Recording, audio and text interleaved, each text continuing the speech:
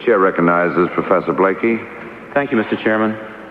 In accord with its mandate, the Select Committee undertook to assess the quality of the CIA's performance in its investigation of Oswald and its working relationship with the Warren Commission. The investigation covered all periods of Oswald's life when he came in contact with an official entity overseas, either U.S. or foreign.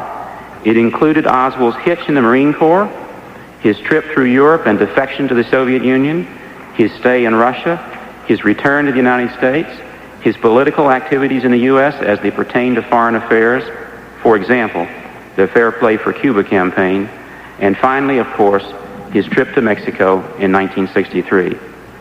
Second in sequence, but by no means subsidiary in importance, the committee considered the charge that Oswald had ties to the CIA. Resolution of this issue was uppermost in the minds of committee investigators as they pored over CIA reports, not only the 142 volumes on Oswald himself, but hundreds of other volumes as well. Again, the committee was aware that if a relationship was discovered, it did not necessarily mean that the agency was guilty of complicity in the assassination.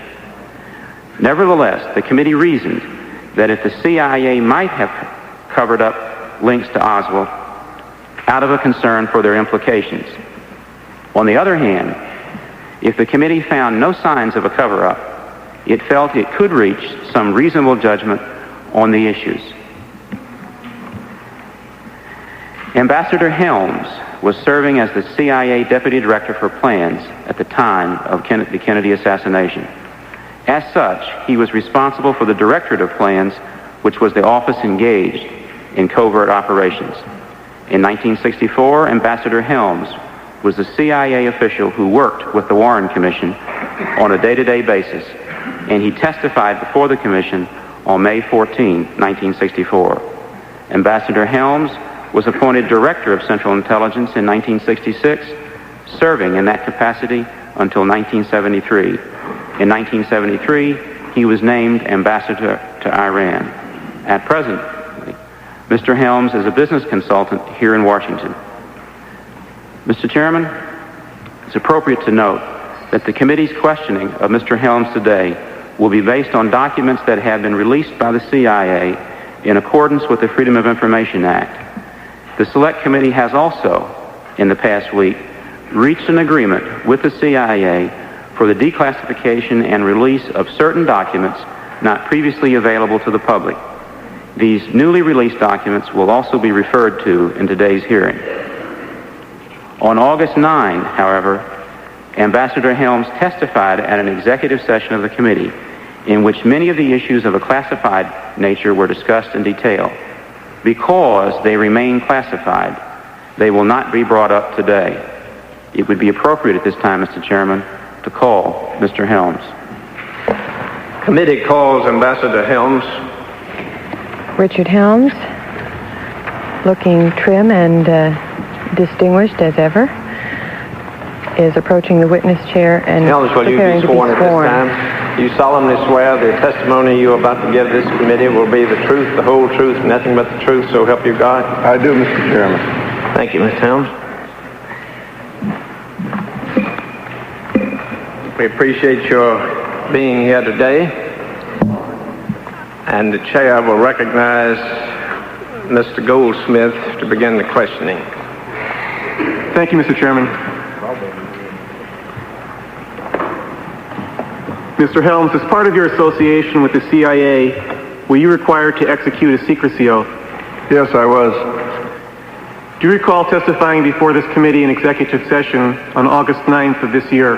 Yes, I do. At that time, Mr. Helms, were you presented with a series of letters which authorized you to testify fully and truthfully about all information that you had available pertinent to the committee's legislative mandate? Yes. At this time, I would ask that Mr. Helms be shown Jfk Exhibit F537.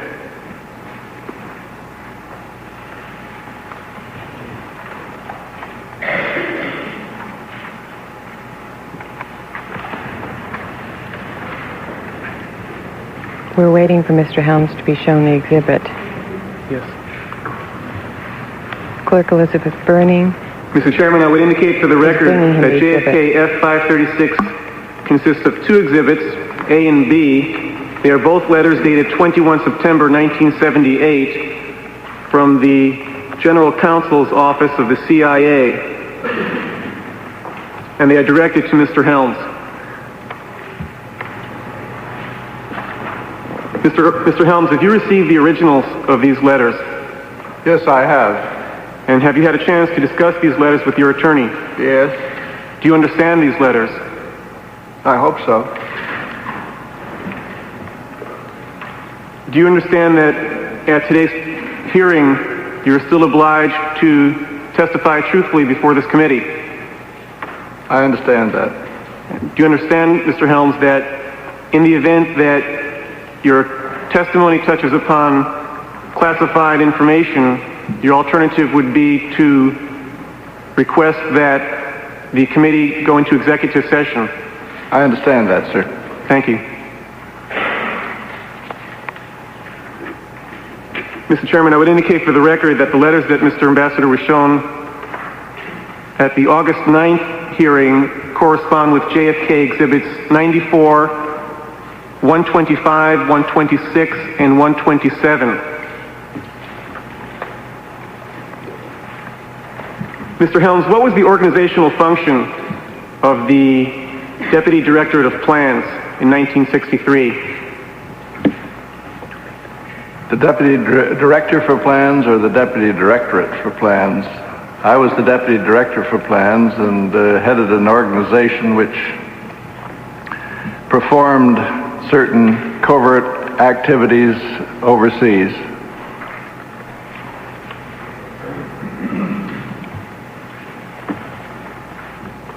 Before we proceed, I would like to show you Jfk Exhibits 94, 125, 126, and 127 from the hearing that we had in August.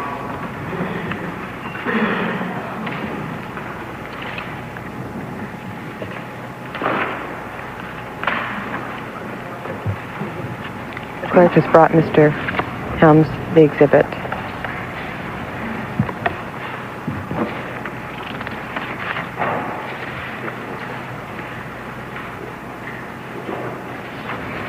He's reading it now.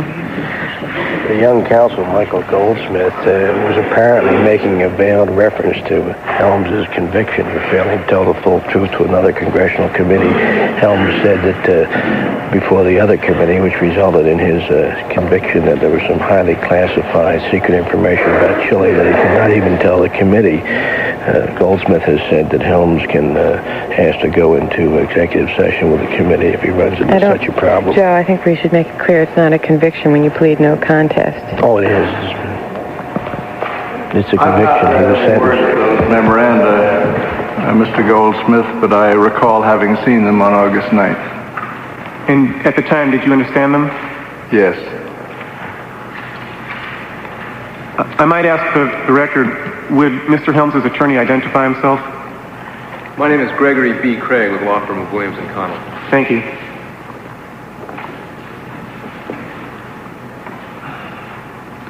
Returning to my previous question, would you describe the organizational function or purpose of the DDP in 1963? I believe you indicated that you were head of that unit. That's one of the most highly classified, it contained one of the most highly classified documents in Washington. The description of what the DDP does. If you have received a specific authorization from the Director of Central Intelligence for me to disclose all these activities, I'll be glad to do so.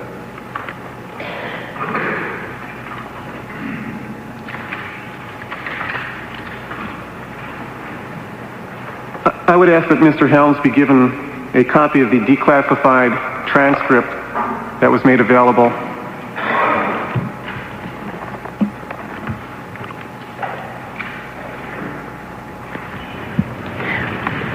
We're waiting now for Mr. Helms to be given the... And Mr. Helms, I refer your attention to page 4 of that transcript, specifically lines 11 through 18. All right, Mr. Goldsmith, since this has been declassified, I understand, then let me just read what it says. In 1963, the Deputy Director for Plans was the Deputy Director who was in charge of, I guess the simplest term is overseas operations. This entity of the CIA received its mandate from NSC documents. In any event, the responsibility of this unit was to conduct espionage and counter-espionage and covert action outside the continental limits of the United States. Some of the lines, as you will note, have been excised. I understand. So if to the press this is not a coherent statement, it's because it isn't coherent. Mr. Helms, I would ask that to the extent that you are able to testify without touching upon classified information, you make an effort to do so. Have you had a chance to review the declassified transcript that the committee made available to you? Yes, I've looked through it. I'm not sure, though, that I have become aware of all of the things that have been taken out and all of the things that have been left in. It's very difficult to read something that's been chopped up the way this has. I've looked through it, but I wouldn't say that I have in my head what was allowed in and what was taken out. Mr. Helms, did the committee make available to you the testimony from your executive session transcript? Yes, I have in front of me these documents, which were made available to me by the committee, I think 2 days ago, and I went through them. I understand that. My question now is, has the committee made available to you the full transcript from your executive session testimony? Yes, I believe I could have come and read it at any time. At least I was so assured by the committee. And did you ever avail yourself of that opportunity? I did not. Mr. Helms, what role, if any, did the agency have in the investigation of the assassination of President Kennedy?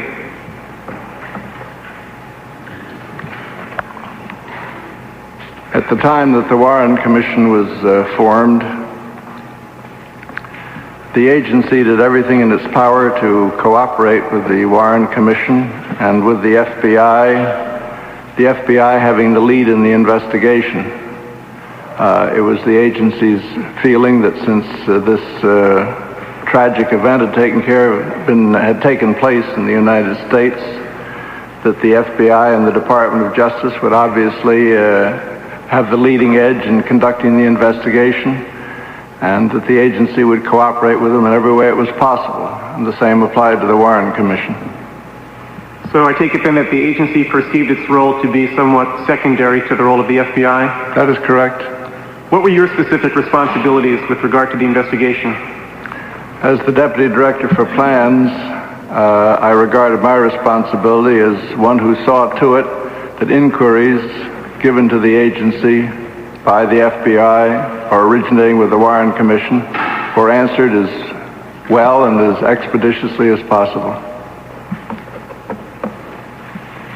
Which staff or unit within the CIA was given primary responsibility for coordinating the investigation? After the initial few days of I believe for maybe 2 or 3 weeks after the assassination, the counterintelligence staff in the Deputy Director for Plans was given the job of coordinating and handling the inquiries which came in and the replies which went back, both to the FBI and to the Warren Commission. And as you are aware, the so-called counterintelligence staff had the job, in any event, of carrying on liaison on covert matters with the FBI for the CIA. Would you describe in general terms what the organizational function of the counterintelligence staff was in 1963? In the organization of the Deputy Director for Plans at that time, we had a series of staffs. These staffs were assigned functions in terms of the mission of the entire DDP. There was a foreign intelligence staff which dealt with the acquisition of normal intelligence. There was a counterintelligence staff which provided staff guidance to the rest of the organization in counterintelligence matters. And may I say that the counterintelligence staff's mandate was somewhat wider than the others because the CIA had the mandate within the intelligence community for maintaining the basic records on counterintelligence cases, counterespionage cases. Was the investigation of the death of President Kennedy perceived as a counterintelligence type case? It was not conceived in any specific terms at all that I recollect. It was conceived as a great national tragedy, and I think the feeling in the agency was that anything it or its personnel could do to help resolve the questions that prevailed at the time, we would try to do, whether it was counterintelligence, positive intelligence, or what it was. Are you able to state why the CI staff in particular was given this responsibility? Well, I think that one of the more compelling reasons was that since it had had through the years the responsibility for carrying on liaison with the FBI, that it was better positioned and used to dealing with that agency, and therefore it was sensible to have them continue to. Now, prior to giving the CI staff this responsibility, was the chief of one of the Western Hemisphere desks designated to coordinate the flow of information at CIA headquarters?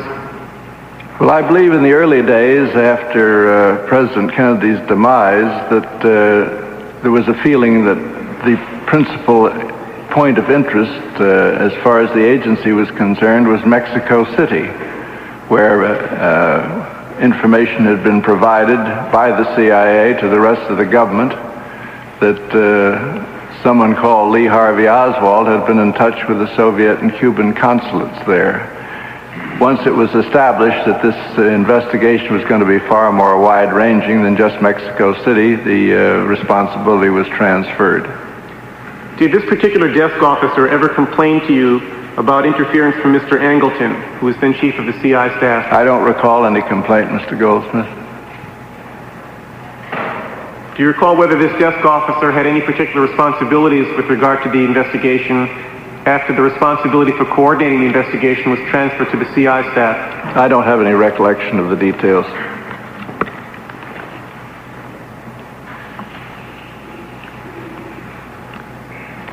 What role, if any, did Mr. McCone, who was then Director of Central Intelligence, have in the agency's investigation?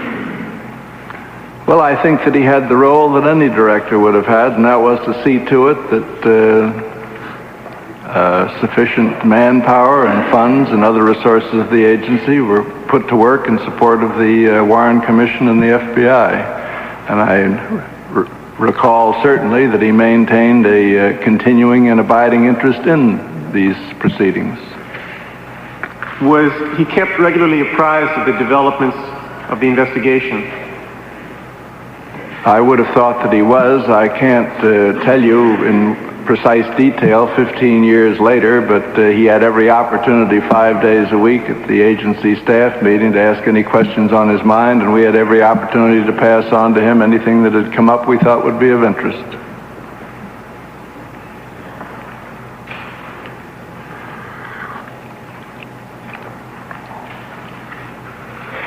Has Mr. McCone ever indicated to you that he was not satisfied with the flow of information from below upstream to him? In connection with this investigation? Yes, sir. Not that I'm aware of, Mr. Goldsmith. I think if, knowing Mr. McCone, if he had been dissatisfied, he would have made his dissatisfaction clear, and I wouldn't have forgotten it.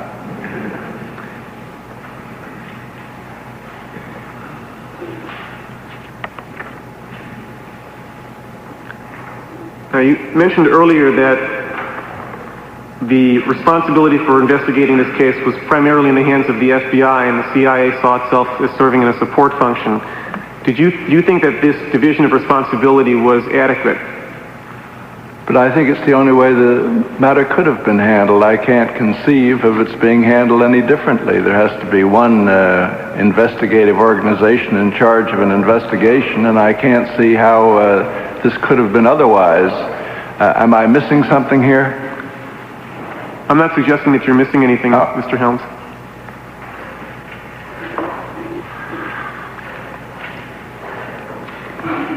Mr. Helms, were there any substantive or procedural problems between the Bureau and the CIA in conducting the investigation? I don't recall any procedural problems. As for questions of substance, my memory is not all that clear. I don't know whether there were some small disagreements about certain aspects of this case or not. Certainly, investigators, no matter how well motivated, tend to have different emphases, and it may well be that there were some, but nothing that looms large in my mind today. Do you recall specifically whether there was any disagreement in the handling of the Nasinko case? I don't recall any disagreement about the so-called handling of the Nasinko case. There was I believe, a different interpretation as to what Nasinko represented. It was my impression that the FBI had passed on what Nasinko had to say about Lee Harvey Oswald to the Warren Commission at exactly the way Nasinko had given it to them, and at a later date it was necessary to point out to the Warren Commission that the bona fides of Mr. Nasinko had not been established.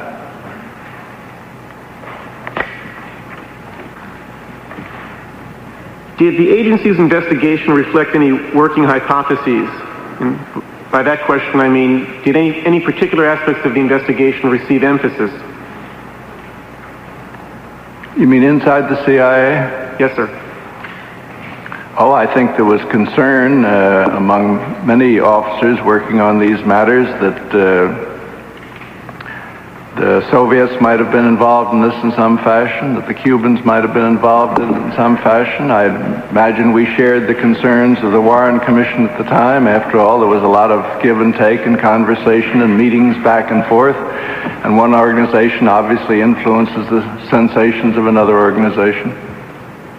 Did the agency pay particular attention to the area of foreign conspiracy? You made reference to Soviet involvement and Cuban involvement. Was that your primary focus? That was obviously the matter of prime concern.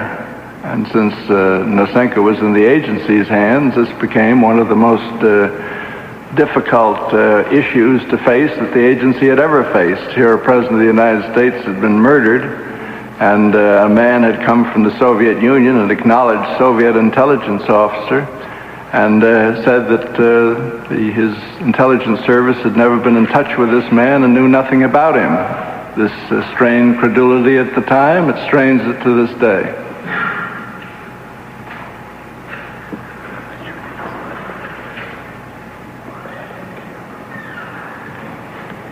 Was all information pertinent to the Warren Commission's work promptly given to the Warren Commission, Mr. Helms?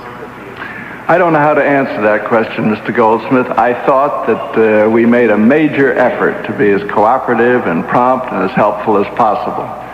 But in recent years, I've been through enough to recognize that you can't make a flat statement against anything. So I don't know. Maybe there were some places where it wasn't as prompt as it should have been, but I'm not in a position to identify them.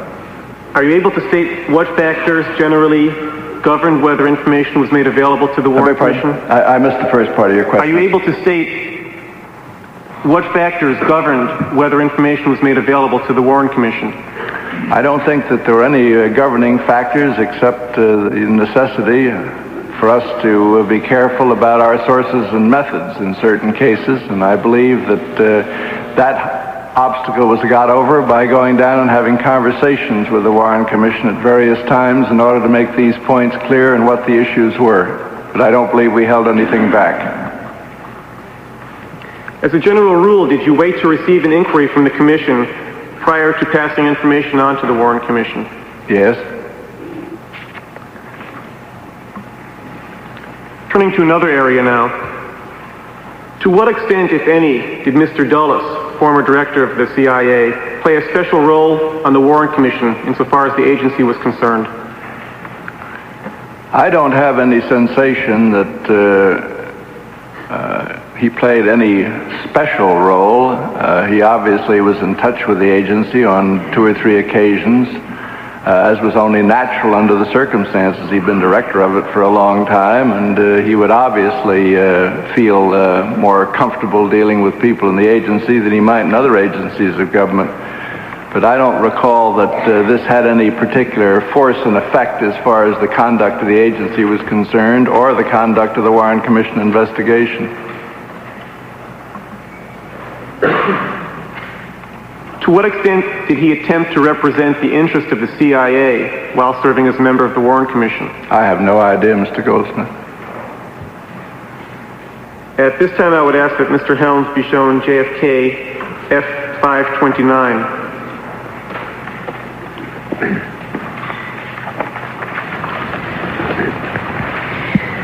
The clerk is bringing... Mr. Chairman, I move for the admission to the record of Jfk F536 to Mr. Helms. and F529.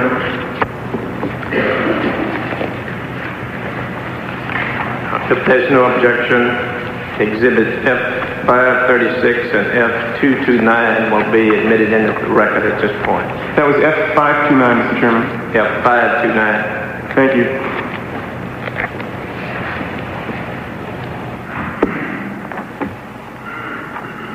I would ask that you skim through Exhibit F529, Mr. Helms, and paying particular attention, however, to paragraph number 3.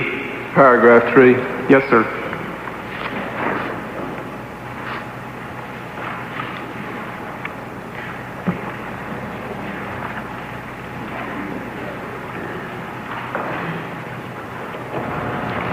I don't think we have a copy of that exhibit, but clearly Helms is having memory problems. He doesn't recall any particular attempt by former CIA Director Allen Dulles, who was a member of the Warren Commission, to help the CIA. He doesn't recall any... Yes, I've read paragraph 3 now. Does this exhibit, Mr. Helms, refresh your memory on the extent to which Mr. Dulles may have represented CIA interests while serving as a member of the Warren Commission? I don't read this memorandum that way, Mr. Goldsmith. I read this memorandum to say that since the agency was not able to, what shall we say, vouch for the bona fides of Mr. Nasinko, that this was going to have an effect on the commission report and what the commission had to say. And the point at issue here, if I read this correctly, was how best to have the commission word its report, come to its conclusions without leaving itself hanging on a limb on the basis of the fact that they thought that Mr. Nasinko was bona fide when in fact this hadn't been demonstrated. That's the way I read this memorandum. Well, I certainly understand what the central issue is. My question is whether Mr. Dulles here was attempting to represent the agency views to the Warren Commission. I don't get that from reading this exhibit. But you've, I believe in reading the material that you've made available to me, that the gentleman who signed this memorandum has made a deposition before you, and I assume that you asked him what he thought about it. Did he give a different answer? Mr. Helms, I'm sorry, but I'm not in a position today to answer your questions. Mr. Chairman, this concludes my initial line of inquiry. I would defer to you at this time, sir.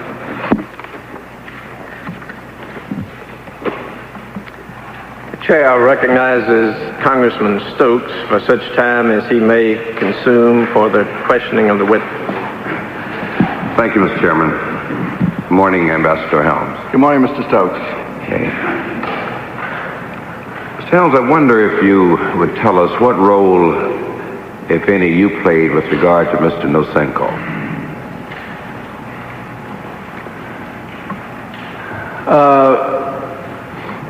When Nasinko defected in Geneva and came to the United States, or was brought to the United States,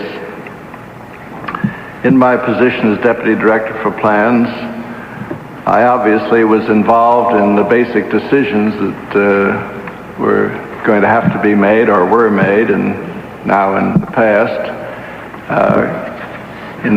involving the interrogation of him, his handling, and what we would do with respect to finding out what he represented and what information he had to purvey.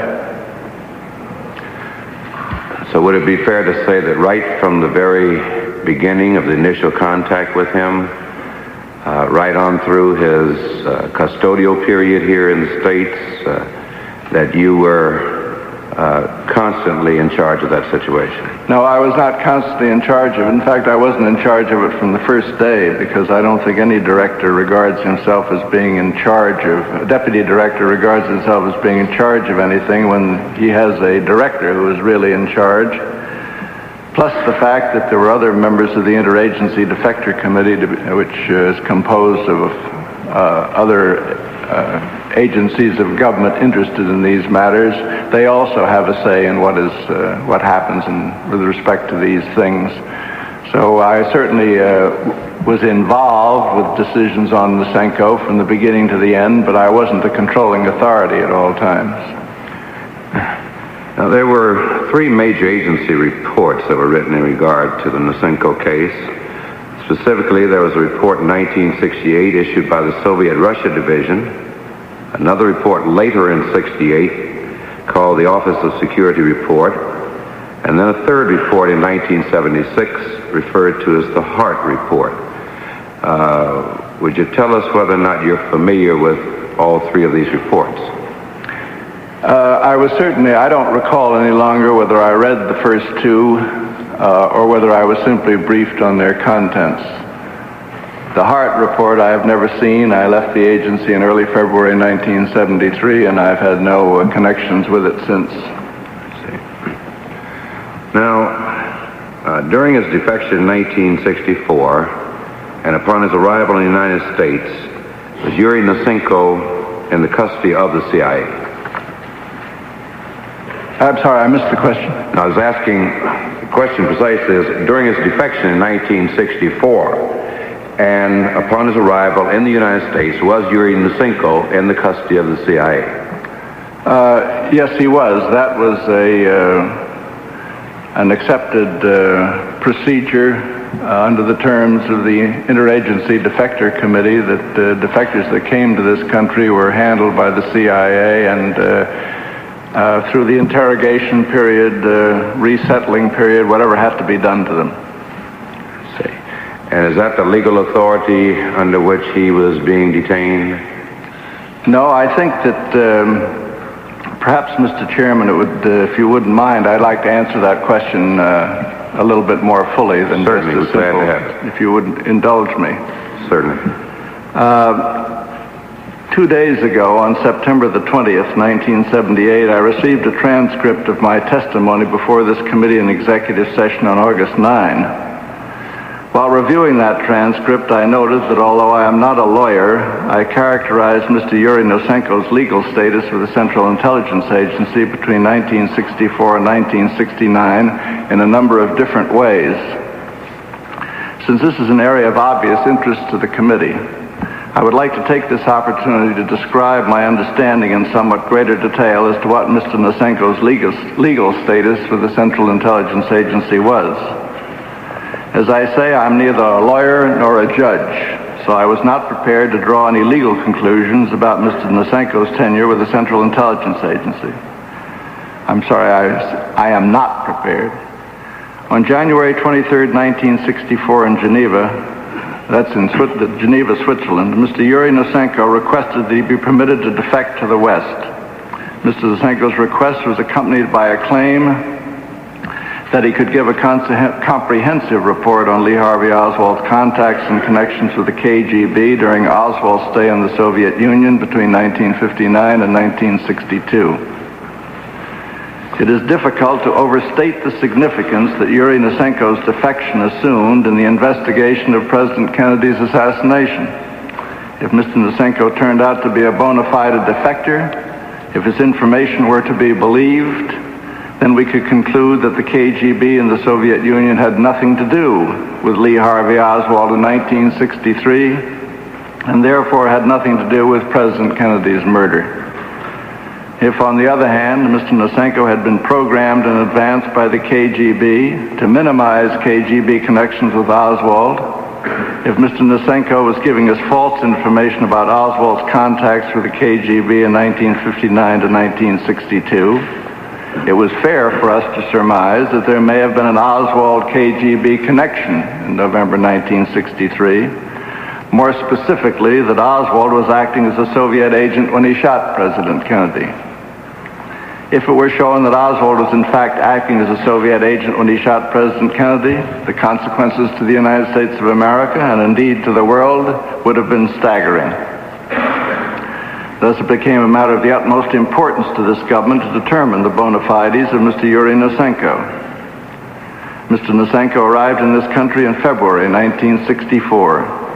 By the end of March, it was clear to us that the task of evaluating Mr. Nasinko's credibility would not be easy.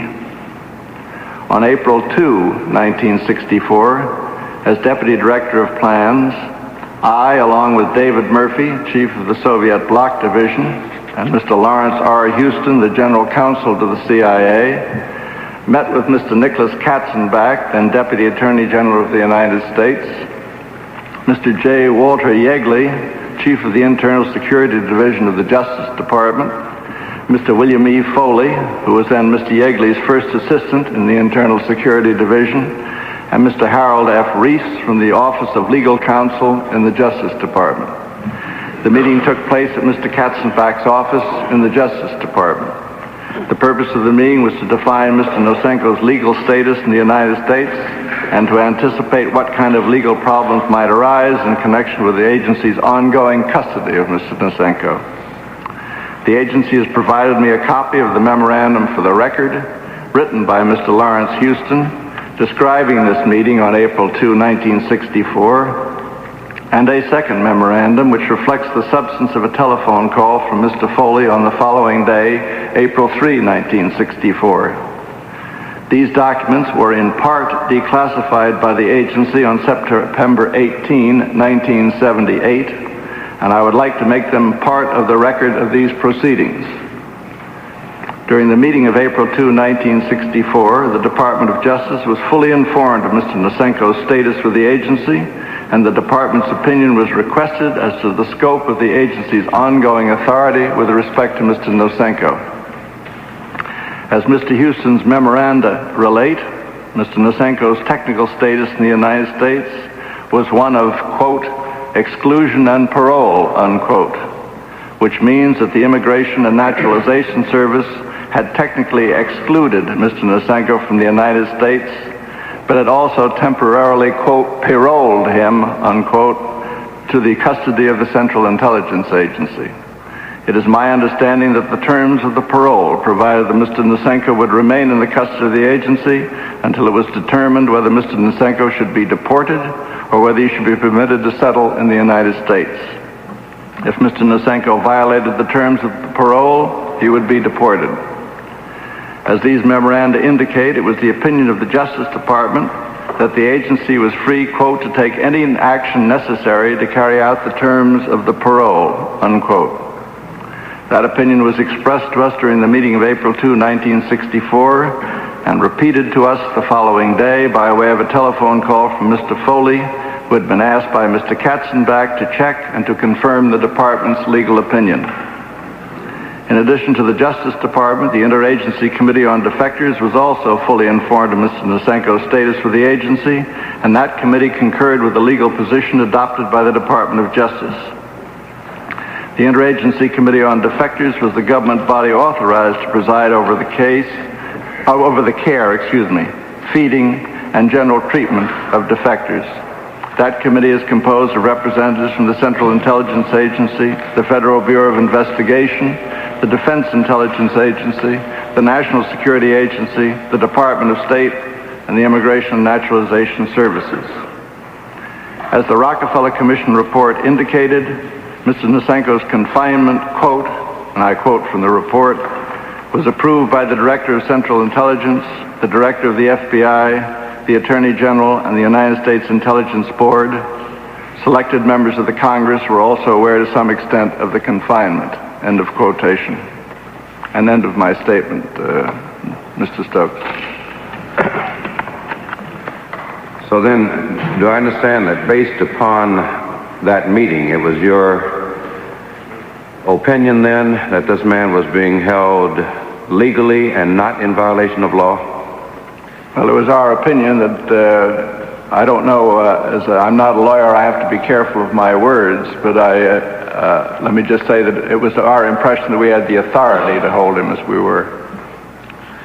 At the time you testified to our committee here in executive session, is that what you said to us? No, I say that I was, when I went through the transcript of my testimony that day on August the 9th, I found that I characterized his confinement in various ways, so I've composed this statement in order to straighten the matter out as we understood it.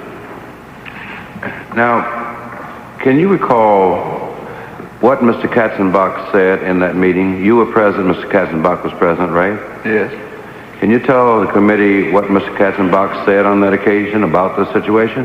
Well, what we remember about this, Mr. Stokes, is pretty well encompassed in here, that we shared with him the problem we had in connection with Mr. Nasinko. We identified to him why the problem was very serious.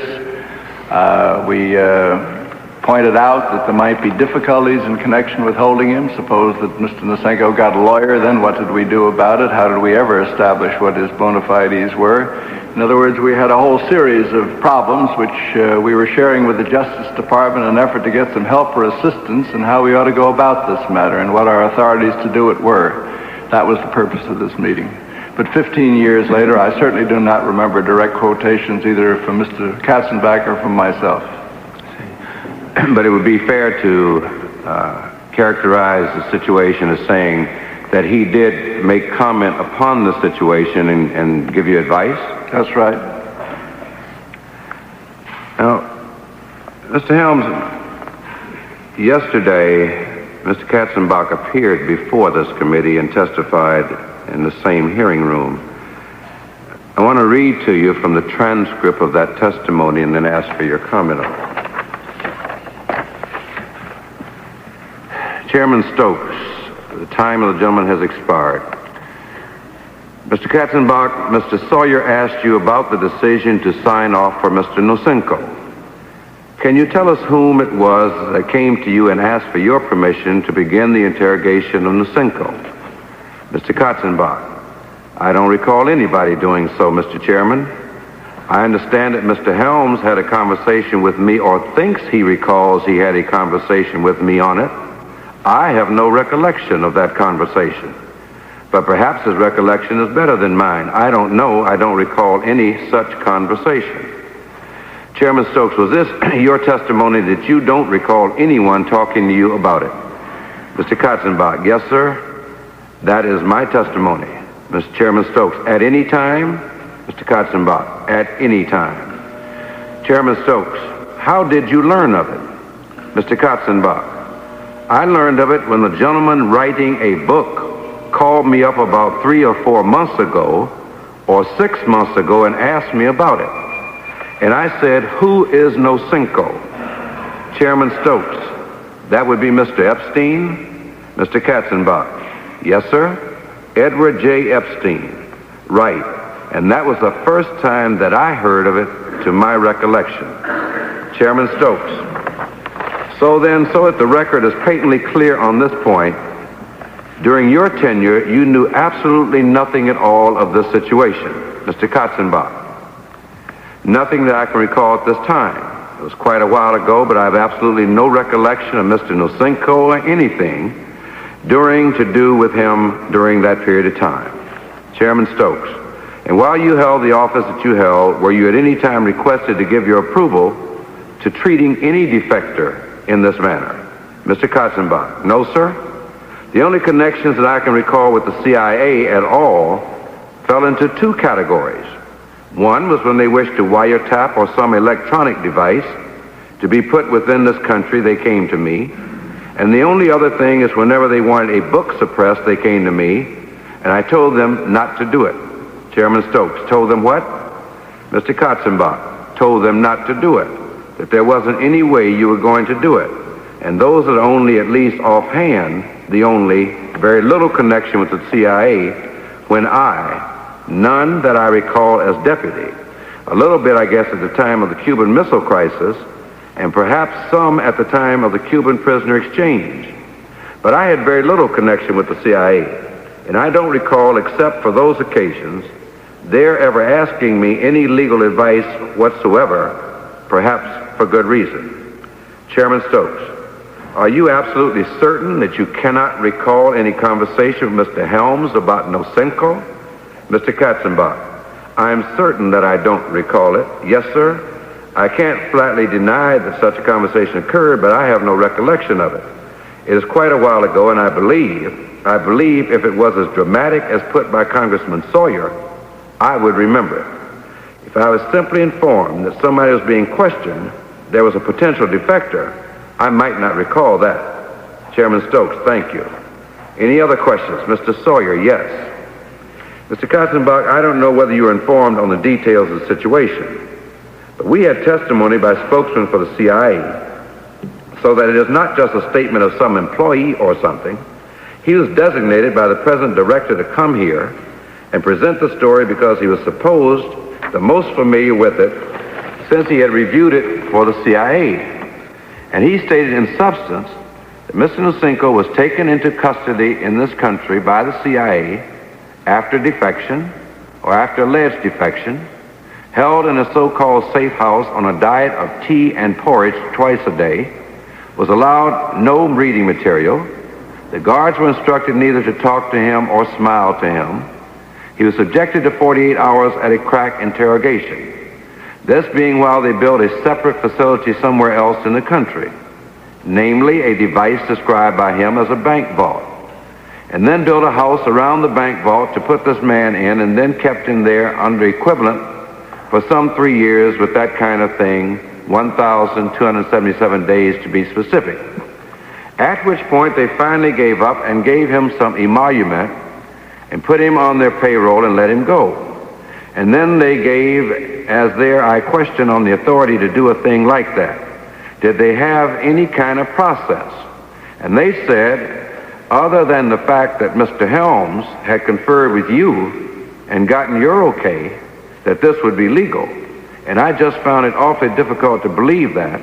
And that is why, and also don't imagine it would be the kind of thing that you would be asked to okay enough that you wouldn't rather clearly remember the incident if it had occurred. Mr. Katzenbach, if the facts that you have just set forth for me, Congressman, had ever been made known to me, A, I would recollect it, I am certain, and I hope to goodness I wouldn't have given the legal advice that is claimed.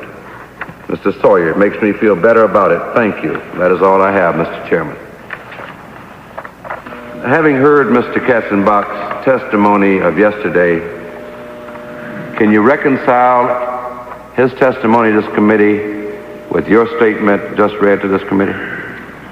Well, I can only say, Mr. Stokes, that it's very hard to reconcile. I think the basic point at issue here is really whether the meeting with him took place at all. What happened after the meeting is something that he was not responsible for as far as I'm aware, but let me therefore read to you the memorandum for the record which Mr. Lawrence R. Houston, the General Counsel of the Central Intelligence Agency, wrote on 3 April 1964. I have a copy of it in front of me. It's headed Memorandum for the Record, and the subject is the Nasinko case. It reads, and I quote, Mr. Helms, Mr. Murphy, and I met with Mr. Nicholas D.B. Katzenbach, Mr. J. Walter Yegley, Mr. William E. Foley, and Mr. Harold F. Reese on the Nasinko case on 2 April 1964.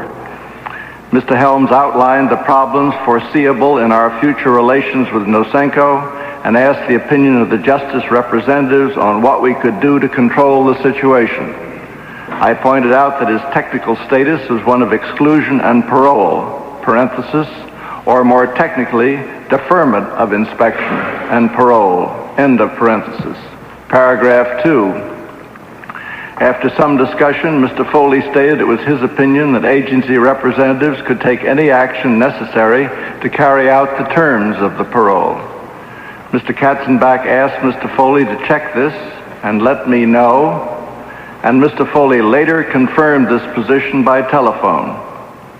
I, in turn, after the meeting, reviewed the parole agreement and provided an interpretation thereof for the Director of Security, a copy of which is attached here too. Also, I informed Mr. Foley of this interpretation, signed Lawrence R. Houston, General Counsel.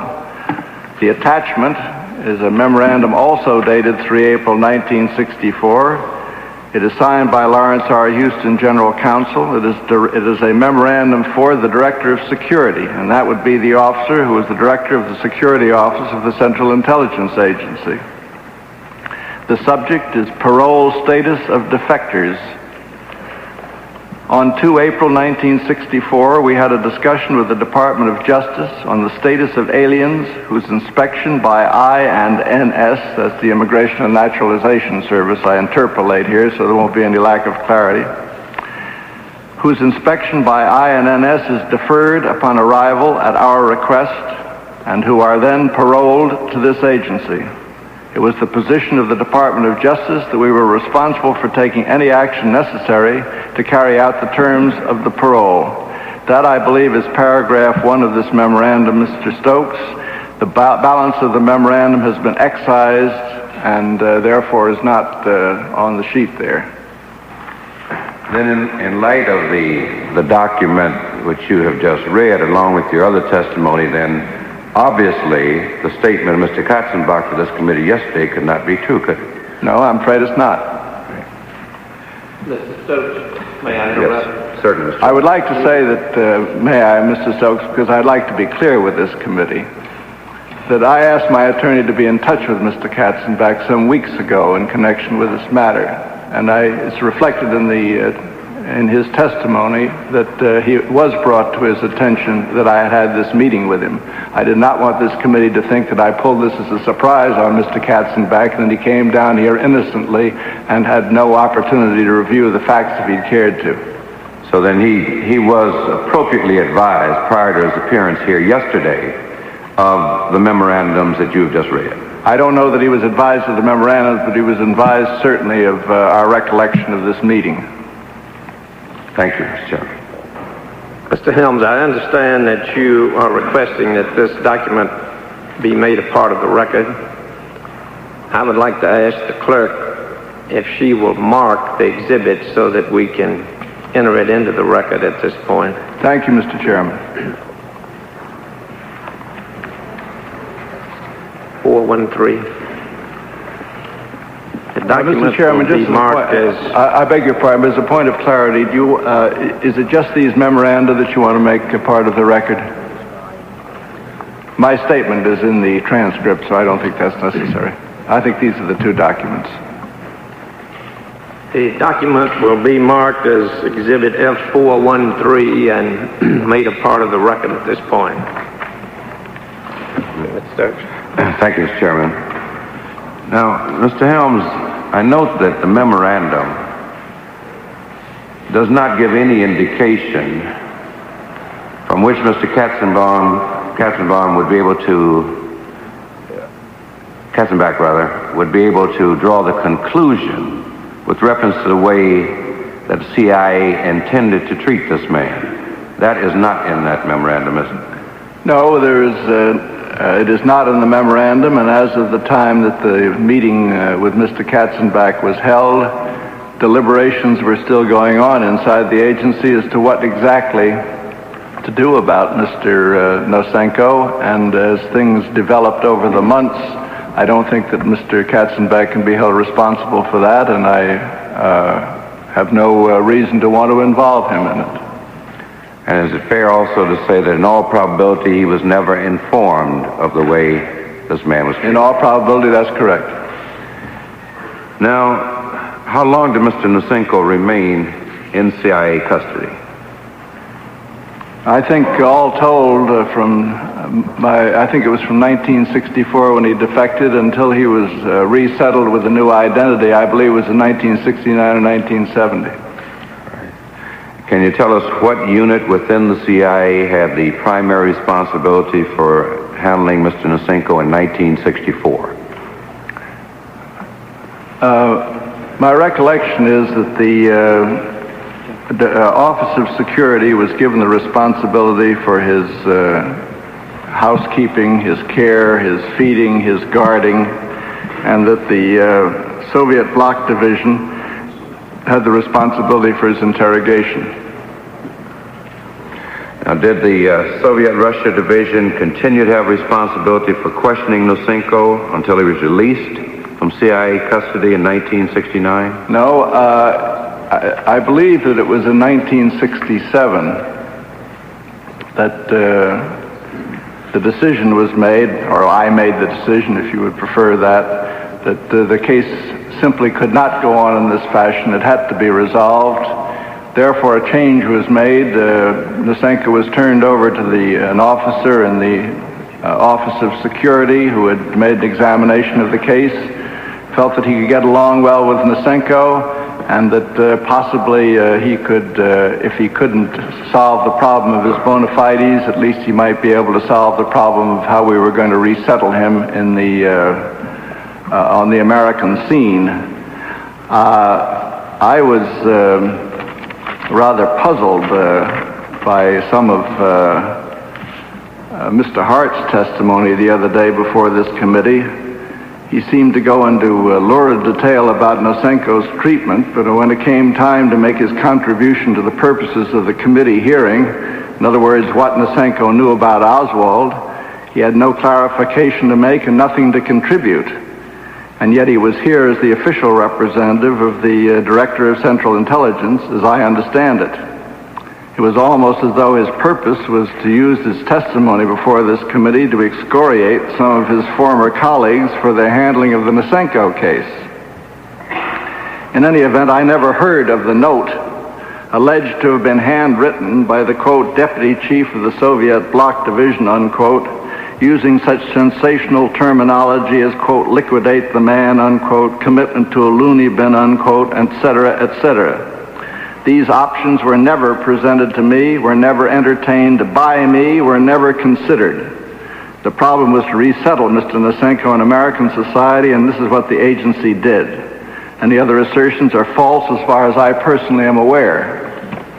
And I would not like to see perpetuated on indefinitely into the history of this country that there was any consideration given by senior officials of the agency to those options that were identified in this lurid handwritten memorandum. I don't know how the thing happened to get written. I don't know how it happened to be held in the files. I don't know how it happened to be part of Mr. Hart's role to bring it down here. But in any event, I want to put to rest once and for all that this was never considered.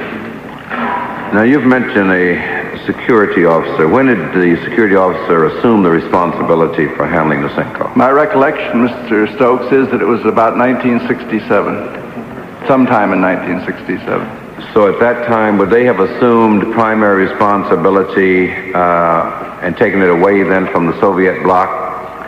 Well, they assumed primary responsibility. I think that's the fair thing. I had asked Admiral Rufus Taylor, who sadly died the other day, but who was Deputy Director of Central Intelligence when I was made Director, to make it his personal responsibility to look into all aspects of the Nasinko case in an effort to get it resolved. And he had done a lot of work on this case, and one of his recommendations, as I recall it, was that this be turned over to the Office of Security, that we try an entirely different approach. Can you tell us why the responsibility for handling Nasinko in terms of questioning was transferred from the SR people over to the security officer? It just was another approach we were attempting. In other words, we wanted to take him away from those people who had been interrogating him and see if a quiet, solicitous, and let's say favorable approach were used, that we might be able to, A, to solve the problem of his bona fides, but at least to get him in the frame of mind where we could resettle him.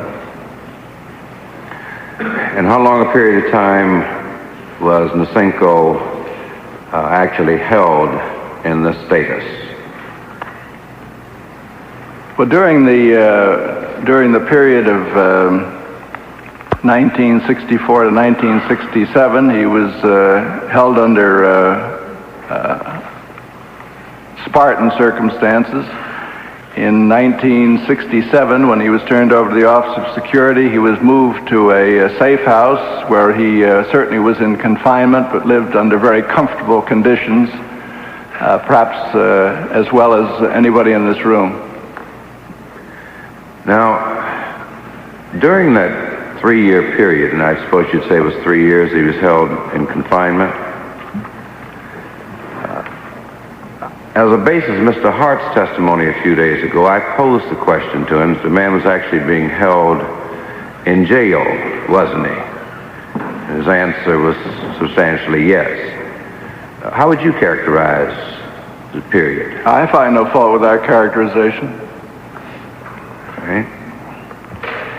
Now, initially, can you tell us how the individuals who handled Mr. Nasinko for the SR division had been selected? When the defection took place in Geneva, or at least before it took place, 2 officers were sent to Geneva to talk to Mr. Nasinko. One was a high officer in the SR division, and the other was a case officer who not only spoke fluent Russian, but had a great deal of experience in handling Soviet agent cases. And this seemed to be a good team as far as those in charge thought at the time, and so did I. Can you tell us how knowledgeable or how expert they were in terms of the Oswald case?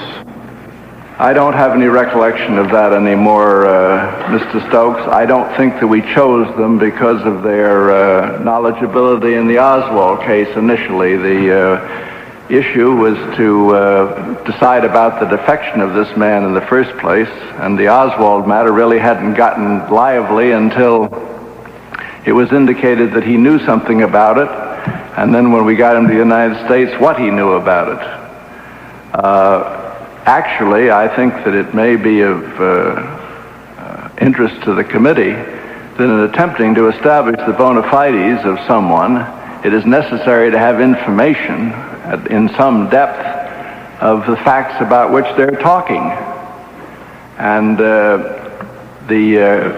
with respect to Nasinko, we put people who are knowledgeable about the Soviet Union and Soviet mores and so forth on the case because we had more information about those things and could check his statements out much better than if we were using something about Lee Harvey Oswald, who there he was in the Soviet Union. We knew very little about him. Because I would like to remind you, Mr. Stokes, that what is known about Lee Harvey Oswald today was certainly not known in 1964, in early 1964. This is all material that's been developed since. And I think one has to be fair with history that when we go back to February 1964, the knowledgeability of anybody in the government on Lee Harvey Oswald was very limited, even more limited than it is now. Well, wouldn't I understand that, firstly, you did know he was a KGB officer at the time he came to you, correct? That's what he told us. That's what he told you. You did know that Oswald had been in Russia, did you not? Yes, we knew that he'd been in Russia, certainly. And a part of your responsibility to the Warren Commission was to give them such information as came to your knowledge regarding Oswald in Russia, was it not? Certainly, Mr. Stokes.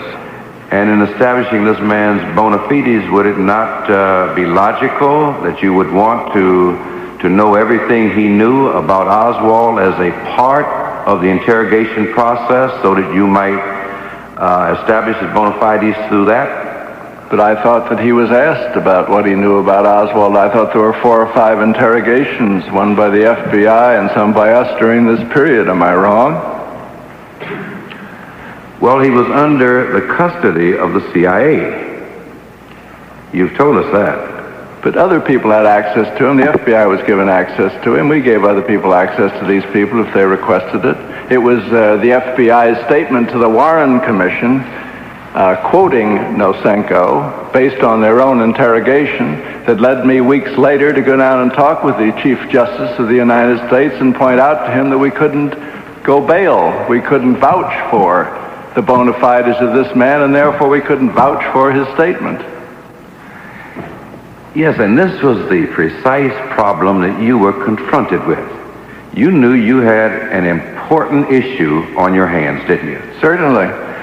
And it was extremely important by virtue of the high-level conference you had, which you referred to this morning, that you be able to establish his bona fides. Isn't that correct? We were doing our best to do so. Right. And so it's in that area then, I would think that you would want to see the top interrogators, not only those expert at interrogating with reference to the Soviet Union, but also about events in the Soviet Union, such as Oswald, would be important to you to have him interrogated by. Well, sir, I wasn't present at these interrogations, and I don't know the exact questions. I assume there's a record available someplace, but it seems to me that in posing this question this way to me, it's damned if you do and damned if you don't. You're damned if you hold the fellow too long and treat him badly because you'd like to find out what he does know about Oswald, and you're damned the other way if you really haven't dug his teeth out to find out what he did know about Oswald. And I don't know, sir, the answer. If we had it to do over again, I don't know what we would do. Probably do it differently, I'm sure, but I don't know exactly how we would have arrived at truth in the space of time that we had available to us. You may recall from the record that Mr. Nasinko, at the time he defected and before, was a very heavy drinker.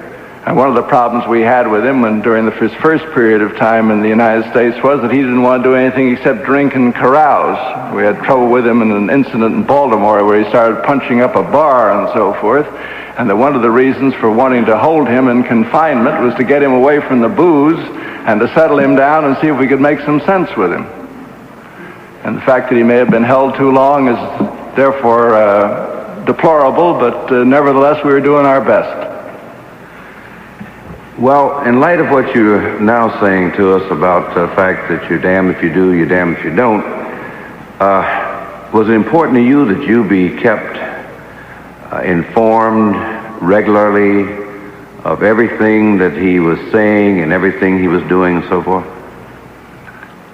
Mr. Stokes, I felt that certainly I should be kept generally informed, but that during the period of the Warren Commission, they're the ones that should be kept informed. The FBI should be kept informed, and that after the Warren Commission had made its report and things then were not guided by their investigations, we still went on with the job of attempting to find out what this man represented. But if, as you say, and you've just indicated, the Warren Commission needed to be informed and so forth, and wasn't it your direct responsibility to inform the Commission? But I thought I did. I thought I told them that we couldn't establish his bona fides. Well, in order for you to be able to communicate with the Warren Commission, you had to get information from some source, didn't you? Yes.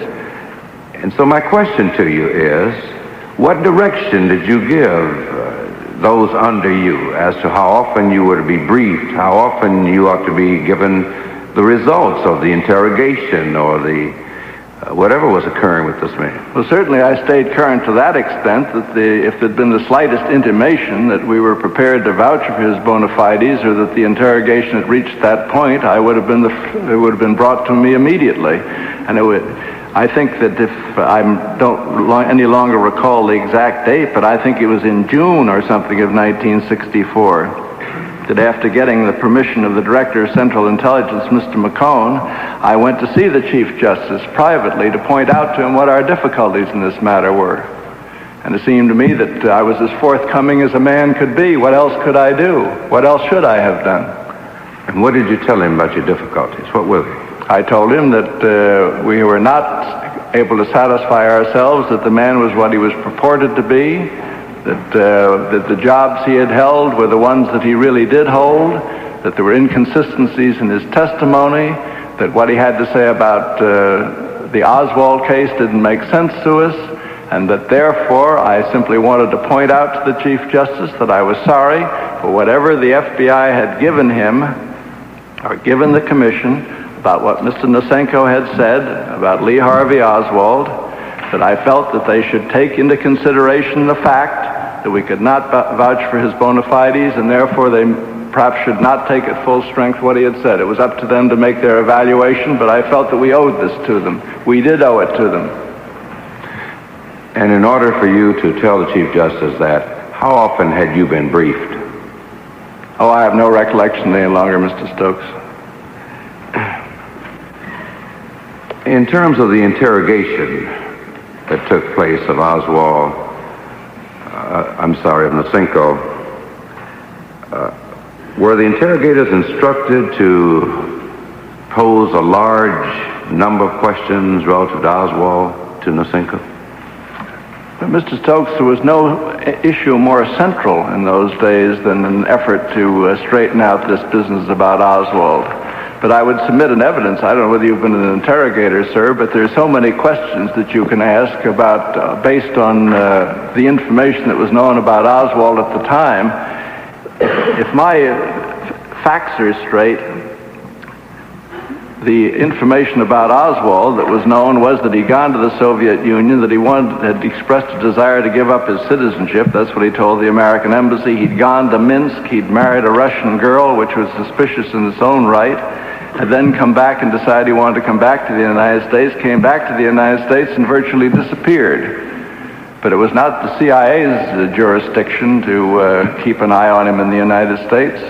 And the amount of information available at that time, based on which one could make an interrogation, was pretty thin, for the simple reason that how were we going to find out in the Soviet Union what Oswald had done there except from his own statements? We had no independent means of verification. We didn't have that good an organization inside the Soviet Union. We had no means of following up on these leads.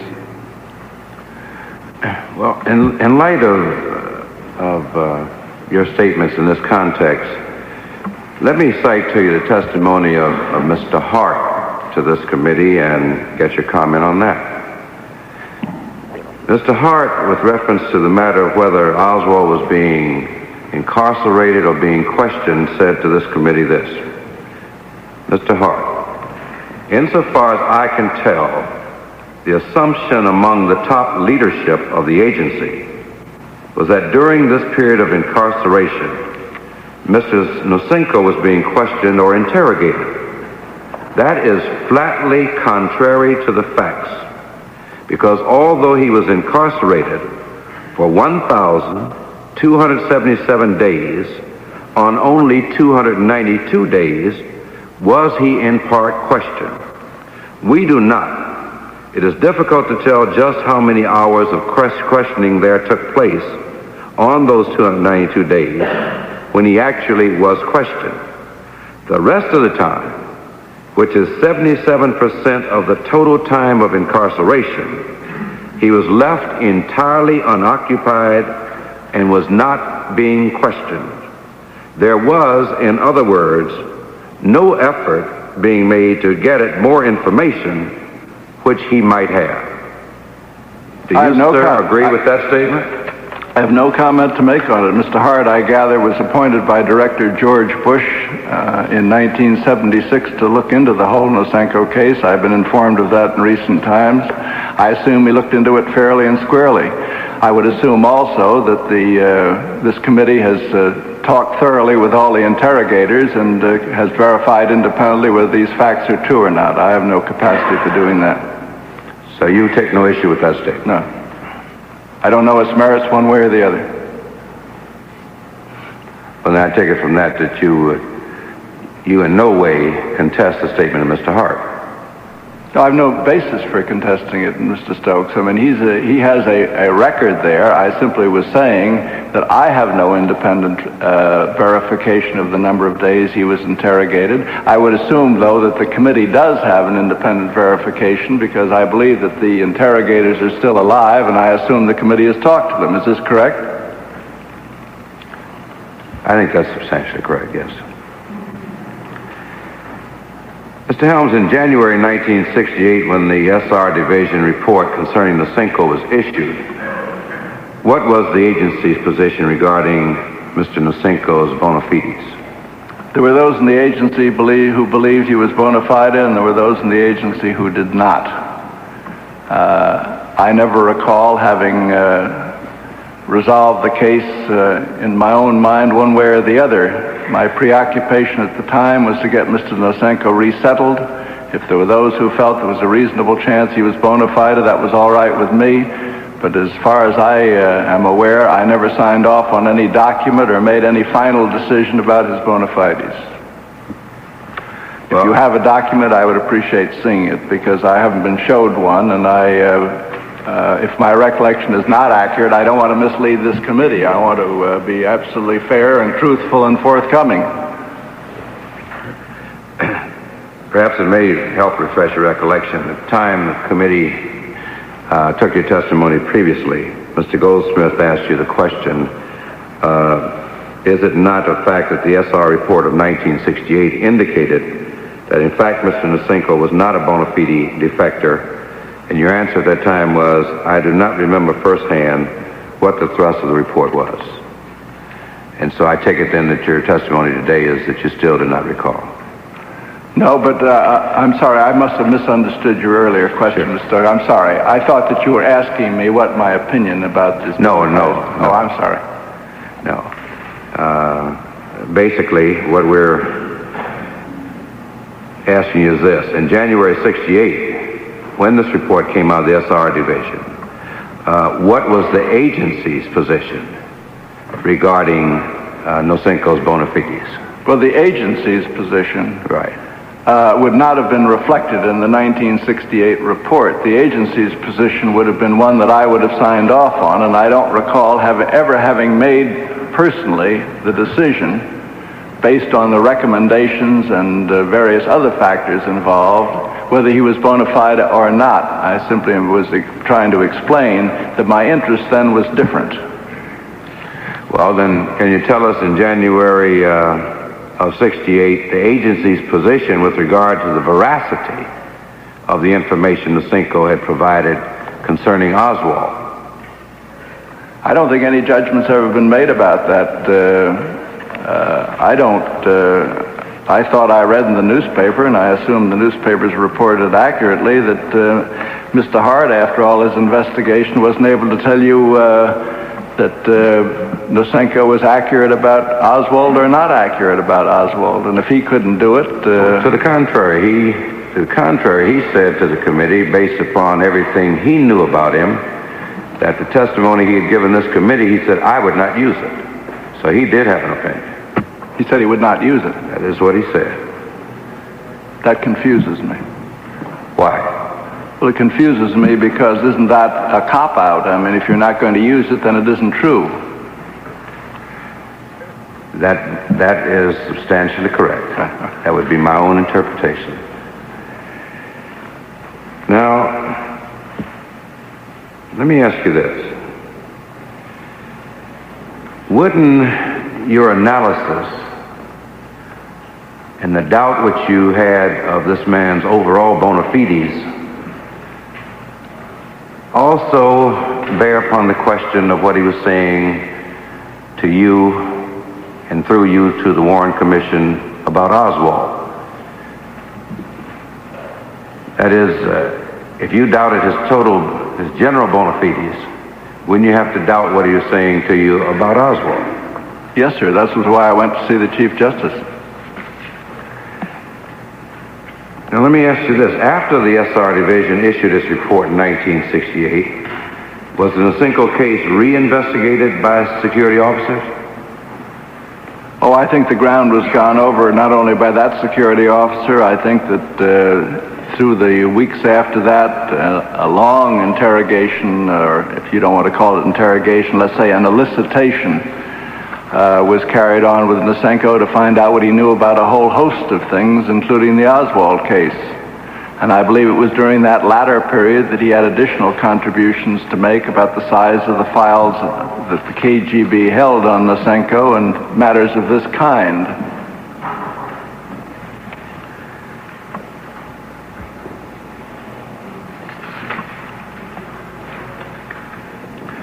Let me ask you this in light of what you've said to us this morning.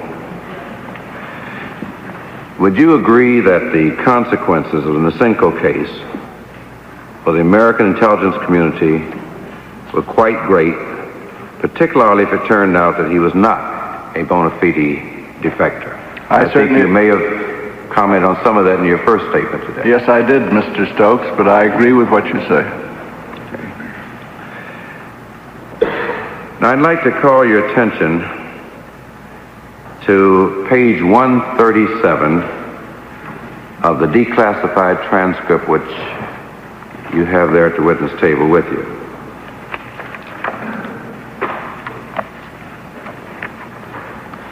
(137) Yes, sir. Fine, I'm there. Lines 6 through 20. All right. Do you have it? Yes. Section. Now, and this, of course, is your testimony before a subcommittee of this committee earlier. Now, at that time, did you testify that you had no recollection of ever signing off on any piece of paper that made Nasinko a consultant to the CIA, and that you never agreed to any such thing? When I made that statement in executive session on August the 9th, it was my distinct impression that we had made an arrangement or signed a contract with Nasinko which made him an independent contractor. In other words, it was a relationship between him and the agency whereby he would do research work under controlled circumstances. We would control the environment, what documents he saw, what he did, and in this way we would be justified in seeing if his expertise was of any help to us, and secondly, it was under this document that we would be able to pay him so that he could live and could eventually get to be resettled.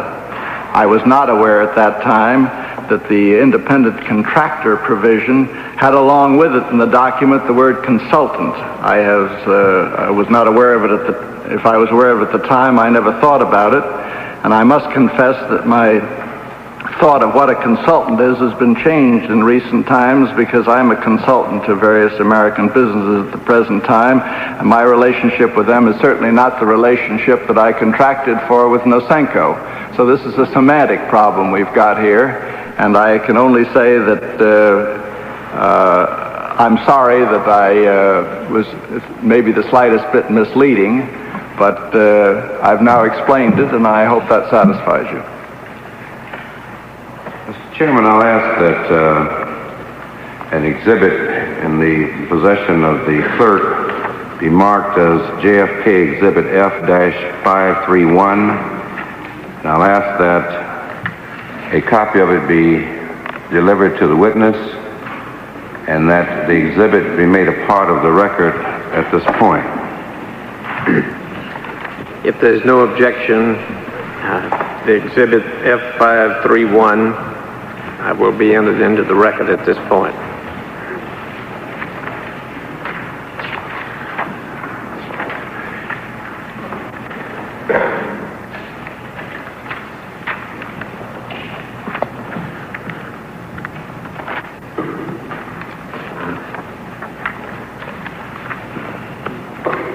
I have the document before me, Mr. Stokes, now. It's a document dated 5 October 1972. That is the document. Right. And can you tell us what that document is?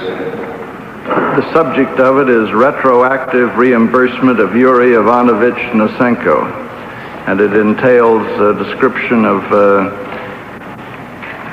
his case, what he was promised in the way of money, and gives at the end a suggestion as to how the monies might be handled.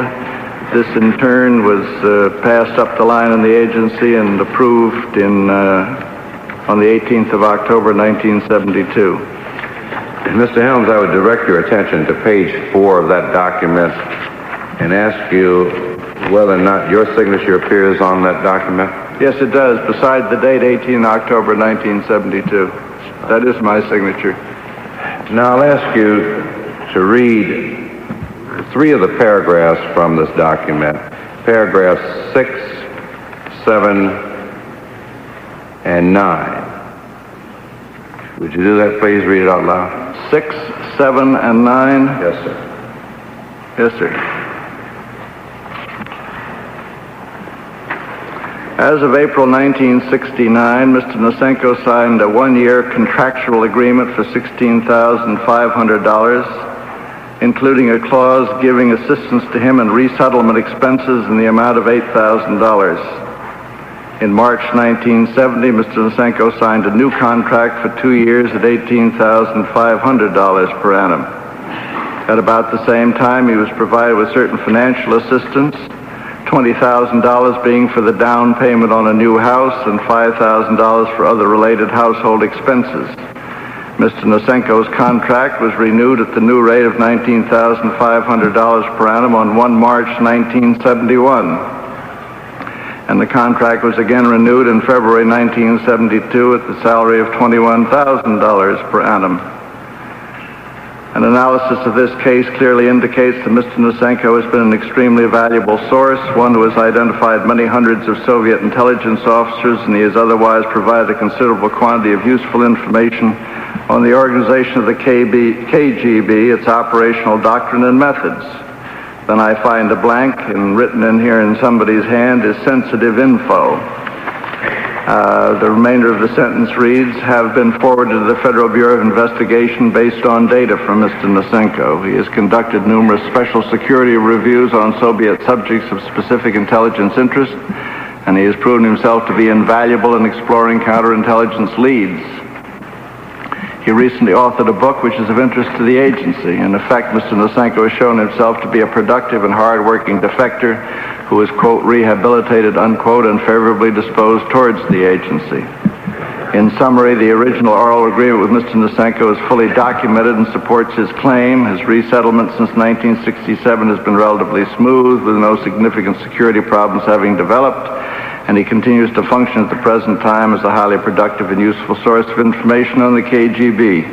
In view of these various considerations, it is requested that this payment of $125,000 to Mr. Nasinko be approved.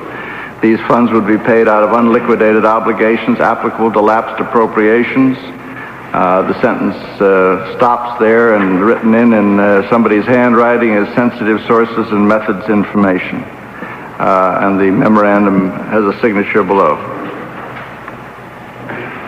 Thank you. Now, in paragraph 9, where it says, and he continues to function at the present time as a highly productive and useful source of information on the KGB, that does not, to you, connote the activities of a consultant? No, sir. No. That's, how would you terminate? What terminology? That's the kind of information we get from any agent.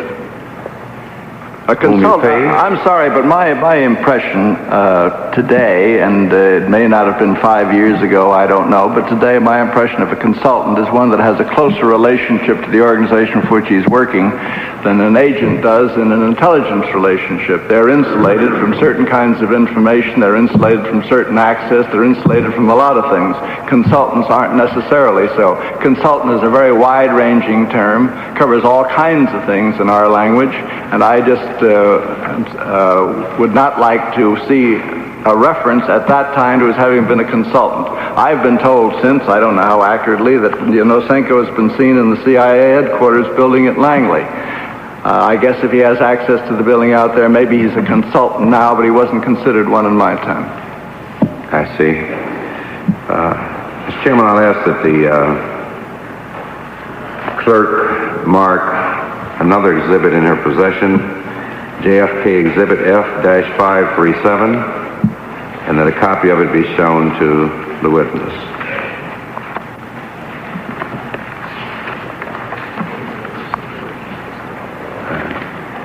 Will the clerk show the witness a copy of F537?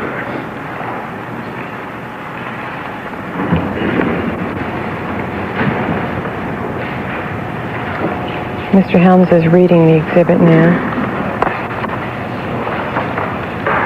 I have the document in my hands now. It's Jfk Exhibit F537. All right. Have you had a chance to read that document, or? No. Would you take the time to familiarize yourself with it? This is an interrogatory which this committee presented to the agency. Is that correct? That is correct, sir.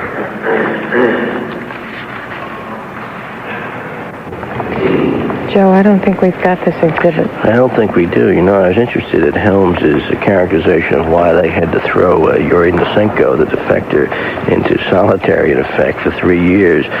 Helms says it was almost to protect Nasinko from himself because he was a big drinker. He tore apart a Baltimore farm in a drunken rage, and so they locked him up for 3 years, giving him only porridge and water. And that's the stiffest sentence for public drunkenness I've ever heard of.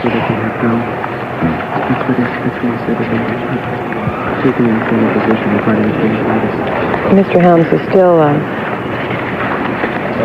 looking at the exhibit.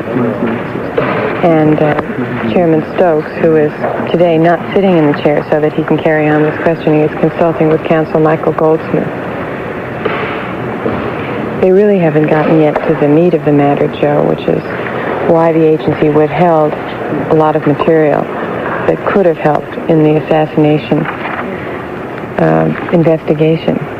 And from Mr. Blakey's testimony this morning, we can conclude that some material we'd be interested in will not be made available for reasons of classification. And there, of course, may be very good reasons for that, but that will only fuel the fires of speculation about the CIA somehow covering up something involved with the assassination. Document now, Mr. Stokes.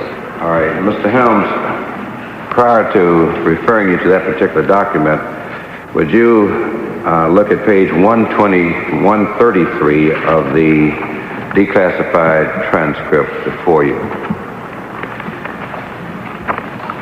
133. Page 133, beginning at line 11 and a half, it looks like, where Mr. Goldsmith poses a question to you and your answer follows.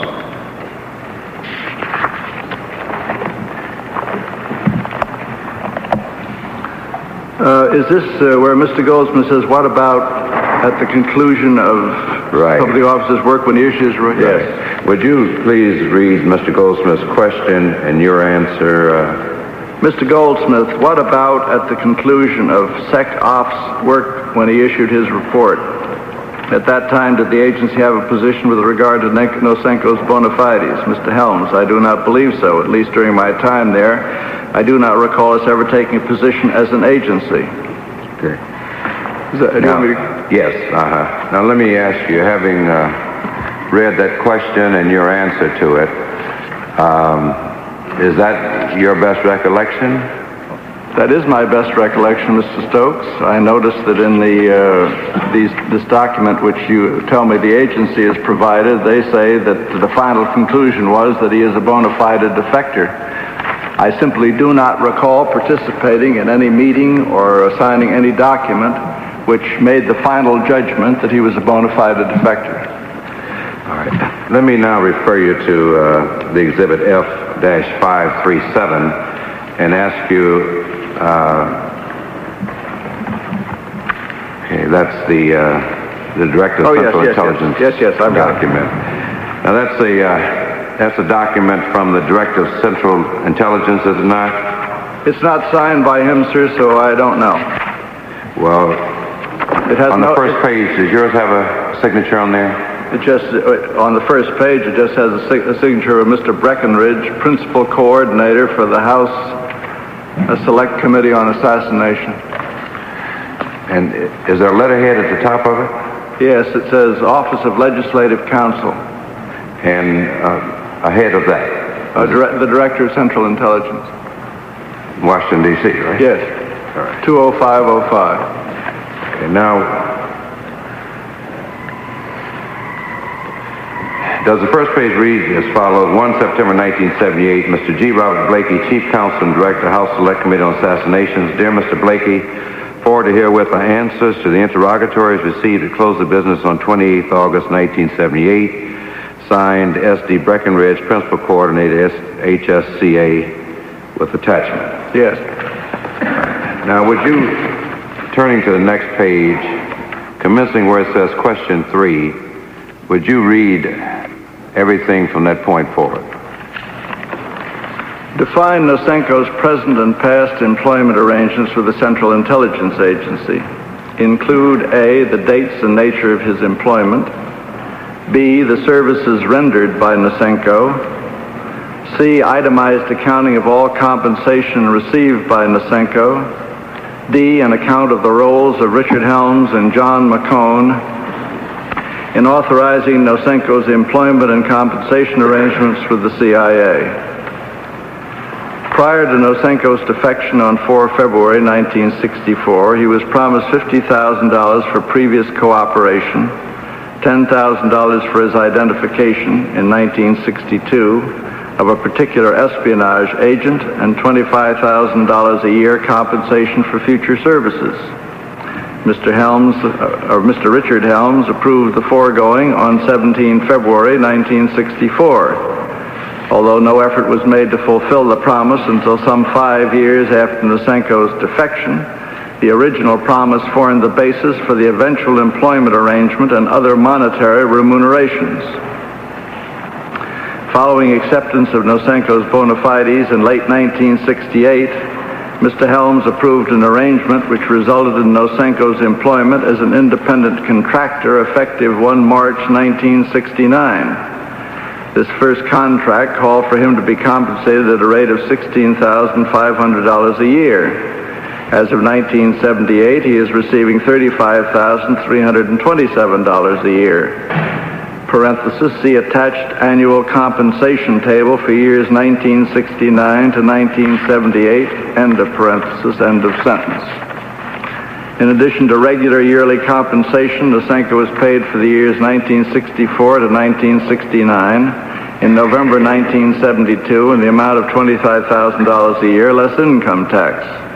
The total amount paid was $87,050. No, I beg your pardon. The total amount paid was $87,052. He also received in varying increments from March 1964 to July 1973 amounts totaling $50,000 to aid in his resettlement on the private economy.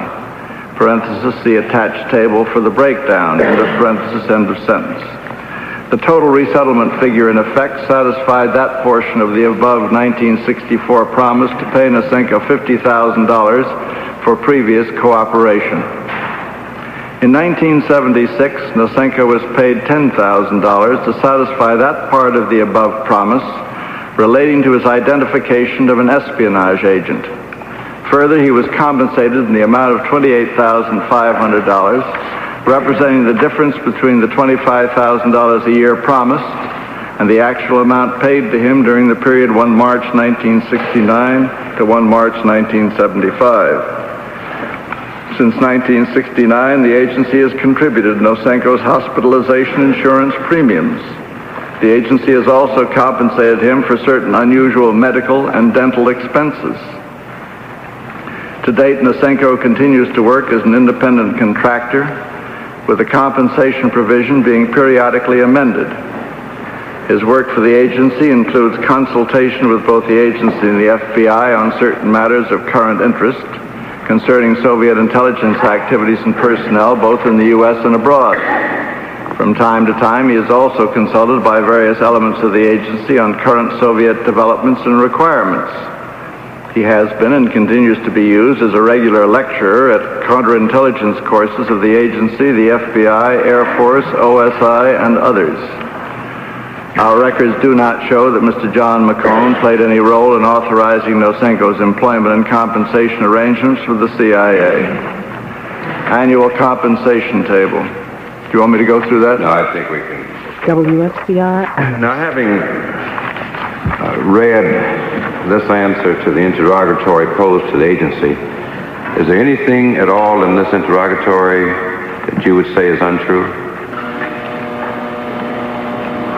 The only two statements, Mr. Stokes, that I would cavil with are the one that says following acceptance of Nasinko's bona fides in late 1968, and where it appears again, well, I guess it appears on the last page of the document, but that's the only point at which if these bona fides were established in late 1968, I have no recollection of this having happened, that's all. I'm sorry, I just don't. If you want me to tell the truth here, I'm doing my best.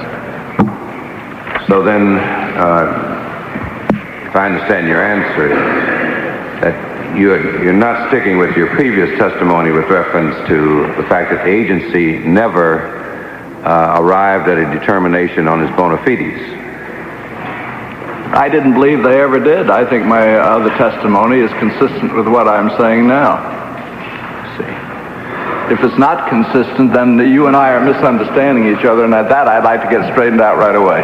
Well, I guess where I'm having some difficulty is my understanding how you enter into this financial arrangement, whether you call it consultation or independent contractor or give it any other name.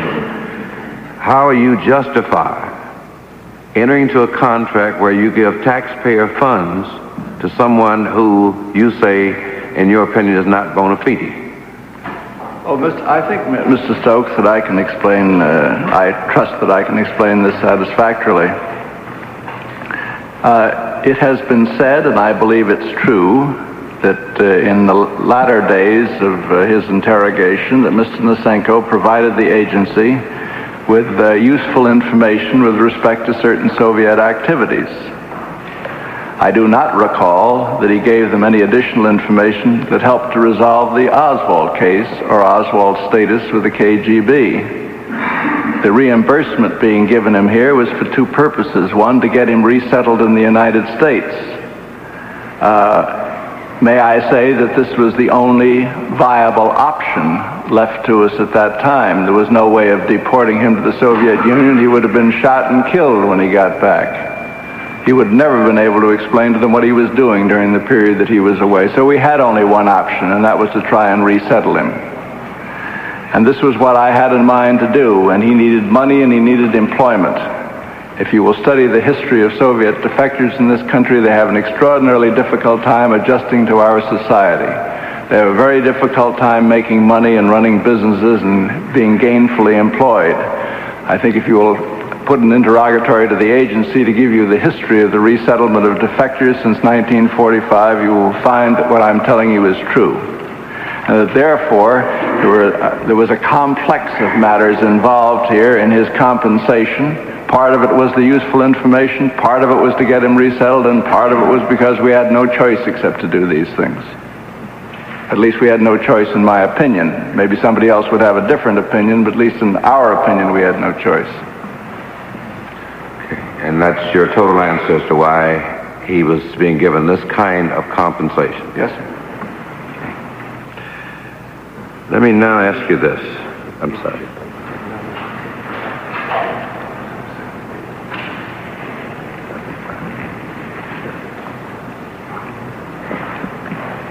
There is a vote on the floor at this time. The committee will take a 10-minute recess at this time. The committee stands in recess for 10 minutes. Acting Chairman Richardson Pryor has just gavelled this session into a 10-minute recess.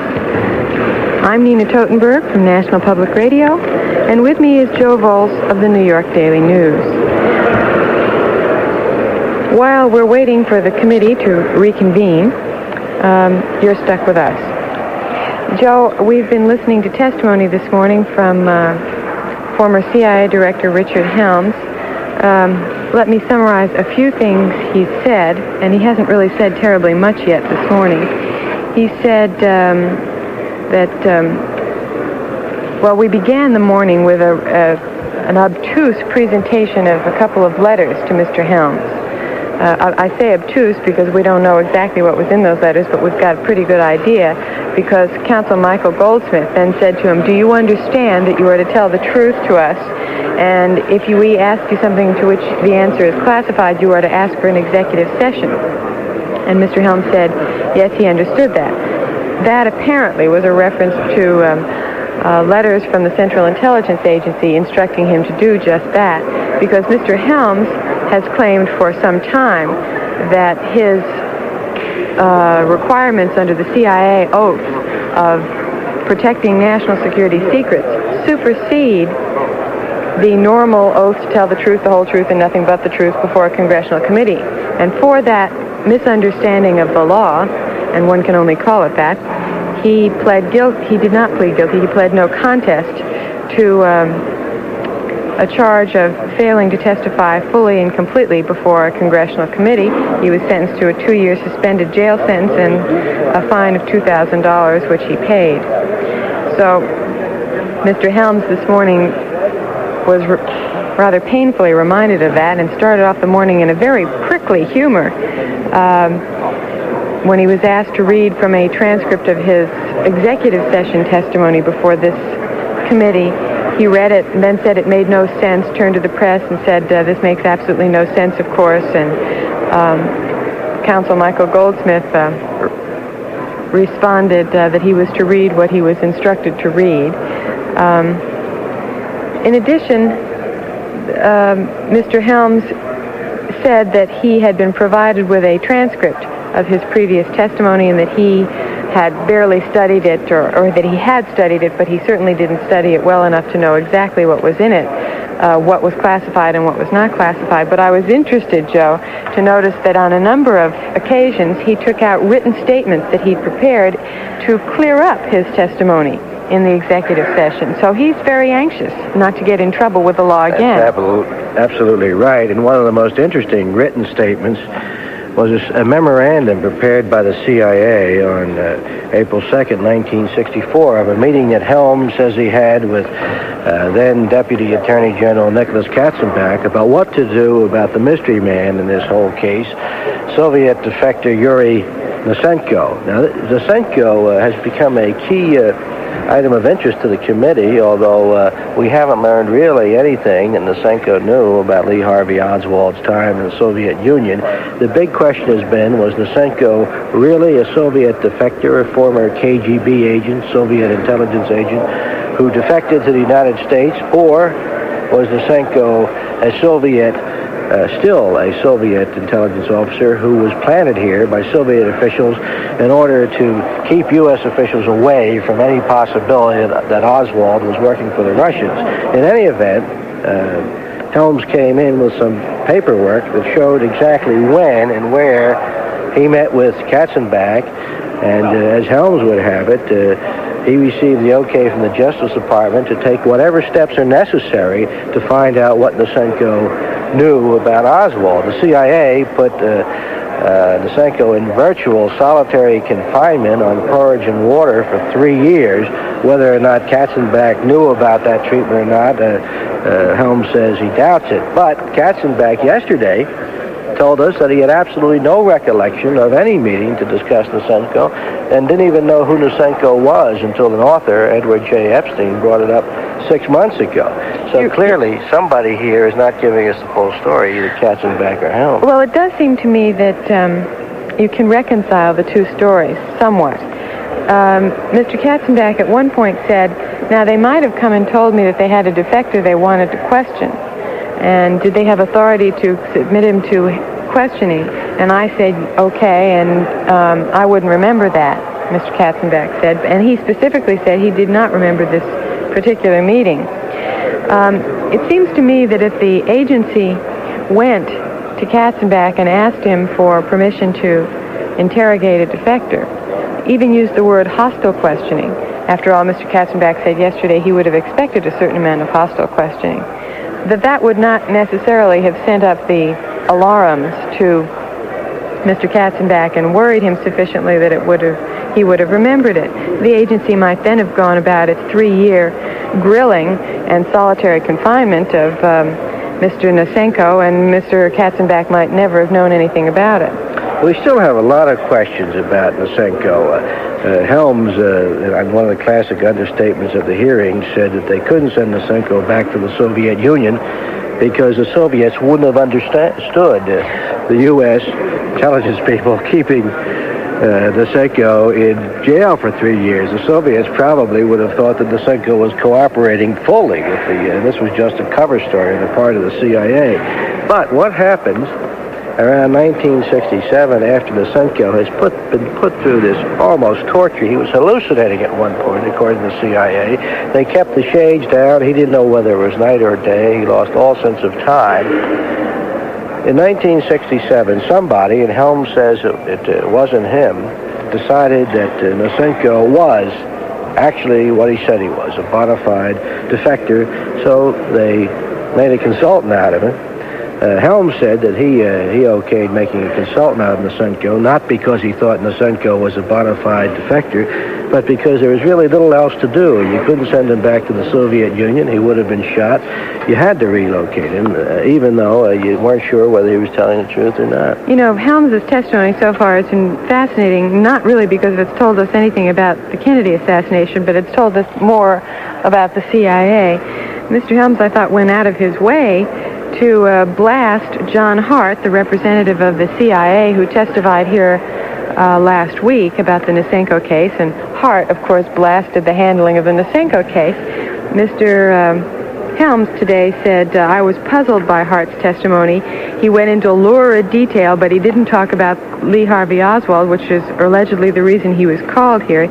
All he seemed to be doing here was to excoriate his former colleagues. And Mr. Helms seemed very angry. And you can really see the division between the old boy network and the new boy network, and the divisions that are now falling between different sections of the old boy network itself. Well, I think so. I think Helms also is saying, look, it's 14 years after the fact. I was a key CIA operative back in 1964. We didn't have any real knowledge about who Oswald was. Supposedly, we knew he had been in the Soviet Union. Maybe he was a Soviet agent. We had to do whatever we could do. In other words, the people of this government told us to find out what's happening, and he said we were damned if we do and damned if we don't. If we take tactics that we now consider illegal and unconstitutional, then we're in trouble. But if we don't find out what Nasinko knows, we're in trouble also. The difficulty with that, of course, is that, at least according to Mr. Hart's testimony, they spent very little time interrogating Nasinko about Oswald. Out of 1,277 days, they only interrogated him for 292 days, and from the transcripts of that interrogation, only an isolated few pages are devoted to Oswald. Now, Helms said we had no way of cross-checking what he was going to say about Oswald, but the fact is that they didn't spend a lot of time on Oswald, and there is a considerable amount written about the fact that what they may really have been interested in was whether or not Nasinko was sent over here to counter the stories of another defector, a man named Anatoly Golitsyn, who defected in 1961. And there's another element here that we really haven't gotten into, and I suppose the committee won't. There was a feeling inside the CIA that the CIA's Soviet division itself, the people who were quizzing Nasinko, might have been somehow co-opted by the Soviets. Mr. David Murphy was the chief of the Soviet division at the time, and Peter Bagley was the deputy chief. Both of those men were later transferred out of those key jobs and over to Europe, the sensible reason being because they had taken the wrong methods in interrogating Nasinko. But there were others inside the CIA who were convinced that there was a mole, and it might have been in the Soviet division, a Soviet agent who actually had infiltrated the CIA. This was a theory held most prominently by James Angleton, the former chief of the counterintelligence division. So this Nasinko issue has all sorts of side issues wrapped around it. The one issue which seems to be of lesser importance, actually, is the case of Oswald. We're not going to learn anything more about Oswald from Nasinko. I'm fascinated because everybody agrees, from Richard Helms to John Hart to G. Robert Blakey, the chief counsel for this committee, that you can't rely on Nasinko's testimony about Oswald. So we're spending a lot of time today talking about Nasinko, but we're not talking about, at least so far, a lot of very interesting things that went on between the CIA and the Warren Commission, or that didn't go on. The only allusion that I noticed this morning was when the counsel, Michael Goldsmith, asked Mr. Helms whether Allen Dulles, who was on the Warren Commission, and Dulles was himself a former CIA director who had been fired by President Kennedy. The counsel asked Mr. Helms whether Allen Dulles on the Warren Commission had sought to represent the CIA's interests. And Mr. Helms's response was, I don't think so.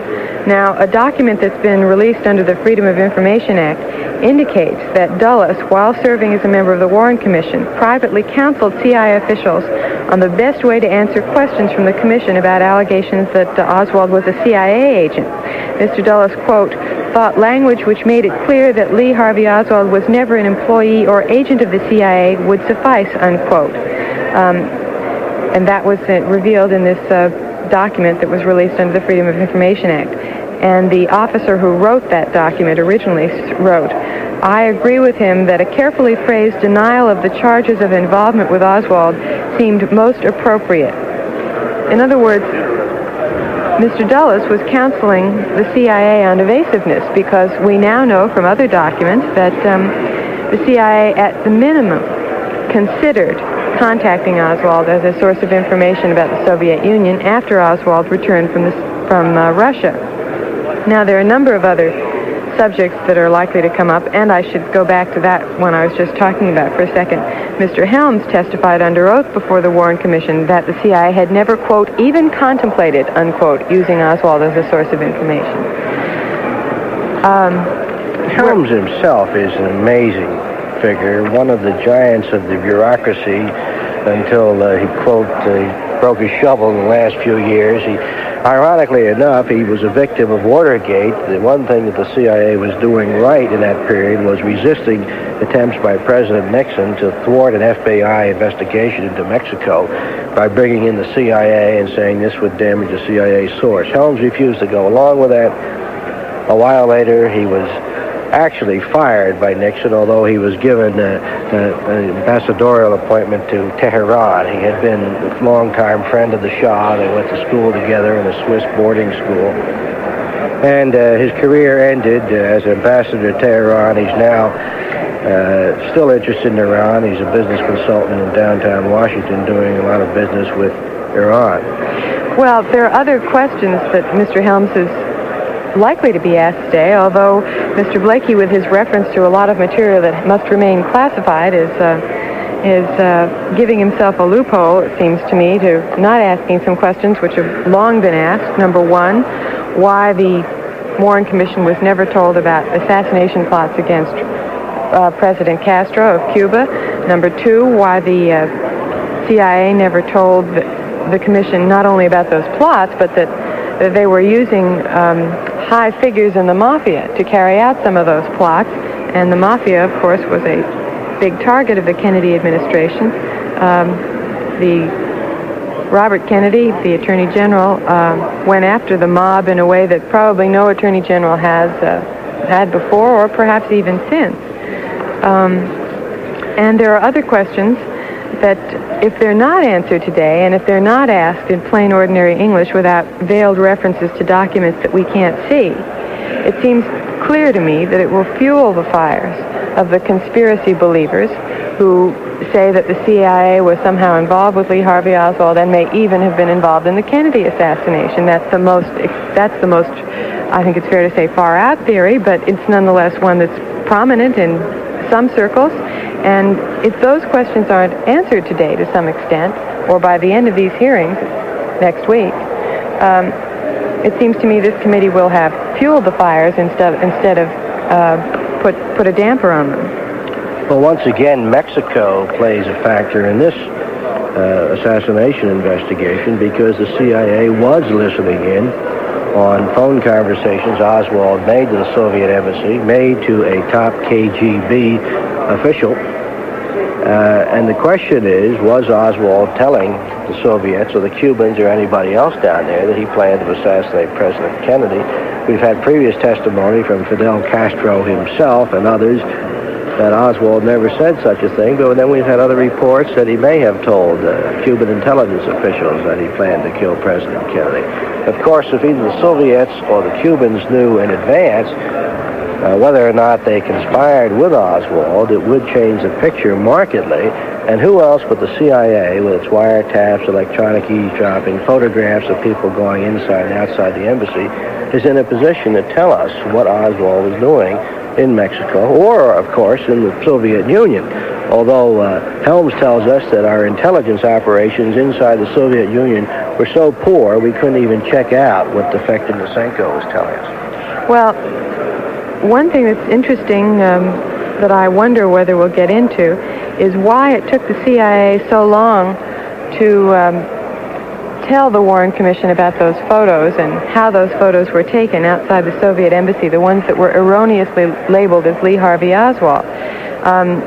Memos that are public now show that the CIA deliberately dragged its feet in letting the Warren Commission letting the Commission in totally on what the CIA knew about that. And it may be that that information about wiretapping and photographic stations opposite embassies is considered more important to be kept secret by the CIA, even though everybody knows it by now, than to answer the questions that have arisen about this. And it'll be interesting to see how far this committee has been willing to go in pressing the CIA to go public with some answers to questions that have long been prevalent. Well, that's true. The CIA has been most concerned about what it calls releasing any information about its sources and methods, how it deals with people overseas. Certainly their names are top secret. Methods such as eavesdropping, satellite surveillance. Unfortunately, just recently, a former CIA employee stole the plans to a CIA satellite and sold it to a Russian agent. He's in the process of going on trial now, allegedly stole the plans. The CIA is very, very cautious about its activity. Oh, there's a problem because if foreign countries knew publicly just what the CIA was doing there, they would have to disown the CIA. They know informally, privately often.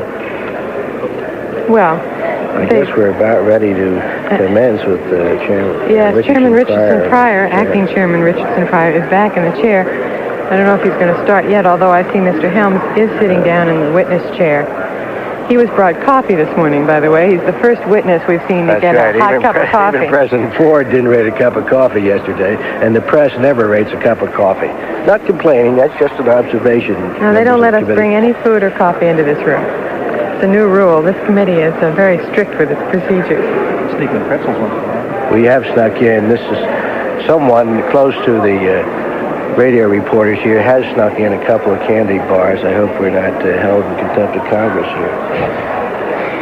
Chairman Pryor has evaporated from the chair, so I guess, Joe, we ought to go back to talking about more. I think he's still there. There are a bunch of aides, including Chief Counsel Blakey, talking there. They're talking to Congressman Dodd, who apparently will be one of the next questioners after Congressman Stokes finishes up with his line of questioning, which has been mainly on the Yuri Nasinko situation and what Nasinko knew and what he told the CIA and why the CIA didn't tell the Warren Commission. I'd like to read you a quote that you should keep in mind today when you're hearing this testimony. This was former CIA Director Helms testifying on July 17, 1975 before the Senate Intelligence Committee. Senator Morgan, you were charged with furnishing the Warren Commission information from the CIA, information you thought was relevant. Helms, no, sir. I was instructed to reply to inquiries from the Warren Commission for information about the agency. I was not asked to initiate any particular thing. Senator Morgan, in other words, if you weren't asked for it, you didn't give it. Helms, that's right, sir. And that's been the story of both the FBI and the CIA over the years. Cooperate, be helpful, but don't give the company store if the member of Congress isn't bright enough to figure out what the question is. And until recent years, members of Congress who served on the oversight committees, which were about to resign. Acting Chairman Pryor has gavelled the session back to order. Would you indulge me a moment, please? I'd like to straighten something out. Mr. Craig tells me that he feels that I did Mr. Katzenbach an injustice in something that I said, and I would not want to do that, so let me just modify what I said this morning. Mr. Stokes asked me whether I thought Mr. Katzenbach's statement to this committee regarding our meeting was untrue. I believe I replied in the affirmative. All I meant to say was that I couldn't comment on Mr. Katzenbach's memory. I wasn't questioning his either judgment or his integrity. I just want to point this out. The meeting did occur, but I didn't mean to imply that he testified untruthfully before this committee. Thank you, Mr. Helms. Mr. Stokes. Thank you, Mr. Chairman. Mr. Helms, if I could just follow up at this point on an area that gives me some concern, and that is, if I understand you correctly, I believe you said you still, even today, don't really know whether Nasinko is bona fide or not. And furthers your recollection that you don't believe the agency ever arrived at that determination, particularly when you were there. Then let me ask you this. If it were clearly proven that Nasinko's statements concerning Oswald were untrue, what significance could you attach to such a finding insofar as the broader question of his overall bona fides is concerned? I think, Mr. Stokes, that is just the point. And this is the issue which remains, as I understand it, to this very day, that no person familiar with the facts of whom I am aware finds Mr. Nasinko's comments about Lee Harvey Oswald and the KGB to be credible. That still hangs in the air like an incubus. And I think that, therefore, this tends to sour a great deal of one's opinion of all the other things that he may have contributed to the knowledge of the intelligence community about Soviet affairs and Soviet agents and so forth. And I don't know how one resolves this bone in the throat. And therefore, if I sit here before you and say, Mr. Stokes, I believe that Mr. Nasinko is a bona fide defector and that you can rely on everything he says, I am in effect saying to you, Mr. Stokes, you can rely on what he says about Lee Harvey Oswald, and I would not like to make that recommendation to you. And there is where this thing is a most difficult question, even at this late date. Well, then doesn't this raise the question then of a further part of the dilemma? That if he was not bona fide, the only alternative then is what the CIA suspected, and that was that he might have been a KGB plant sent here for the purpose of deceiving the United States. That's correct. Doesn't that logically follow? That is certainly true, and that was foremost in our minds. And so that leaves you with the conclusion then that if Nasinko was lying about Oswald, that Oswald would, in fact, be left as being an agent of the KGB. By implication. Right. Now, if just the basic Nasinko story were fundamentally disproved, without our taking the next step and saying that Oswald is a KGB agent, what significance would that have on the overall assessment of Nasinko's bona fides? Mr. Stokes, I find this extraordinarily difficult to say.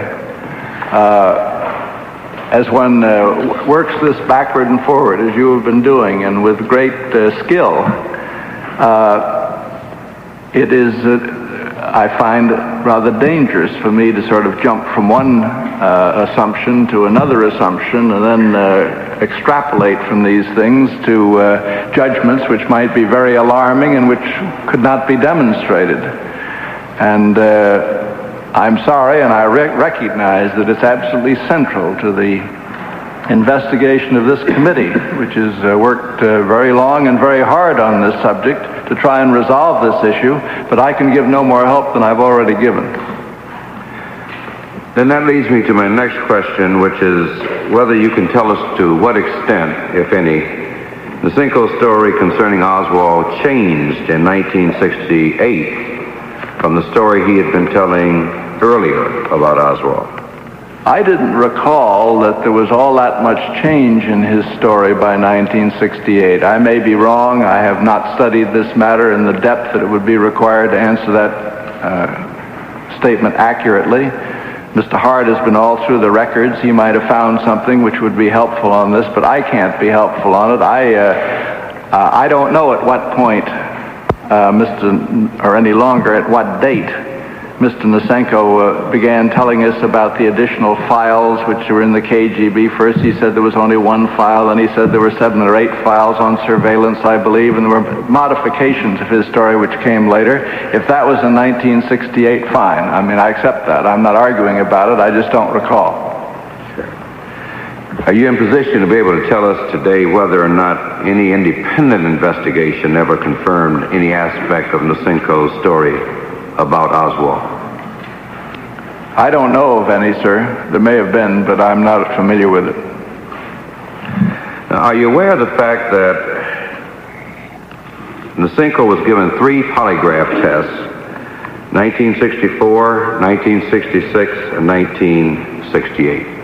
Are you aware of that? I was aware of it, and I've read it recently in the documentation which I've been shown. Okay. And can you give us some idea as to why he was given the polygraph test on 3 separate occasions? I want to be clear, Mr. Stokes, that in testifying in answer to this question, that I'm not depending on my recollection from 15 years ago. I'm depending on what I've read recently. I believe one polygraph test was designed as a sort of a psychological trick on Nasinko to indicate that he wasn't telling the truth. This was early on. I believe the latter 2 tests were an effort to find out about his credibility, whether he was telling the truth, his general behavior. I must confess that when I was reading the results of the second polygraph, there's a statement there from some polygraph expert in the United States who was brought in independently, but I didn't understand his quotations. I mean, I didn't understand to what they related. I couldn't figure out whether he was saying, yes, this was a good polygraph test, or no, it was a bad polygraph test, or whether Mr. Nasinko was lying, or whether he wasn't lying. And I'm sorry, but I just couldn't figure it out. Well, did you learn that he had failed his first 2 polygraph tests and that he passed the 3rd? Yes, this assertion I saw in the record. Right. And did you learn further that with reference to the test that he passed, that this test was given to him approximately 1 month prior to the issuance of the 1968 report by a security officer? And this is where the report concluded that he was bona fide a defector. Did you? I believe, yes, I'm aware that there was a relationship between that last polygraph test and the recommendation that we resettle him as in the normal way of handling defectors. I'd like to point out, though, Mr. Stokes, that I don't believe anyone contends that the polygraph or lie detector is anything more than an aid to interrogation. I don't think that when one says one passes or fails a polygraph test, that this is an accurate description of the phenomenon involved. That when you take a polygraph test, you're asked various questions, and the operator has to make a judgment as to whether you're answering the questions accurately or whether you're lying. I mean, I don't mean accurately, whether you're answering the questions to the best of your knowledge and therefore honestly, or whether you're lying. But I don't believe anyone, including courts of law, accept polygraph examinations as a final judgment. They're simply aids in attempting to establish whether the man is telling the truth or not. Well, I would concur with you that in terms of the law, that the law looks at them as merely an investigative tool at most, and they have no real reliability in a courtroom. And yet we know that they, as an investigative aid or tool, it's fairly, has fairly wide usage. So when we see, and our investigation reveals the fact that your agency conducted 3 polygraph tests, obviously the question is raised by us as to why did they polygraph him on 3 different occasions? Certainly not just for the fun of it. And then when we look further, we realize that with him having failed 2 tests, and we see that the 3rd one is conducted in 1968, just prior to the issuance of the report, which said he was bona fide, obviously it raises the question in our mind that someone said, if we're going to come out and say he's bona fide, we'd better get a test that supports that. Is that a logical conclusion? Well, I think that the conclusion, which is logical, is that in trying to wrap up the case and come forward with a recommendation that a polygraph test and all other kinds of investigative techniques would have been brought to bear in an effort to make a good, tidy package. In other words, I don't think that the officers wanted to come forward with this proposal that he be resettled and then have the question asked, well, how does he react on the polygraph these days and so forth, and they would have to say, well, we never tested him. But you know, Mr. Stokes, that this is perhaps not relevant to this inquiry, but I think in some respects it may be. I don't know where the polygraph role stands in Mr. Nasinko's case. We discovered that there were some Eastern Europeans who could beat the polygraph every time. Americans aren't very good at it because we're raised to believe in truth, and that when we lie, it's pretty easy to tell we're lying. But you find that a lot of Eastern Europeans and Asiatics can handle that polygraph without even a blip and be lying, and you know they're lying, and you have evidence that they're lying. So it's I don't know in which category Mr. Nasinko obviously falls in that category. Some category. Well, I'm advised that the CIA uses polygraph tests on all of its employees. Is that a fact? It works very well with Americans. I see.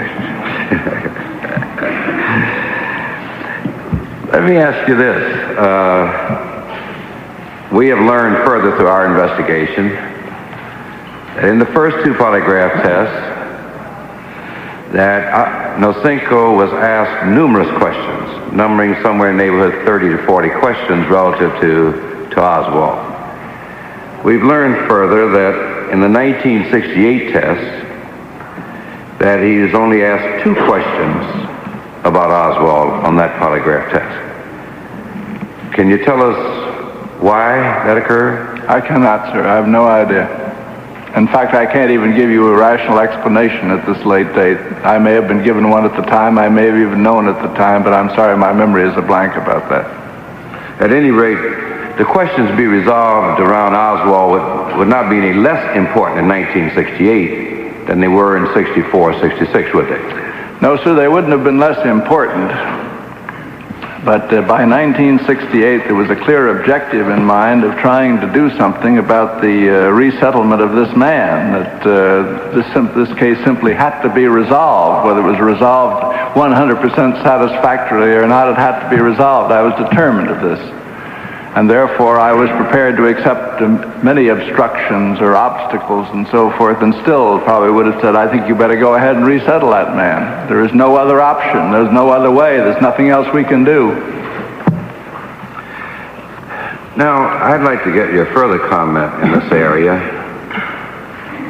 because from what we've heard from you regarding the polygraph and what we've heard from Mr. Hart, we have a conflict here that the committee must in some way resolve. Mr. Hart told us when he testified here representing the head of the CIA that the polygraph was not utilized for the purpose of ascertaining the truth of this man's statements, that it was used to intimidate him as a part of the whole process of breaking him. Let me just quote some of the things he said to us so that we can then ask for your opinion. He said the agency's activity was devoted to breaking Nasinko, who was presumed on the basis of the supposed evidence given by Mr. X that Nasinko was a dispatched KGB agent sent to mislead the United States.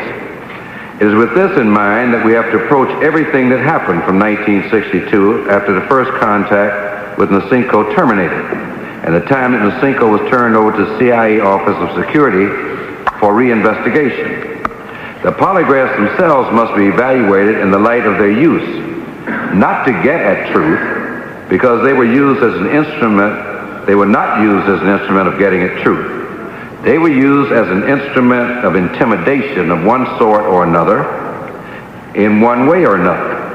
Now again, on the handling of Nasinko, the belief among the small group of people running the Nasinko case, a very limited group of people, was that he was part of a plot of the type outlined by Mr. X, which was so horrendous that therefore not many people could be made privy to this investigation. And then at another part of his testimony, and I'm skipping parts to get at the pertinent parts, he said, in addition to that, the operator was guilty of some provocative remarks. He told before the polygraph examination, one of the polygraph examinations began, he told Nasinko that he was a fanatic, that there was no evidence to support his legend, and your future is now zero. And then if I recall his testimony correctly, he went on to explain that in a polygraph test, obviously you do not make comments of the sort to a man prior to being given the test. And then he says this further. Chief of SB, the fact that the man was kept for extraordinary lengths of time strapped into the chair, all of these add up in the estimation of the CIA examiners who've gone over this series of tests to an invalid polygraph. Now in the handwriting of the Deputy Chief SB, who is a day-to-day supervisor of the activity which I have been describing, there is an admission which implies fairly clearly that there was no intention that this 1966 series of polygraphs would be valid. I read here a direct quotation which exists in writing, and most of it is in the handwriting of the Deputy Chief of SB. Speaking of the aims to be achieved by the 1966 polygraph examinations, he writes, to gain more insight into points of detail which we could use in fabricating an ostensible Nasinko confession, insofar as we could make one consistent and believable even to the Soviets. A confession would be useful in any eventual disposal of Nasinko. Now, he doesn't clarify what he means in this document by disposal, but it is apparent that.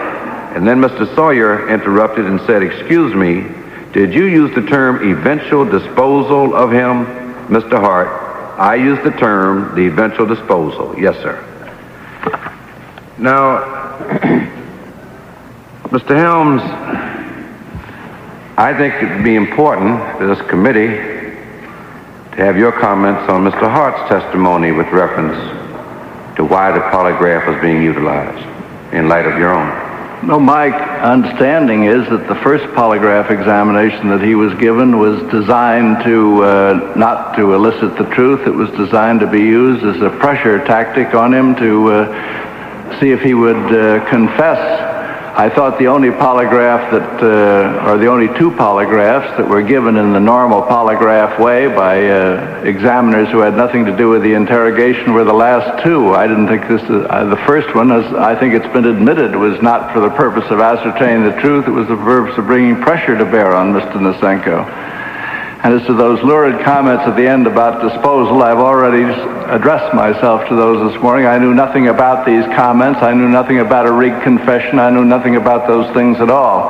They may have been written down by the deputy chief of the Soviet Bloc Division, but I don't know this independently. I've not seen his notes.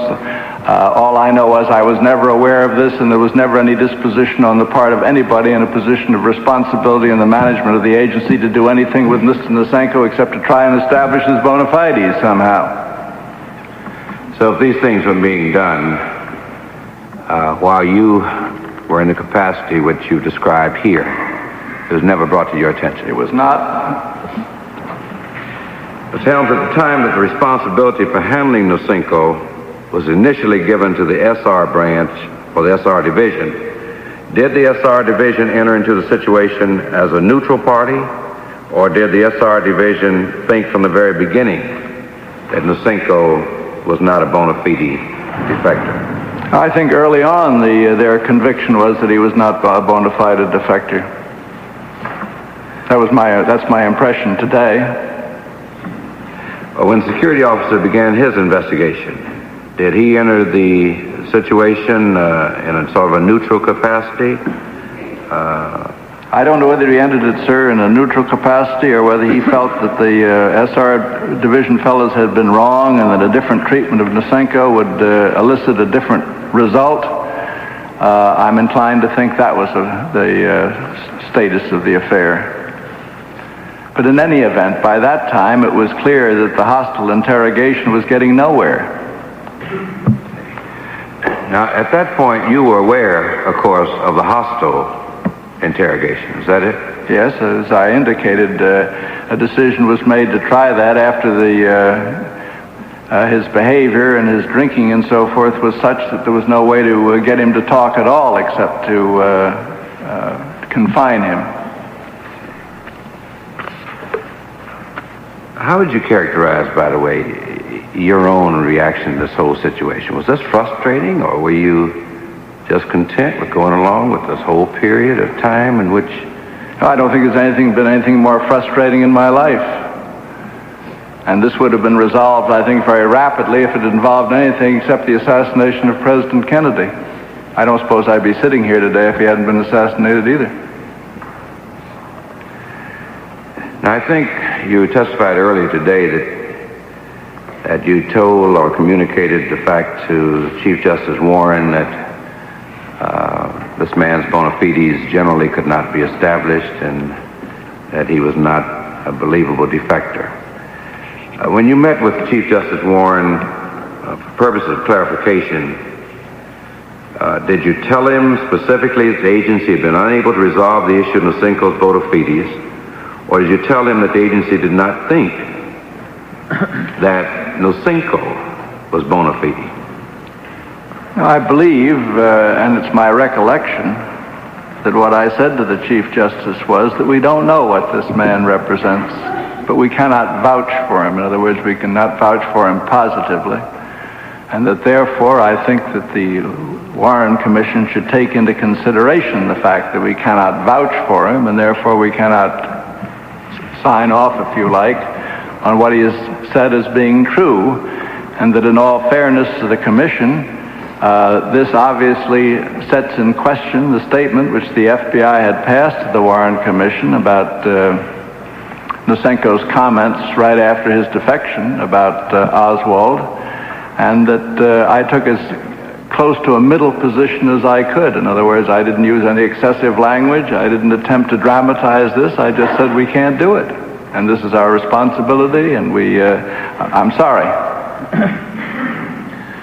Ms. Helms, yesterday I put into the record an exhibit which was a report to the Warren Commission that had been compiled as a result of testimony taken from Nasinko by the FBI, a fairly extensive document which the Warren Commission had in its files. I did not see such a document with reference to the CIA.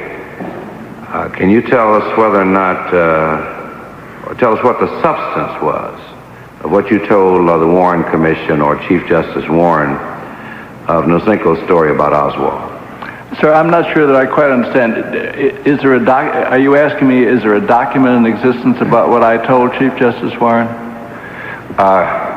Yes, I'd be asking in twofold. Number one, I'd be asking you, is there such a document? And number two, tell us what, if anything, was said, whether there is or is not a document. I don't know. I don't think there is a document. I don't recall ever having written a document about it. Whether Chief Justice Warren himself wrote a document or whether it's incorporated in the proceedings of the Warren Commission, I don't know that either, sir. Okay. Well, can you give us the benefit of what you told him about the substance of Nasinko's story? I don't believe that at this meeting, at least as I now vaguely recall it, that I went into the substance. I simply was stuck to the fact that we couldn't vouch for the man, and that therefore whatever he had said, they would have to judge in that light. Can you tell us what the Chief Justice Warren's reaction was to your analysis? I don't think he was pleased to hear this, but he was perfectly reasonable about it and said, thank you very much, and I will appropriately inform my colleagues on the commission about this, And I appreciate you having come down here and told us, and we will be guided accordingly. Mr. Helms, did the Warren Commission or the Warren Commission staff ever make a request to interview Nasinko themselves? I'm not aware of it, Mr. Stokes, if they did. Did you inform the Warren Commission in April of 1964 that Nasinko was then being placed in solitary confinement? I don't remember anymore what the Warren Commission was told about the circumstances of Mr. Nasinko's living conditions or handling. I don't have any recollection of that at all. Whether any of my colleagues talked to them about it, I just don't know. 15 years is a long time to remember that kind of detail. Well, let me ask you this. Is it something that you think they should have been told about?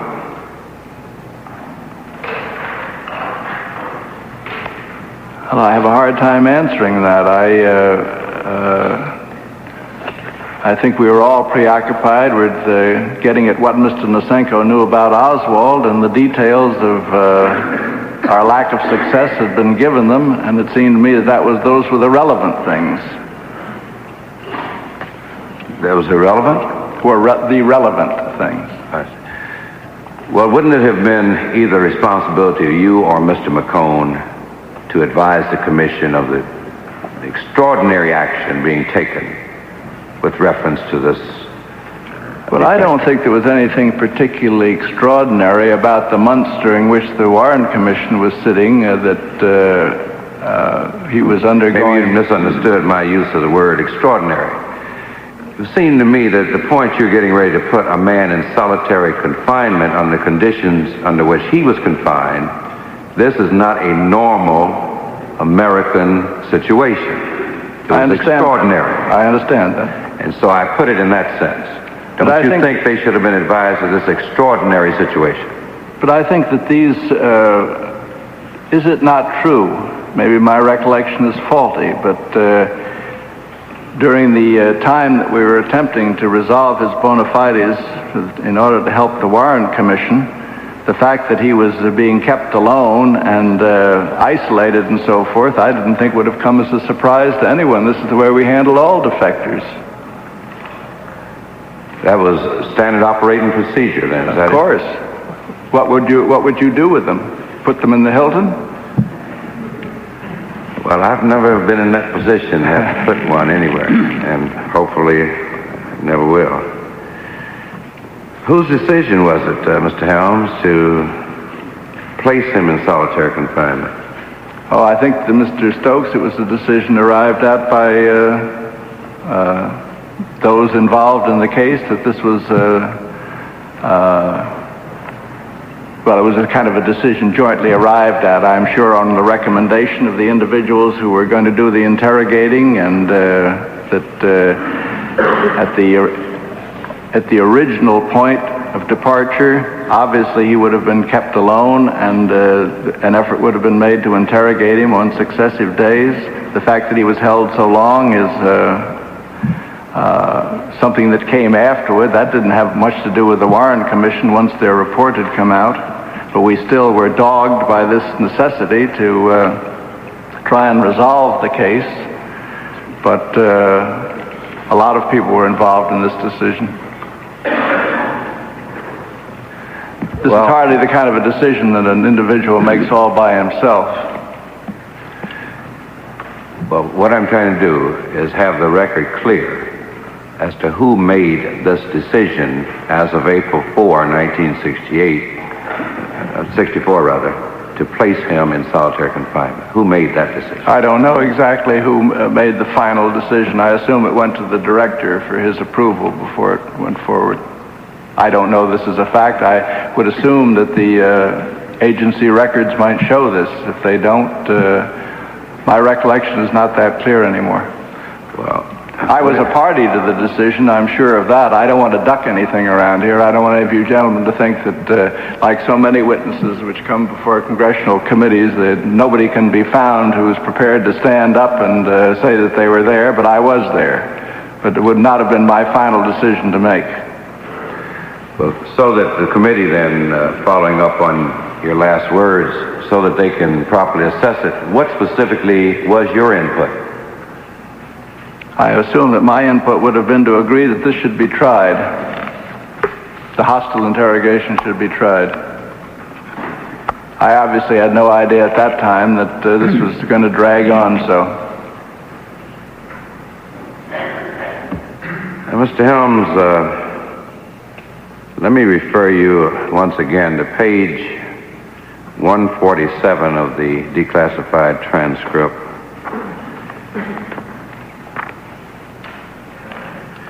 The question posed to you on that page.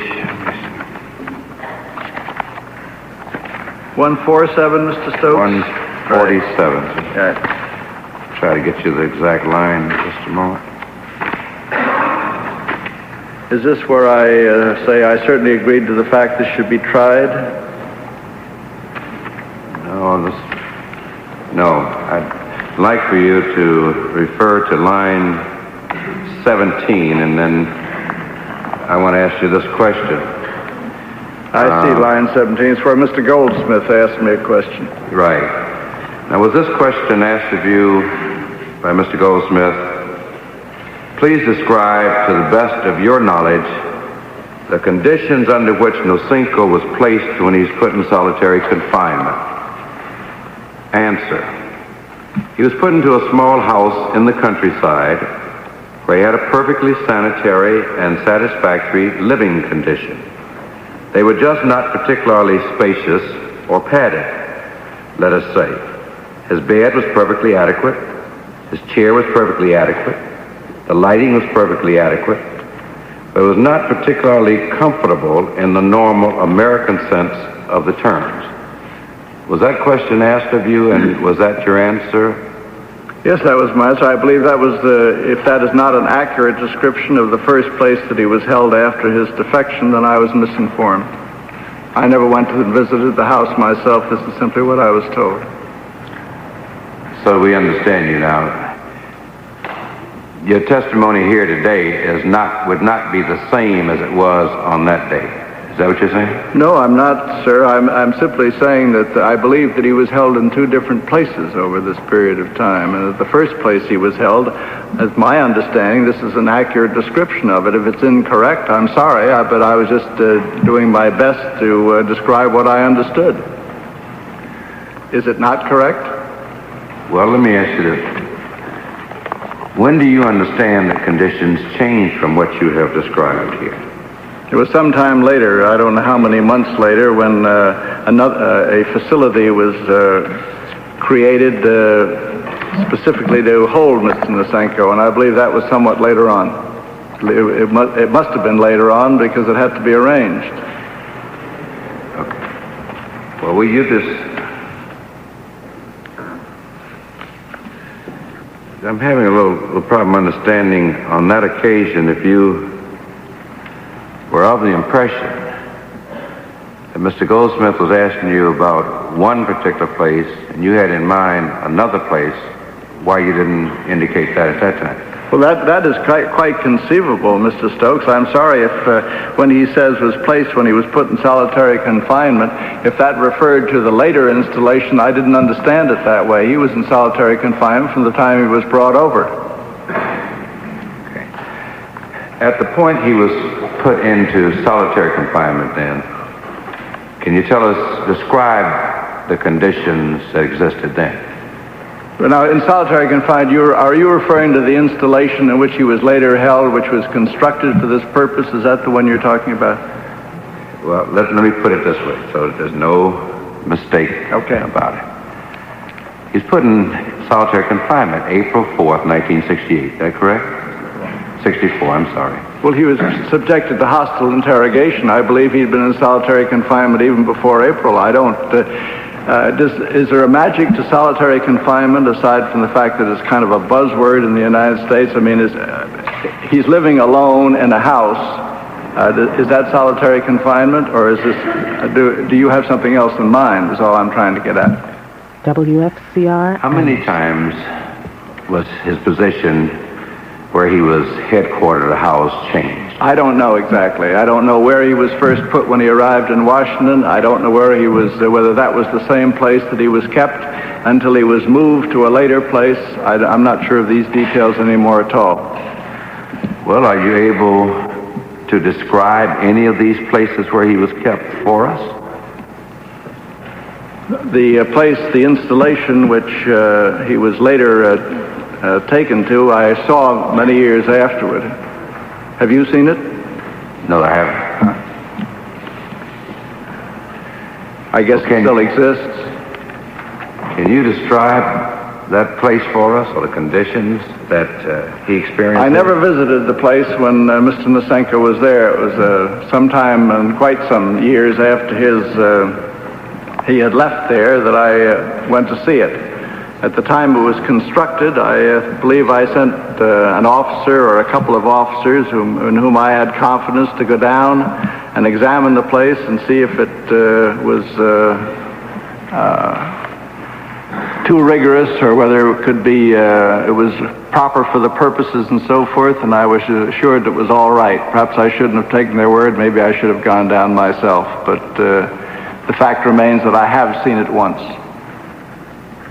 But I can't describe the conditions under which he was held because I never went and visited him when he was there. Mr. Helms, prior to April 4th, 1964, when he was put in solitary confinement, hadn't he been on vacation in Hawaii with some of the CIA agents? For over 2 weeks. Oh, I think that sure. He was drinking in Baltimore. He'd been to Hawaii. There were various devices being used to try and take care of him and talk to him and so forth. So it may be that it was in April that precisely that he was put in solitary confinement, or that he was confined, let's put it that way. That he was confined as of that date. But after all, he was in the custody of these individuals as soon as he arrived in the United States. I'm not sure when he was confined was brought about, whether it was in the same house in which he was living when he was in Washington or whether it wasn't. I'm sorry, I just don't have these details, Mr. Stokes. Okay. Well, then even the place which you describe in your previous testimony, then you don't know when that was, do you? I thought that this was the first place that he was put when the serious interrogation began. When I was down here before, and I guess it's in this book somewhere, Mr. Nasinko himself, I believe, gave this committee an affidavit describing the fact that he was held in 2 different places, and that was the basis on which I assumed he was accurate about it. But if this now comes down to a question of my veracity about this testimony, then I must have misunderstood the question, and I'd rather withdraw it and not describe at all how Mr. Nasinko was held. I think that would be better for the record. Is that your preference? Yes. All right. Then there won't be any question about it. I ask that as chairman, I ask that the clerk mark another exhibit in her possession as Jfk F-446, and I request that the witness be provided a copy of it, and that this exhibit be entered into the record at this point. Without objection, Exhibit F-446 will be admitted into the record at this point. I request further, Mr. Chairman, that in the event I did not request that Jfk Exhibit F-537 be made a part of the record, that it be made a part of the record at this point. Without objection, Exhibit F-537 is entered into the record at this point.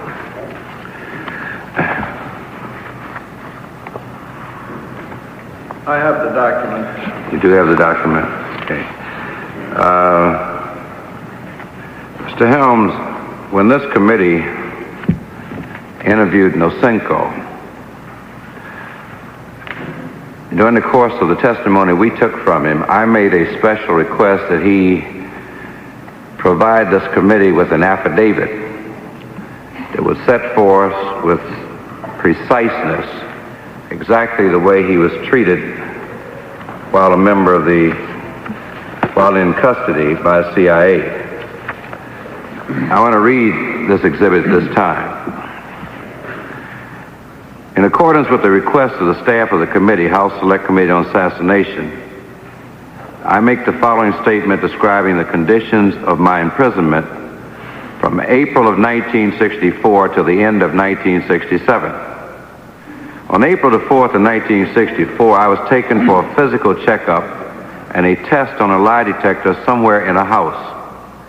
A doctor had given me a physical checkup, and after that I was taken in another room for the test on a lie detector. After finishing the test, an officer of CIA has come in the room and talked with a technician, started to shout that I was a phony, and immediately several guards entered in the room. The guards ordered me to stand by the wall, to undress, and checked me. After that, I was taken upstairs in an attic room. The room had a metal bed attached to the floor in the center of this room. Nobody told me anything, how long I would be there or what would happen to me. After several days, 2 officers of CIA started interrogations. I tried to cooperate, and even in evening hours was writing for them whatever I could recollect about the KGB. These officers were interrogating me about a month or 2 months. The tone of interrogations was hostile. Then they stopped to come to see me until the end of 1964. I was kept in this room to the end of 1964 and beginning of 1965. The conditions were very poor and difficult. I could have a shower once in a week, and once in a week I could shave. I was not given a toothbrush, and a toothpaste and food given to me was very poor. I did not have enough to eat and was hungry all the time. I had no contact with anybody to talk. I could not read. I could not smoke. I even could not have fresh air or to see anything from this room. The only window was screened and boarded. The only door of the room had a metal screen. And outside in a corridor, 2 guards were watching me day and night. The only furniture in the room was a single bed and a light bulb. The room was very hot in the summertime. In the end of 1964, there were started again interrogations by several different officers. The first day they kept me under 24 hours interrogation. All interrogations were done in a hostile manner. At the end of all those interrogations, when I was told that it was the last one and asked what I wanted to be relayed to higher-ups, I said that I was a true defector, and being under arrest about 386 days, I wanted to be put on trial if I was found guilty or released. I also asked how long it would continue. I was told that I would be there 3,860 days and even more. This evening, I was taken by guards blindfolded and handcuffed in a car and delivered to an airport and put in a plane. I was taken to another location where I was put into a concrete room with bars on a door. In the room was a single steel bed and a mattress. No pillow, no sheet, and no blanket. During winter, it was very cold, and I asked to give me a blanket, which I received after some time. Except one day of interrogation and one day of a test on a lie detector, I have not seen anyone beside guards and a doctor. Guards were not allowed to talk with me. After my constant complaining that I needed fresh air, at the end of 1966, I was taken almost every day for 30 minutes exercise to a small area attached to the cell. The area was surrounded by a chain link fence and by a second fence that I could not see through. The only thing I could see was the sky. Being in this cell, I was watched day and night through TV camera. Trying to pass the time a couple of times, I was making from threads chess sets. And every time when I finished those sets, immediately, guards were entering in my cell and taking them from me. I was desperately wanting to read. And once when I was given a toothpaste, I found in a toothpaste box a piece of paper with description of components of this toothpaste. I was trying to read it under blanket, but guards noticed it, and again it was taken from me. Conditions in both first and second locations were analogical. I was there till November of 1967. Then I again was transferred, blindfolded and handcuffed to another location. In this new place, I had a room with much better conditions, and CIA officers started questioning me every day, excluding Sundays, touching all questions concerning my biography, career in the KGB, and all cases of the KGB known to me. I was imprisoned for the whole 5 years, and I started my life in the USA in April of 1969. It's dated August 7, 1978, signed by Nasinko, Y.I. Now, this affidavit was taken by counsel for this committee, Kenneth Klein, as a result of my request. Having heard this affidavit as I read it, can you tell me whether or not that is a bona fide statement from Mr. Nasinko about the way he was treated by the CIA? Mr. Stokes, I have no means for agreeing or disagreeing. I have no basis for agreeing or disagreeing. I didn't visit him during the time that he was being held. After that affidavit was read to me back in August, I inquired of one of my former associates who had to do with the holding of Nasinko. He said that he was certainly held under difficult conditions, but I don't think that his testimony about the food that Nasinko has, he made the point that a doctor examined him once a week and that certain of these statements would seem to be somewhat exaggerated, but I have no independent basis for doing it. You can bring this officer in here and talk to him anytime you like. I just don't know whether this is correct or not.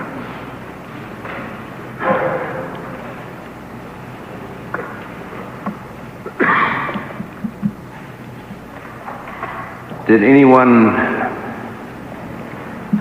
ever working under you request permission to give him drugs? My recollection is that there was a request made to use the kind of drugs that were considered to be aids in interrogation, the truth drugs such as I believe sodium pentothal is one of them. I don't recall exactly what was proposed, but I made it clear on that occasion that he was to be given drugs under no circumstances, and I'd also made it clear from the very outset that he was not to be mistreated physically. And to the best of my knowledge, he was never given drugs, and he was never mistreated physically, and he was regularly checked by a doctor as to his general state of health. And the doctor, I believe, who did the checking, if recollection serves, was a medical doctor as well as a psychiatrist. When Mr. Hart testified here a few days ago, in substantially every detail in Mr. Nasinko's affidavit, Mr. Hart verifies that this is the way this man was treated.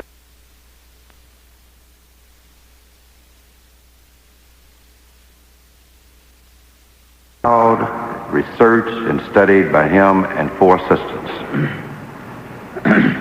With that knowledge, you still say that with your position being what it was with the agency, that you knew nothing of these Spartan conditions? No, I knew he was being held under Spartan conditions. I'm simply saying that I'm unable to attest to the details that he has in here because I never went to visit him during this time. The reports were made to me that he was being held in Spartan conditions. That's why we had the doctor go down to examine him. And in light of Chairman Stokes is just with reference to his diet there, is it your statement that you said that statement was exaggerated? The gentleman with whom I spoke a few days ago told me that the one thing he had been insisted on was that Mr. Nasinko get enough food. He told me this. I can only attest to that's what he told me. But he's available if you want to talk to him. Well, we have a statement of the CIA that periodically during this time his diet was modified to the extent that his portions of food were modest and restricted. That's their statement to us. Chairman, I think I have just maybe one or two final questions. The conditions that we have just talked about obviously began April 4, 1964. Is that correct? That's what you say, Mr. Stokes. I'm going to go with Mr. Helms. I'm going with your time schedule from now on. There's no sense in my getting all confused and delaying this hearing by this. I'll accept what you say, that it started in April 64. You'll accept that. The report of the Warren Commission was not issued till December of that year. September of that year. Did you say, I'm sorry, sir, did you say September or December? I originally said December, and I was wrong. It was September. September. Right. It would seem to me that that would have been ample time for the Warren Commission to have been advised of the conditions under which a defector who professed to have important information about Oswald was being kept. And if I understand your testimony correctly, the commission was not told of these conditions under which this defector was being kept. I don't recall their having been told. They certainly knew that we had the defector in our custody, because that was the burden of what I told the Chief Justice. The precise circumstances under which he was being held, if they were identified to the Warren Commission, I'm not aware of it. Thank you, Mr. Helms. Mr. Chairman, I yield back the balance of my time. This may be a good place for us to break if you've completed your questioning, Mr. Chairman. Let me suggest that the committee recess until 1:30. Would that be agreeable to you, Mr. Helms? Certainly, Mr. Chairman. 1:30. Is that agreeable with the committee? The committee stands recessed until 1:30 today. Acting Chairman Pryor has gavelled the session for such time as he to may order, consume and he's now to resume the recognizing question. Congressman Christopher Dodd for questioning Mr. the witness, Chairman. Mr. Helms. Mr. Helms, before I begin my line of questioning, I'd like to ask you if you might not want to clarify a statement. I received some calls over the lunch break from some constituents from my own state of Connecticut who were listening to the testimony this morning, and they mentioned to me, and it occurred that they hadn't made some sense. You might want to rephrase a response to a question regarding Eastern Europeans and Asians with their propensity to be able to pass polygraph tests. I understood you to mean probably that what you were talking about is trained agents from those parts of the world, rather than Asians and Eastern Europeans as an ethnic group. And I thought maybe you might want to take a minute and clarify that. Well, Mr. Dodd, if my generalization caused offense, I had no intention of doing this. What I, in effect, was trying to say was that there is an occasional individual who lives in that part of the world who has spent his life lying about one thing or another, and therefore becomes so good at it that he can pass a polygraph test. But this would be one individual, maybe in 1 million or 100,000 or something of that kind. There's nothing, and I imagine Americans, if they set their mind to it, could do it as well. We do things as well as most other people. I meant no offense to Eastern Europeans as a category or to any individual Eastern Europeans. Fine. I thought I'd clear that up. I'm glad you did. I'm sorry if any of your constituents felt that I was being disrespectful, but I had no intention of being that way. I'd like to, Mr. Chairman, ask the clerk to show to the witness, Mr. Helms, Jfk Exhibit F437. For the purpose of the record, this is a letter dated 3 April 1964 from Lawrence R. Houston General Counsel that Mr. Helms brought with him this morning and had, I believe, inserted in the record. Is this the only copy? Well, then would you please show that to Mr. Helms?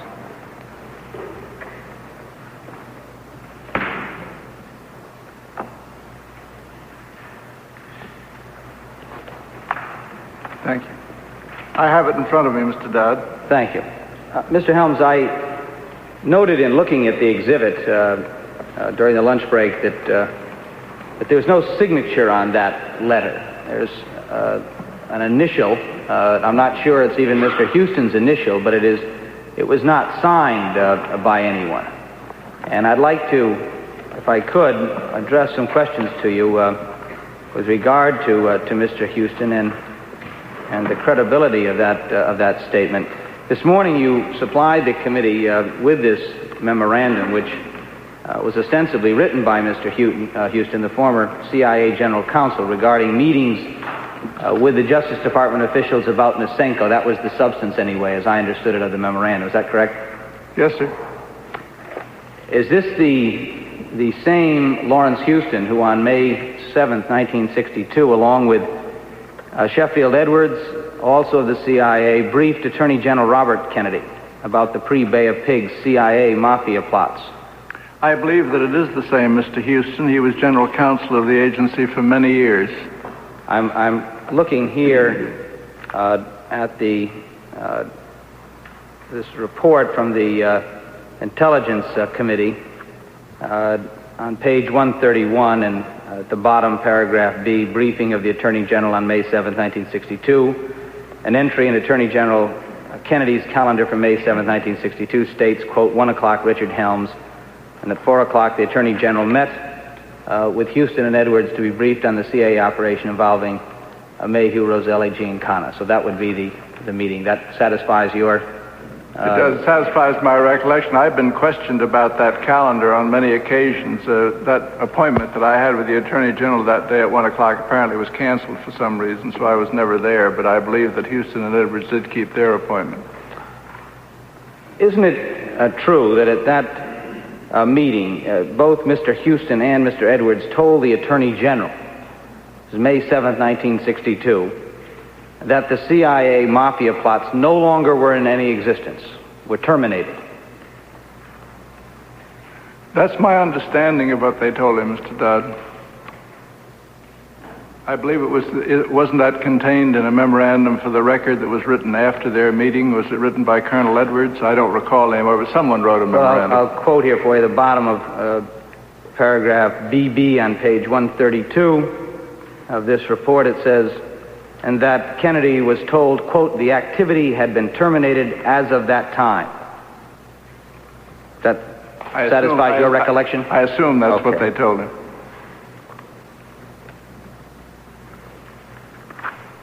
In fact, a direct quote here I have on page 133 of this same report, a footnote 4, referring to the italicized paragraph at the top of page 133, and I'll read that first. It says, the Attorney General was not told that the gambling syndicate operation had already been reactivated, nor, as far as we know, was he ever told that the CIA had a continuing involvement with U.S. gangster elements. That's the Inspector General's report, page 65. That's where those italicized words come from.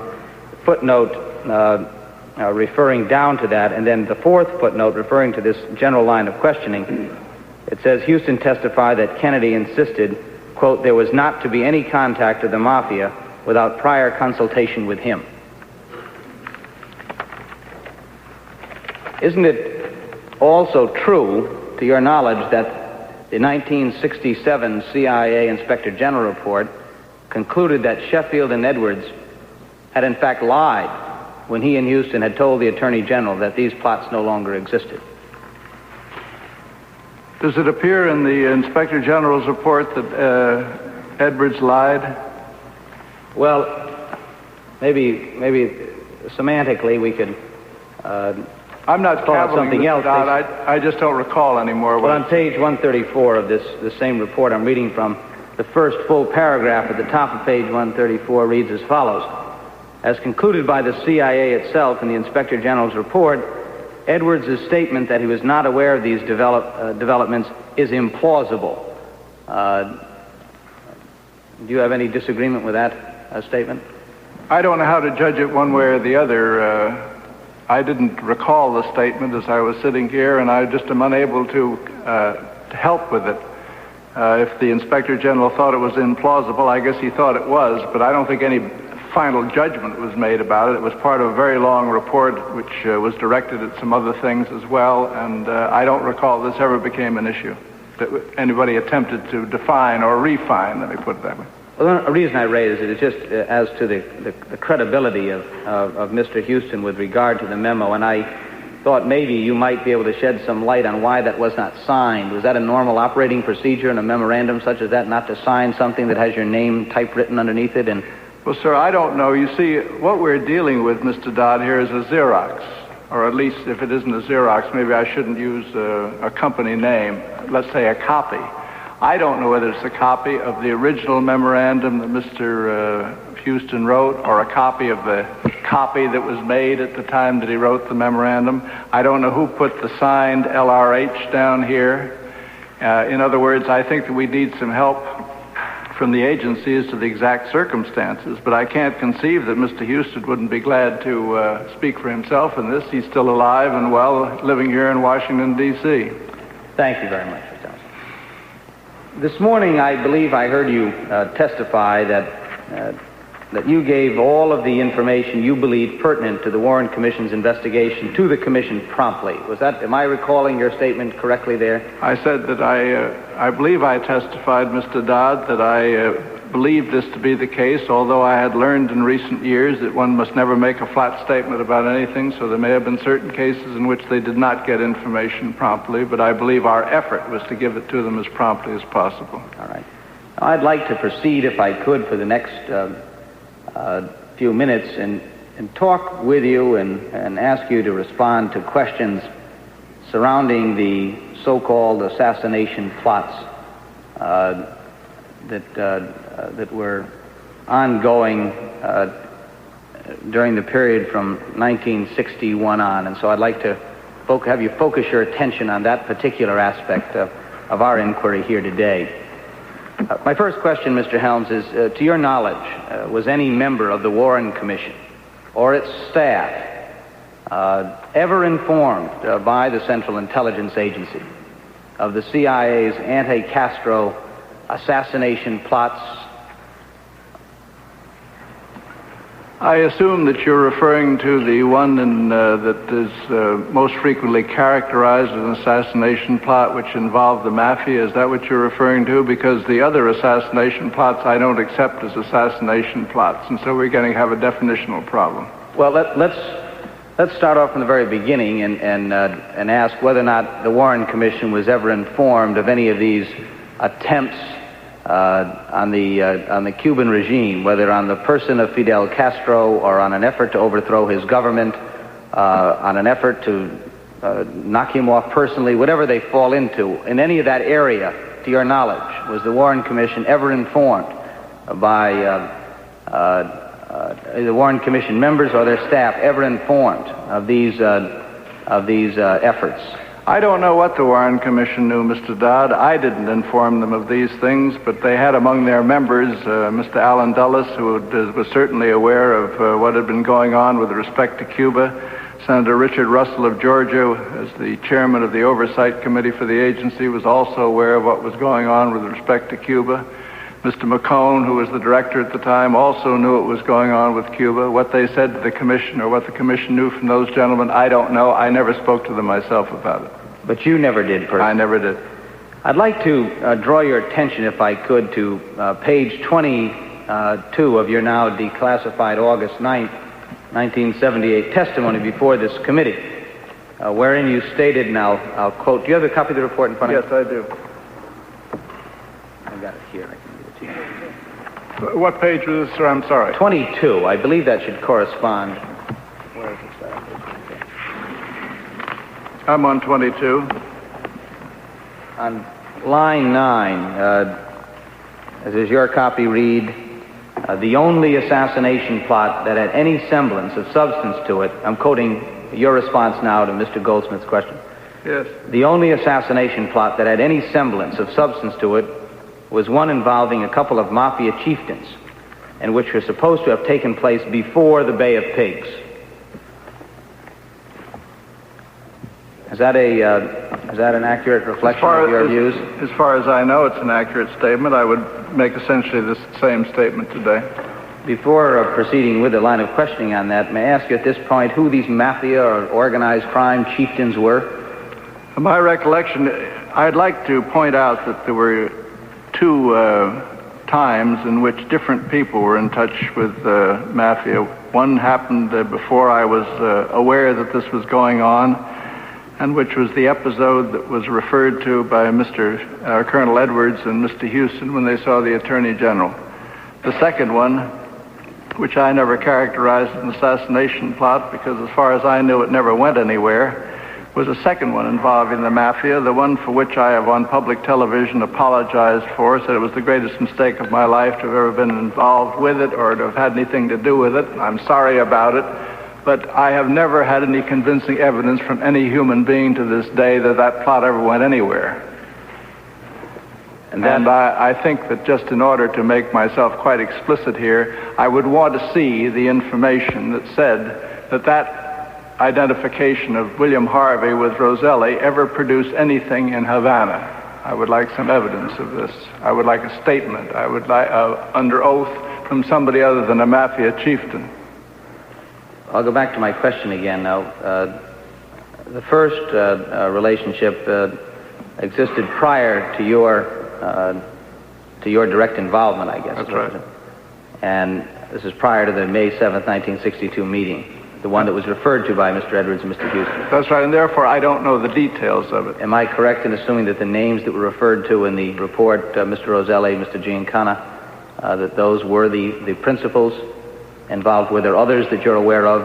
I believe there were others, but I don't recall the name. I thought there was a fellow named Trafficante involved, but I'm not sure about that. He came into the picture later. Well, now, as for the ones, and I do recognize that you have made a public apology, and I preface my question to you with that in mind, but could you tell this committee who the individuals were that you happened to be involved with on the second set of circumstances involving mafia chieftains or organized crime figures? As far as I'm aware, on that particular situation, it was William K. Harvey who was in touch with John Roselli, and it was Harvey and Roselli who were attempting to find, if I understood it correctly, some channel from Florida into Havana. I also understand that there was a question of poison pills which were supposed to be transported to Havana. There was never any evidence that they were ever transported there or ever left the United States. There was never any evidence that this plot ever left the Florida mainland. And if it was indeed an assassination plot, it was misadvertised to me because I had understood it was an effort to see if a connection could be made between the mafia in Florida and the mafia in Havana. And to the best of my knowledge, the connection never was made. Other than Mr. Harvey and Mr. Roselli, was there anyone else that would fall into the character of being members of organized crime that you had direct contact with? I had direct contact with none of it. The only gentleman I had direct contact myself with was Harvey, who was a staff officer. I never met Mr. Roselli. I never met Mr. Giancana. If I've met a mafia chieftain, I wasn't aware of it. Am I to understand that Mr. Giancana was also involved in the second? I don't think he was. It was not my understanding that he was. But then I have no way of demonstrating that, Mr. Dodd. The mafia has its own internal organization, and who Roselli talked to, I don't know. Going back again to the statement that I read from the page 22 of your declassified testimony before this committee, the only assassination plot that had any semblance of substance was the one involving a couple of mafia chieftains. I'd like to, if I could, refer you to Jfk Exhibit 527. I'd ask the clerk to supply Mr. Helms with a copy of that exhibit. And I'd ask you, Mr. Helms, if you would, to take a look over this exhibit with particular emphasis on the last paragraph of what is page 2 of this exhibit on through page 3 to the top of page 4, ending with the paragraph that ends on the top of page 4. So I'll take a minute, take a look at that. Where I begin, it became clear very early. Is that where you want me to start? Yeah, if you just want to read that to yourself. I'm not answering that you read it out loud, but just so you familiarize yourself with what the contents of this exhibit are. Mr. Helms? Yes. Mr. Helms is reading the exhibit to himself. Joe, have you found it? No, we don't seem to have it in our packet. This found is the it. Inspector General's report written in 1967, the internal study done by the CIA to find out if there were assassination plots and who was responsible and what could be done about it. Some of this information has been... I've read that now, sir, yes. All right, and is it fair to assume that you recognize this document? You've seen it before? Yes, I have. This is am I correct in stating that this is the CIA's Inspector General's report done in 1967, prepared... It's the one that I asked to have done. One that you had required to have done as DCI, the That's director right. of the agency. Right. Okay. I don't intend to read all of this, but beginning at the last sentence on page 2 of the Inspector General's report, it reads as follows, the last sentence: "We can identify 5 separate phases in agency assassination planning, although the transitions from one to another are not always sharply defined. Each phase is a reflection of the then prevailing government attitude toward the Cuban regime." And without reading each one of them, the Inspector General's report, prepared at your request, then outlines in separate paragraphs from A through E 5 separate, what they describe as 5 separate phases. And using their language again, in agency assassination planning. And I'd like to know, first of all, how you can explain that we have in a report prepared for you in 67 what appears to me to be 5 separate areas of assassination planning, and how that can be distinguished from your statement in executive session to the committee, where we talk about basically one, or the semblance of one assassination attempt involving organized crime figures. Can you please enlighten the committee as to how you can reach 2 separate conclusions? Yes, I can. I think this is rather lurid language that's been used in this report. As I read through this looks like the efforts that were made during this time to upset the Castro regime. If one identifies that as assassination planning, I don't think that that's a proper description of it. And if somebody will come forth with all the items that are supposed to have been in that planning, I'd be delighted to hear them. Well, they identify here one period beginning prior to August 1960. That's the first one. And the second one is August 1960 to April of 61. The third being April of 61 to late 61. Aren't those all the same one? Well, that's my question for you. The Inspector General seemed to distinguish between the various phases here. And according to your testimony before us, is this what you were referring to? Is this what you're calling one that they call 5? Yeah, that's right. I became involved with this business sometime in 1962 after I took over as DDP. I've forgotten in exactly what month. Anything prior to that I didn't have anything to do with. I would assume this was this one plot, but maybe there are others. But if they are, and all the time I spent with the church committee and all the time I've spent testifying endlessly for the last 3 or 4 years, it seems to me, about these matters, I haven't had anything else brought to my attention. And if you gentlemen have something, I'd like to know it, but I don't know what it is, and I'm sorry I can't help. Well, did you take issue with this report at the time it was issued 11 years ago? Mr. Dodd, when I got this report, I had some problems with respect to reporting to President Johnson about certain points that he was particularly interested in with respect to this report. I did not attempt to parse it or analyze it or get it changed or to do anything with it except to use it as a fact-finding document. And I want to say right now that I never expected to see the document in the public domain declassified for the appetites of all those who wanted to make the most of it. And therefore, if I had known this, I obviously would have edited the report and changed it rather substantially, put it in the hands of the lawyers, and had it entirely rewritten.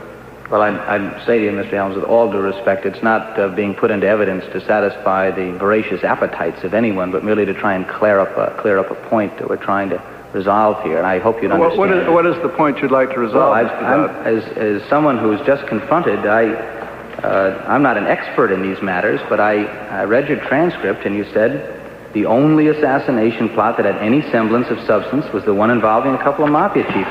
And that's what I believe to this day. Okay, and I'm confronted with this document, an Inspector General's report, which was not written to satisfy the appetites of anyone. I presume it was a classified document. It says we can identify 5 separate phases. I'm merely asking you if you could clarify that in light of the earlier statement. That's the only purpose that this is being brought into testimony. I'm sorry, but for example, it says here, that particular scheme. Which scheme? Is this the mafia thing that we're talking about? That's correct. I assume it is, and was again pushed vigorously in the era of Mongoose and in the climate of intense administration pressure on CIA to do something about Castro in this Cuba. Late 1962 and well into 63. Are we talking about the same mafia thing here as well? I mean, if that's a lot of plots, I regard as one and the same operation. And if I'm misleading you in some fashion or not... Maybe I can help you. Is it one and the same in your mind because it involved Cuba and Fidel Castro? Since that was one and the same entity, that any efforts that were made to unsettle that might have been one effort. The only one that I know about that was serious or that seemed to have been taken seriously was the one involving Roselli and Harvey. There were, as I believe the church committee brought out, there were found some a suit, a wetsuit, a clamshell, various things that were on the shelf in the agency that were regarded as things that might be used in possibly killing Castro or being used against him, which never came off the shelf or never used. If that's a plot to have created this, then I will back up and say that then we ought to enumerate every single item that conceivably had to do with the invasions of Cuba, which we were constantly running. Under the government aegis, we had task forces that were striking at Cuba constantly.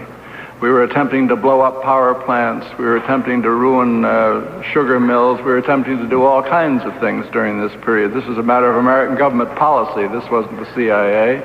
If those things taper over into assassination plots, maybe so, but I find the semantics in the English incendiary, but not very clear, and not very clarifying, and not very specific, that's all. Mr. Chairman, I would ask unanimous consent that Jfk Exhibit 527 be entered in the record at this time. Without objection, 527 is entered in the record at this point. Mr. Helms, did John McCone, who was former director of the Central Intelligence Agency, as your immediate supervisor and as the director of Central Intelligence, know about these? I gather you don't care for the word assassination plots, and I'm trying to find some words semantically that you and I can agree on here. Let's call them efforts to, shall we say, get rid of Fidel Castro. How's that? All right. Does that satisfy you? Fine. All right. Did John McCone know about the agency's efforts to get rid of Fidel Castro? Well, he certainly was on top of all the operations that we mounted against Cuba. He was in the vanguard of this. He attended all the committee meetings. He pushed certainly as hard as anyone in the administration to see if we couldn't topple the Castro regime. I believe that he has testified to the effect that he did not know of what he called a specific effort to kill Castro personally. I don't know whether he knew about it or not. I will accept his word. I have no reason to argue with him about it. There was a big flare-up at the time of the church committee hearings over whether I had told McCone about this or whether I had told Harvey not to say anything about it. I don't have any clear recollection anymore of the events surrounding that particular detail, so I can't help with it. I mean, I'd be glad to if I could. So you don't know when he would have been informed? No, and then I believe he had Mr. Elder, who was his executive assistant. I'm having a hard time hearing. I'm sorry. Am I not close enough? Yeah. I'm sorry. During the church committee hearings, Mr. Elder, who was his executive assistant, swore out an affidavit that he had been instructed by McCone to tell me that anything smacking of assassination was not permissible to Mr. McCone. Mr. Elder gave this testimony under oath. I never had any conversation with Mr. Elder like that I ever recall. As I've said on previous occasions and on the record, I had a great regard for Mr. McCone. He was my boss. I would have no desire whatever if he had expressed himself in this fashion through one of his subordinates to me, that I wouldn't have remembered it. I think I would have remembered it. So the issue is unresolved. For the purposes of clarity, can we talk about these efforts to get rid of Fidel Castro in terms of pre-Bay of Pigs and post-Bay of Pigs? I think for our purposes that might be of some help. Certainly. Now, is it your testimony that Mr. McCone, I guess you said you didn't know, but let me restate it again, and then you can answer again. Did I understand you to say that Mr. McCone, it's to your knowledge, you're not sure whether he knew about either the pre-Bay of Pigs or the post-Bay of Pigs efforts, or that he knew about the pre-Bay of Pigs and didn't know about the post-Bay of Pigs, or that he knew about both? I thought that on one occasion I told him about the pre-Bay of Pigs episode, because my recollection is that something appeared in a newspaper, I think it was in the Chicago Sun-Times, about it, and I went and spoke to him about it and told him what was involved. As to the post-Bay of Pigs, I don't know what he knew. You know, Mr. Dodd, I'm not looking for refuge in these matters. I'm prepared to stand here and take my beating in any form that you gentlemen want to administer it. Well, that's an assumption, because we're not out to beat anyone, I hear. We're just trying to get it. Well, I'm delighted to hear you say that. But let me just explain that as director of the agency, Mr. McCone had every opportunity to find out anything in the agency that he wanted to find out. He had an inspection staff, he had executive assistants, he had all kinds of people around him. So what he knew and what he didn't know on any given day, I can't possibly attest to. But I do want to make the point that nobody was stopping him from finding out anything he wanted to find out. Well, in the church committee report, which I have marked here, Jfk Exhibit 539, reading at the bottom down here, Mr. McCone, this is with regard to McCone's testimony. McCone testified that he was not aware of the plots to assassinate Castro, which took place during the years in which he was DCI, Director of Central Intelligence, and that he did not authorize those plots. He testified that he was not briefed about the assassination plots by Dulles, Bissell, Helms, or anyone else when he succeeded Dulles as director in November of 1961. Do you take issue with that? No, I'm not going to take issue with it. That would simply end up in a lengthy hassle between me and Mr. McCone, and I've got better ways to spend my time. So you would agree with Mr. McCone's testimony that he was not briefed? I have no basis for agreeing or disagreeing, Mr. Dutt. Can you think of any reason why you might not have briefed him? When he came aboard as director, I was not the deputy director of plans. It was Mr. Bissell who was the deputy director of plans, and Alan Dulles was the director. And Alan Dulles left, McCone took his place, and Bissell continued on for a time as deputy director of plans. What he told Mr. McCone, I have no way of knowing, sir. When you became deputy director of plans in 1962, can you think of any reason why you would not have told Mr. McCone? The episode, the pre-Bay of Pigs episode you're speaking about, I did talk to him about one day, I know.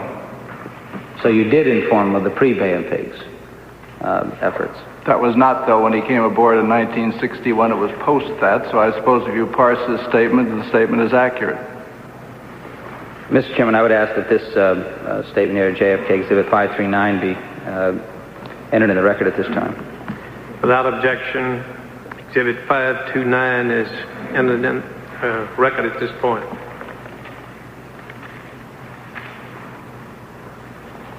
Do you recall when you would have told Mr. McCone, if I told you August 3rd, or August rather, 1963 is when Mr. McCone believes that he was informed by you of the pre-Bay of Pigs efforts. Would you argue with that date at all? Is that when that story came out in the Sun-Times? Because that's the only thing that I can key it to, Mr. That's what he states, and I just wondered if you'd argue with that. No, I wouldn't argue. Certainly not. Mr. Chairman, that's Jfk 538, and we'll ask that that be entered in the record at this time as well. Without objection, Exhibit 538. That's correct, Mr. Chairman. Is admitted into evidence at this point. Now, he states, and as I mentioned to you earlier, that, and I'm looking here at 538 as well here, McCone testified that he did not know about or authorize the plots. Helms, Bissell, and Harvey all testify that they did not know whether McCone knew of the assassination plots. Each said, however, that he did not tell McCone of the assassination efforts either when McCone assumed the position of DCI in November of 61 or at any time thereafter until August 1963. So that would have been the first time that Mr. McCone was aware of any of these efforts. I think that's plausible. I can't, that's all right. I mean, I can accept that. And these would have been the efforts that were pre-Bay of Pigs. That's my recollection of that particular episode, yeah. Did you ever yourself, I guess you stated earlier you did not, you never talked with anyone on the Warren Commission or on its staff about any of these efforts to get rid of Castro or to overthrow the Cuban government? But I might point out, in fairness to all concerned, that was not my function in those days, that if anybody was going to be briefing the Warren Commission about ongoing operations of any kind in the CIA, it would have been the director, or with the director's authority. Did you ever personally inform the Warren Commission or its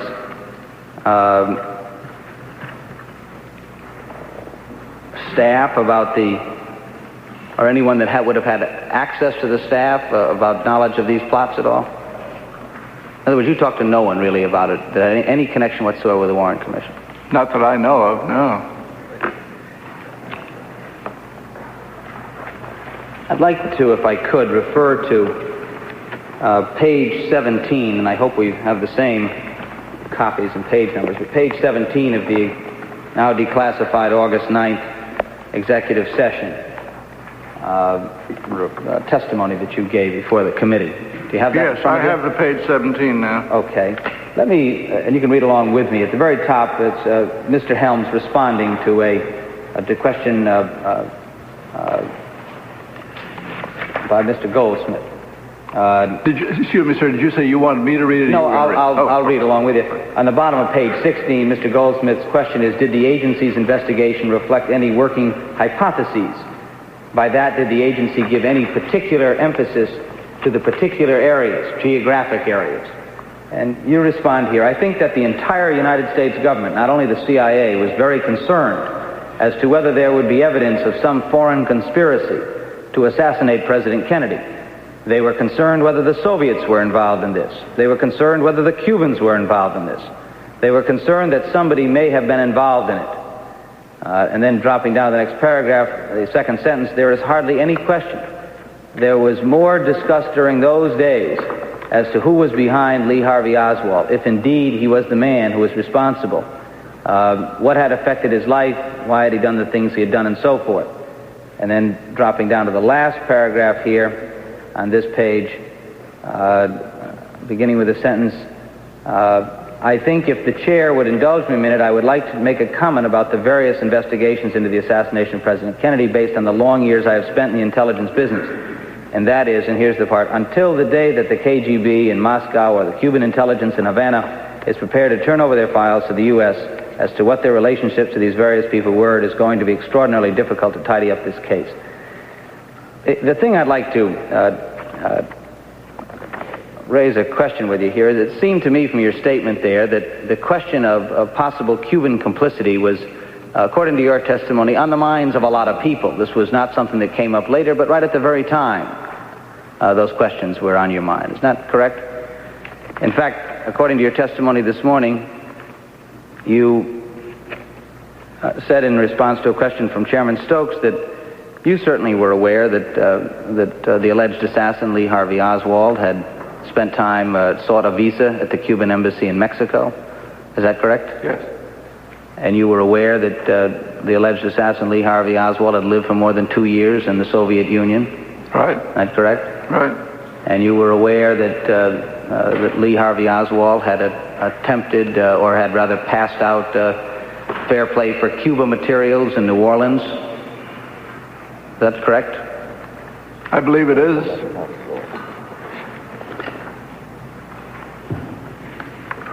Well, WFCI. In light of all of that knowledge, in light of the obvious interest and emphasis that the entire U.S. government had on the possible activities of the Cuban government, in light of the fact that Lee Harvey Oswald, with your knowledge at the time, after the fact, had engaged in these activities, why didn't you want to tell the Warren Commission, or why didn't you tell the Warren Commission about the efforts to get rid of Fidel Castro or to overthrow the Cuban government? But Mr. Dodd, you're singling me out as to why I didn't march up and tell the Warren Commission when these operations against Cuba were known to the Attorney General of the United States, the Secretary of Defense, the Secretary of State, the Assistant to the President for National Security Affairs, the President of the United States himself, although he at that point was dead. I mean, all kinds of people knew about these operations high up in the government. Now, why am I singled out as the fellow that should have gone up and identified a government operation to get rid of Castro? And it was a government-wide operation supported by the Defense Department, supported by the National Security Council, supported by almost everybody in high position in the government. Well, according to earlier testimony, you made note of the fact, and I think the record indicates that the Attorney General had asked that they be stopped, and I presume was told they would be, so as far as he was concerned, they had ended. What, some connection with the mafia? But the efforts to unseat Castro under Mongoose had gone on full blast under the Attorney General's direction. And we'd had the Cuban Missile Crisis in October of 1962. And if the Cuban Missile Crisis, with the connivance of Fidel Castro with the Soviet leaders, had been a success, those missiles would have been introduced into Cuba, and the United States would have been hostage to the military might of the Soviet Union. It would have been the coup of the century. In December 1963, the brigade comes back from the Bay of Pigs, having been bought off by the Attorney General and various others with drug supplies and so forth. President Kennedy went to the Orange Bowl in Miami, greeted them in 1963, and assured them, and this may not be an exact quote, but it's pretty close, "I will return this banner to this brigade in a free Havana." Those operations went on nonstop during 1963. Now, if that doesn't indicate that there was some bad blood between President Kennedy and Fidel Castro, I don't know what does. All right, but my point is this, that according to your testimony, Mr. McCone was not aware of the post-Bay of Pigs efforts and attempts. Robert Kennedy, the then Attorney General, had asked that all activities such as that be stopped. Mr. McCone is not aware. I can't ask you why they might not have, if others, that is they being others who had knowledge of this, didn't communicate it to the Warren Commission. But as I read your Executive Committee testimony, you felt you had not the link with the Warren Commission, but had a very active role in communicating with the Warren Commission. It doesn't help me in trying to understand why you wouldn't have made that information available and known to the Warren Commission. Oh, I'm sorry I didn't. In retrospect, you think it was relevant and should have been communicated? In retrospect, Mr. Dodd, I would have done a lot of things very differently. And I'd like also to point out something, since we're so deeply into this. When one government is trying to upset another government and the operation is successful, people get killed. I don't know whether they're assassinated or whether they're killed in a coup. We had one recently in Afghanistan. The head of the Afghan government was killed. Was he assassinated or was he killed in a coup? I don't know. These semantics are all great. I simply want to say that there isn't a chief of state or a chief of government in the world today who is not aware of the fact that his life is in jeopardy. He takes every possible precaution to guard himself. And the relevance of one plot or another plot and its effect on the course of events, I would have a very hard time assessing, and I think you would too. And suppose that I had gone down and told them and had said, yes, you know, we tried to do this, how would it have altered the outcome of the Warren Commission proceedings? Well, wasn't that really for the Warren Commission to determine that? I think that is absolutely correct, but they didn't have that chance, apparently. That's right. Prior to the But I don't want to take the sole blame for the fact they didn't take that chance. No, I'm not asking you to assume... Well, the implication of the hearing is that. Well, you have to take these things in entire context. This isn't the only hearing we're having. Prior to the issuance of the Warren Commission's report, did the agency at any time have any documents or other information which might have indicated that Mr. Castro may have known about some of these efforts to get rid of him? I don't know that. I've heard these allegations flying around. I don't know whether they're accurate or not accurate. I've heard of allegations of newspaper stories that Mr. Castro knew he didn't know. Eminent senators of the United States have taxed me with the fact that they knew that Castro knew that Mr. Cabela was a double agent. Then Mr. Cabela gets up in Havana not long ago and says that Mr. Castro didn't know that he was a double agent. Then Mr. Castro testifies to this committee, I believe, that he didn't know he had any connections with the CIA. Who's right in all this? That's what we're trying to find out. Yeah, well, I can't contribute anything. Was there any effort to investigate whether or not Castro or the Cuban government was aware of these efforts? Well, I think that we used what few resources we had in Cuba, but after all, you must remember that the whole object of this exercise at the time was to get intelligence on Cuba of any kind, and it was turning out to be extraordinarily difficult, and the United States government made a major effort to get intelligence on Cuba during this period of months. And I'm not in any way trying to be harassing at all, Mr. Helms, when I ask these questions, but you stated that earlier that there were other people that were aware of these efforts to get rid of Castro, and that they might have had a responsibility as well to communicate that effort to the Warren Commission. Well, they might have communicated to the Warren Commission the operations that were being run against Cuba, which were certainly as would be known and were telling and were advertised to the Cubans because people began getting arrested. I mean, task forces would land, the people would be arrested. I have no doubt they were interrogated. Therefore, Castro knew that these efforts were being made against him. Now, if you want to single out the assassination plot involving the mafia as one thing, and you want to circumscribe it and separate it from all these other things, that exactly who knew about that and who might have told the Warren Commission, I'm not dead certain. All right, well, you're moving away from me a bit here. The reason I was asking, I wanted to try and determine, if I could, in your own mind, as to whether or not there was was it a conscious decision on your part not to inform the Warren Commission, or was it just something that you didn't think should be done at the time? It never occurred to me.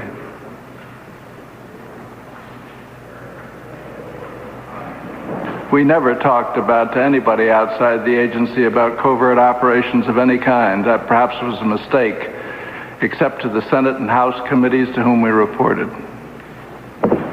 But as I understand your statement earlier, you believe today that that was a mistake. Oh, I think it was a mistake, no doubt about it. I think that we should have shoved the whole thing over. I would have backed up a truck and taken all the documents down and put them on the Warren Commission's desk.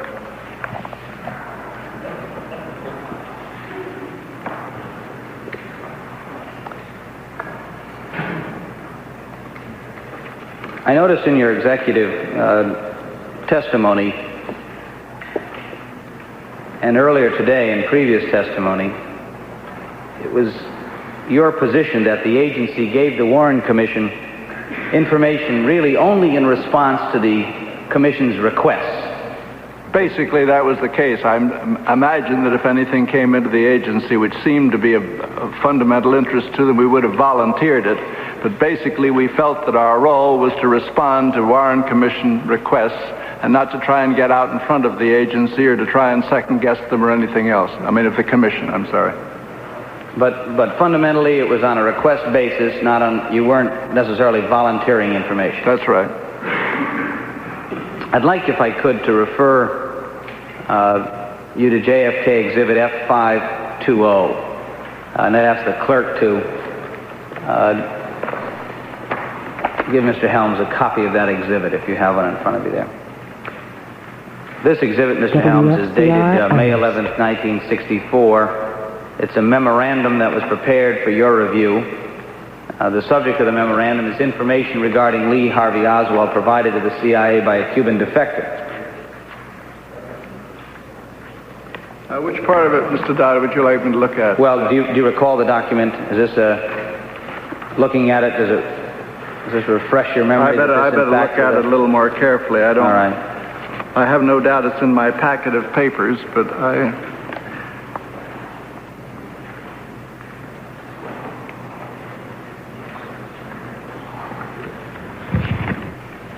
Mr. Helms is reading the document right now. I really don't know what it is. I've never seen this particular document about a Cuban defector's information about Oswald.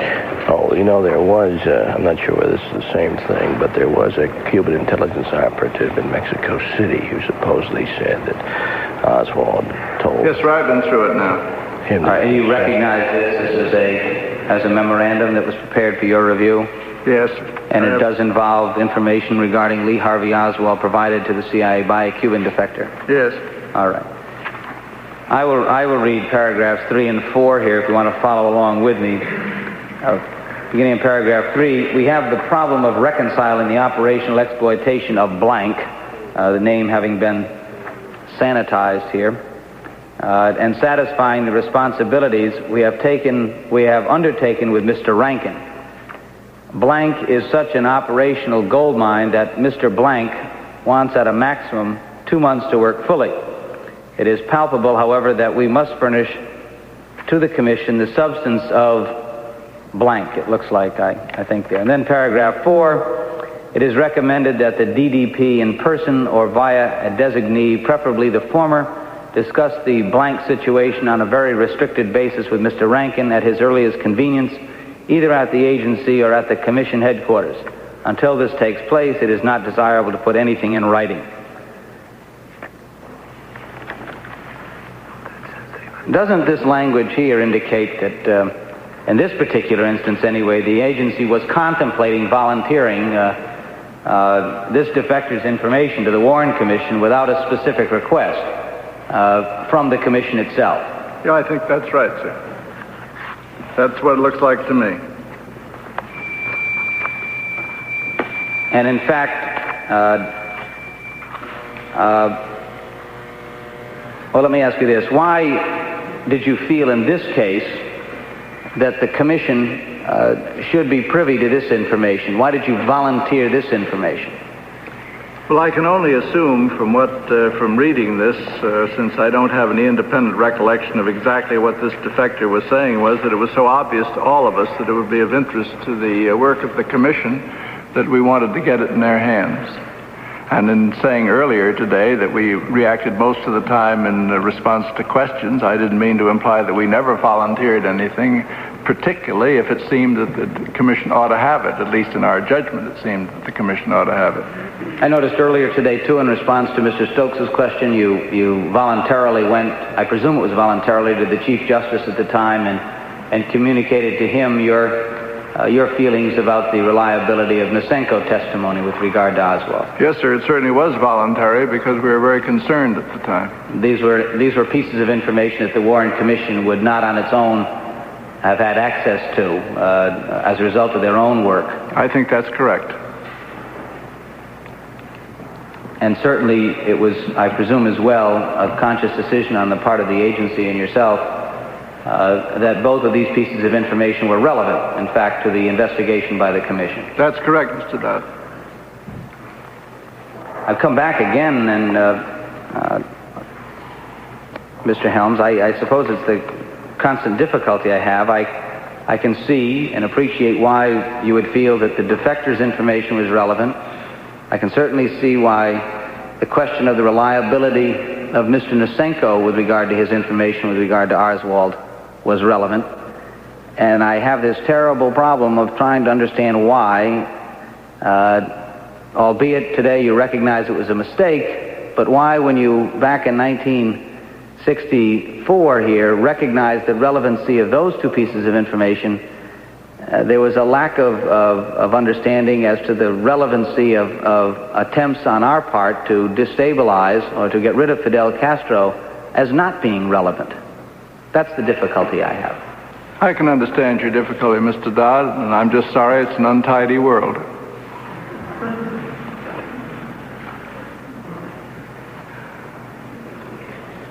Other than the anti-Castro assassination plots, was there any other information pertaining to a possible mode, or means, or opportunity to kill the president that the Warren Commission was not told that you're aware of?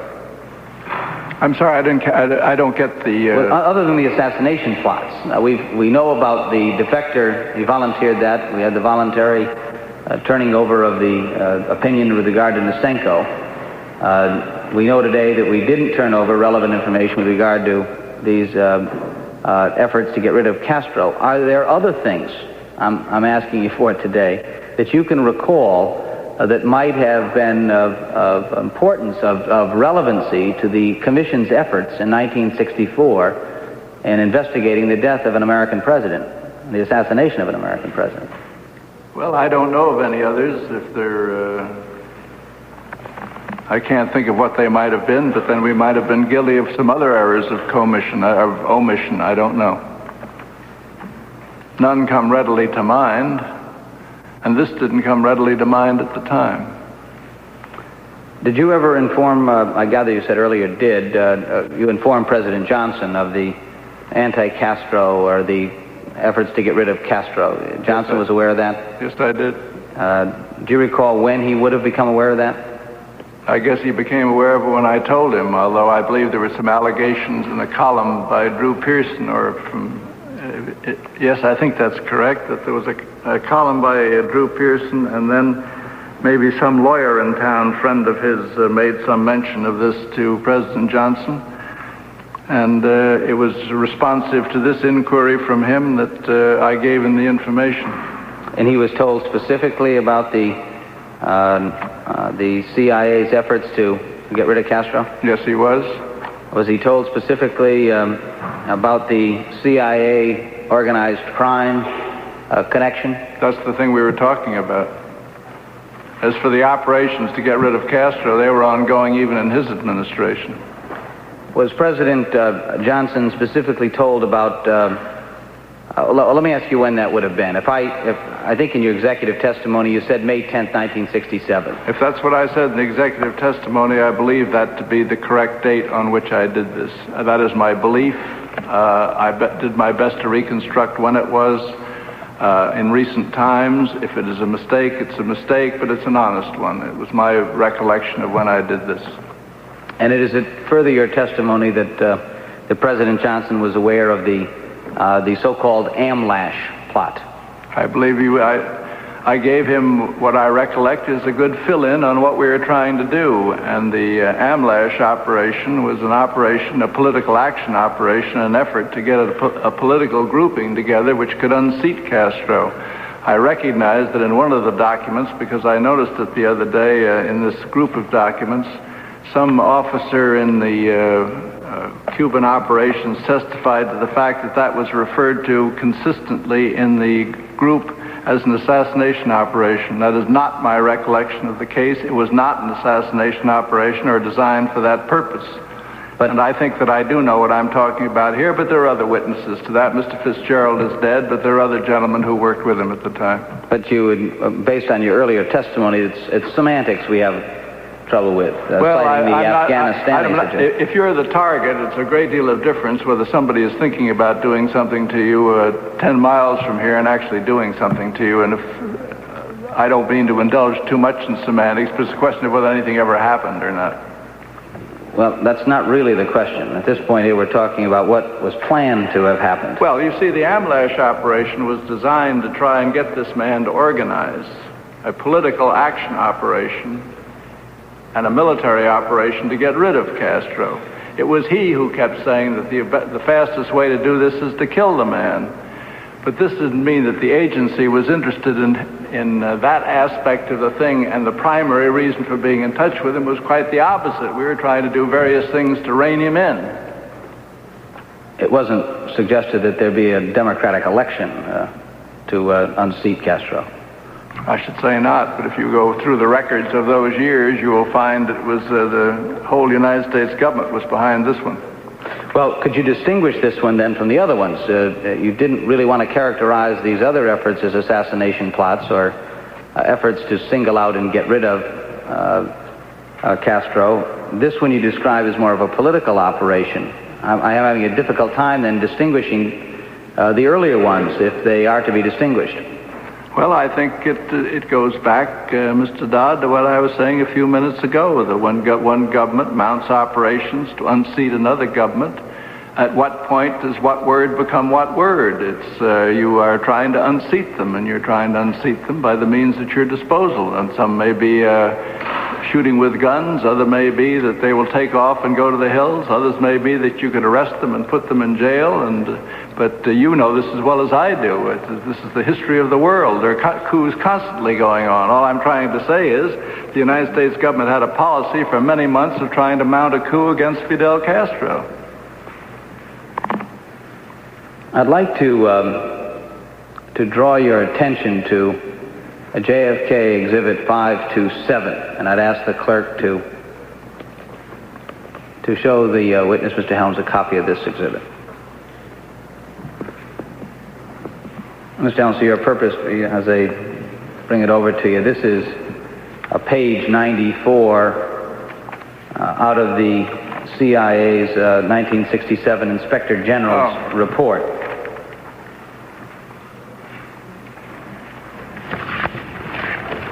I have page 94 here. It's all about, let me put on my glasses, folks. Well, it's about Amlash. That is the plot which some have said was another Castro assassination plot utilizing a Cuban named Rolando Cubello. And a pen. And a pen. And the last meeting in Amlash took place in Paris on the day that President Kennedy was assassinated. The pen, do you have a copy of it? The pen was given yes, I to do. I think this Amlash. is correct. Is this about the Amlash meeting it says up at the There top? you go. That's the proper one.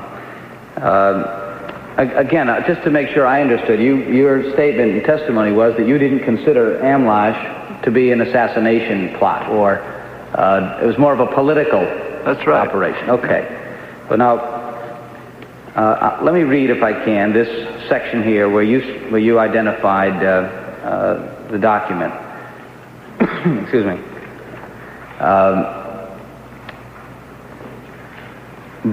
And I'm reading what is underlined here, and I think for the purpose of the record, it's important to note that the underlining was done by the Inspector General. This was not done by the committee. It is likely that at the very moment President Kennedy was shot, a CIA officer was meeting with a Cuban agent in Paris and giving him an assassination device for use against Castro.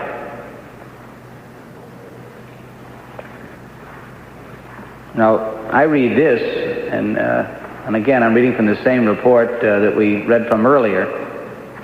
They're calling it an assassination device. Are we getting semantical here again, or is... No, I think the device that was a hypodermic with some kind of poison in it that... I'm having a hard time again, Mr. Oh, I'm Helms. sorry.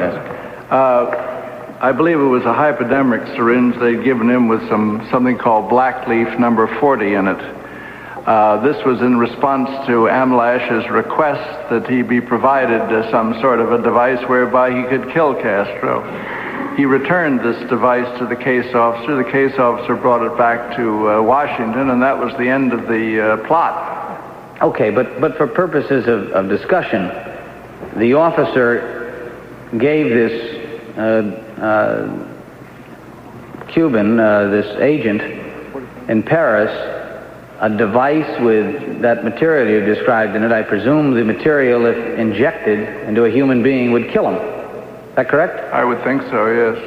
So the agent gives the Cuban agent the device to kill somebody. I'm sorry you didn't give him a pistol, because it would have made the whole thing a lot simpler and less exotic. Well, whether it's a pistol or a needle, if AMLASH is a political plot to destabilize the government, what in the blazes are we giving an agent a device that will kill Castro with for if it's not an assassination plot? Well, if you want to have it that way, why don't you just have it that way? Well, I don't want. It's not a question of what I want. I think it is what you want, Mr. Dodd. Mr. Helms, I'm reading to you from reports here, prepared at your request by the Inspector General. I understand I'm not fabricating this or creating out of all my... I understand that. I'm quoting. I understand that. Well, it's not a question of what I want. It's a question of what this committee would like to know, and the committee is not satisfied, I don't believe at this point, as to exactly what the characterization of AMLASH was. Well, I've told you what I believe the characterization of AMLASH to be. Well, how does that jive with this? If because we gave him a gun or a hypodermic syringe or whatever the case may be at his request because he had aims on Castro, if that is your definition of an assassination plot, then have it that way. That's quite satisfactory with me. But it is your characterization that would not be. My characterization. He didn't accept the weapon. He gave it back. If we'd given him a gun and he'd given it back, there was no way that he was going to make for an assassination or a murder with that particular device, was there? Well, it's not a question so much of what he wanted to do, it's what we were trying to do. That's important, I think, in the context of the Warren Commission. That's what I'm driving at.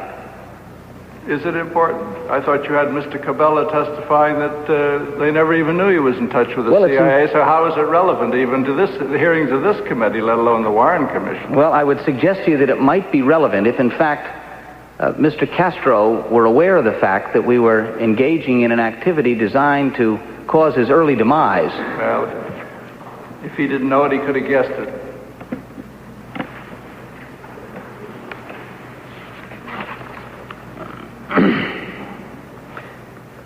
To the best of your knowledge, Mr. Helms, was the AMLASH operation what I guess is called in-house jargon a secure operation where there were not any leaks, to your knowledge?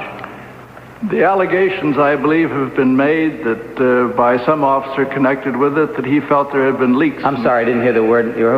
I say the allegation, I believe, has been made by some officer connected with the operation that there were leaks, that it was not a secure operation. The merits of that allegation I do not know. I know that the Senate committee seemed to feel that this was the case and that I believe they came to the conclusion that it was a double agent operation.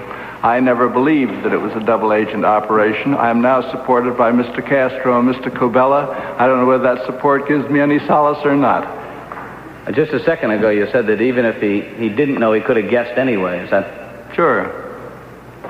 Well, you may be aware then, and I'd share with you. By the way, I'd ask, Mr. Chairman, that Jfk Exhibit 527 be entered into the record at this point. Without objection, so ordered. Mr. Helms, I'd like to show you Jfk Exhibit 512. This is an affidavit that was prepared by an individual who no longer works with the agency. And the name at the top is a fictitious name. It's not his real name. Known in the jargon, Mr. Dodd, as a cryptonym. A cryptonym. Well, the name at the top, Joseph H. Langosh, is a cryptonym.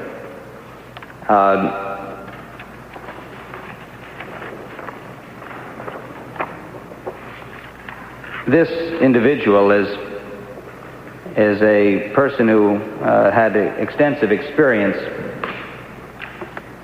in counterintelligence matters related to CIA operations against Cuba. In fact, quoting from his background here,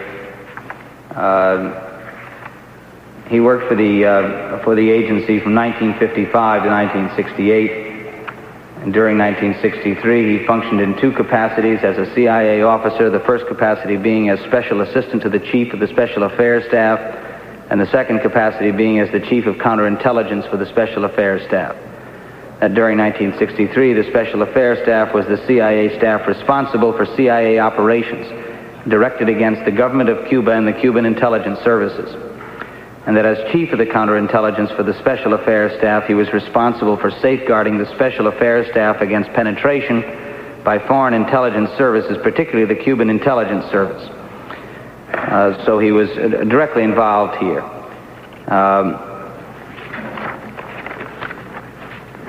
On page 4... He's the man I was talking about a few moments ago when I said that somebody identified with the operation made the allegation that this was known as an assassination plot. I had the feeling that this might have been the same individual. The one, and I don't believe that this gentleman... I'm sorry, I keep on hating to ask you. The gentleman may have heard somebody say this, but I hadn't heard anybody say it, and I've had occasion to ask if this was the common talk in the SAS staff from someone else who was there in a high position. I'm told it was not, so I don't know the merits of the case. I have no reason to put the man down on his affidavit, but on the other hand, this wasn't my understanding of it. Well, for the purpose of the record, for the other committee members who may not be aware of his statement here, this one affidavit, he says here, quoting from paragraphs 2, 3, and 4 of this, that the Amlash operation might have been an insecure operation prior to the assassination of President Kennedy, because it was highly possible that as of 1962, the Cuban intelligence services had knowledge of the CIA's association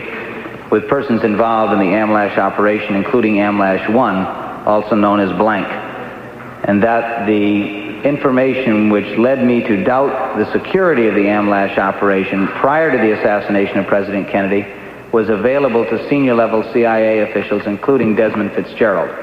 And the last paragraph being here, that the Amlash operation prior to the assassination of President Kennedy was characterized by the Special Affairs Staff, Desmond Fitzgerald, and other senior CIA officials as an assassination operation initiated and sponsored by the Central Intelligence Agency.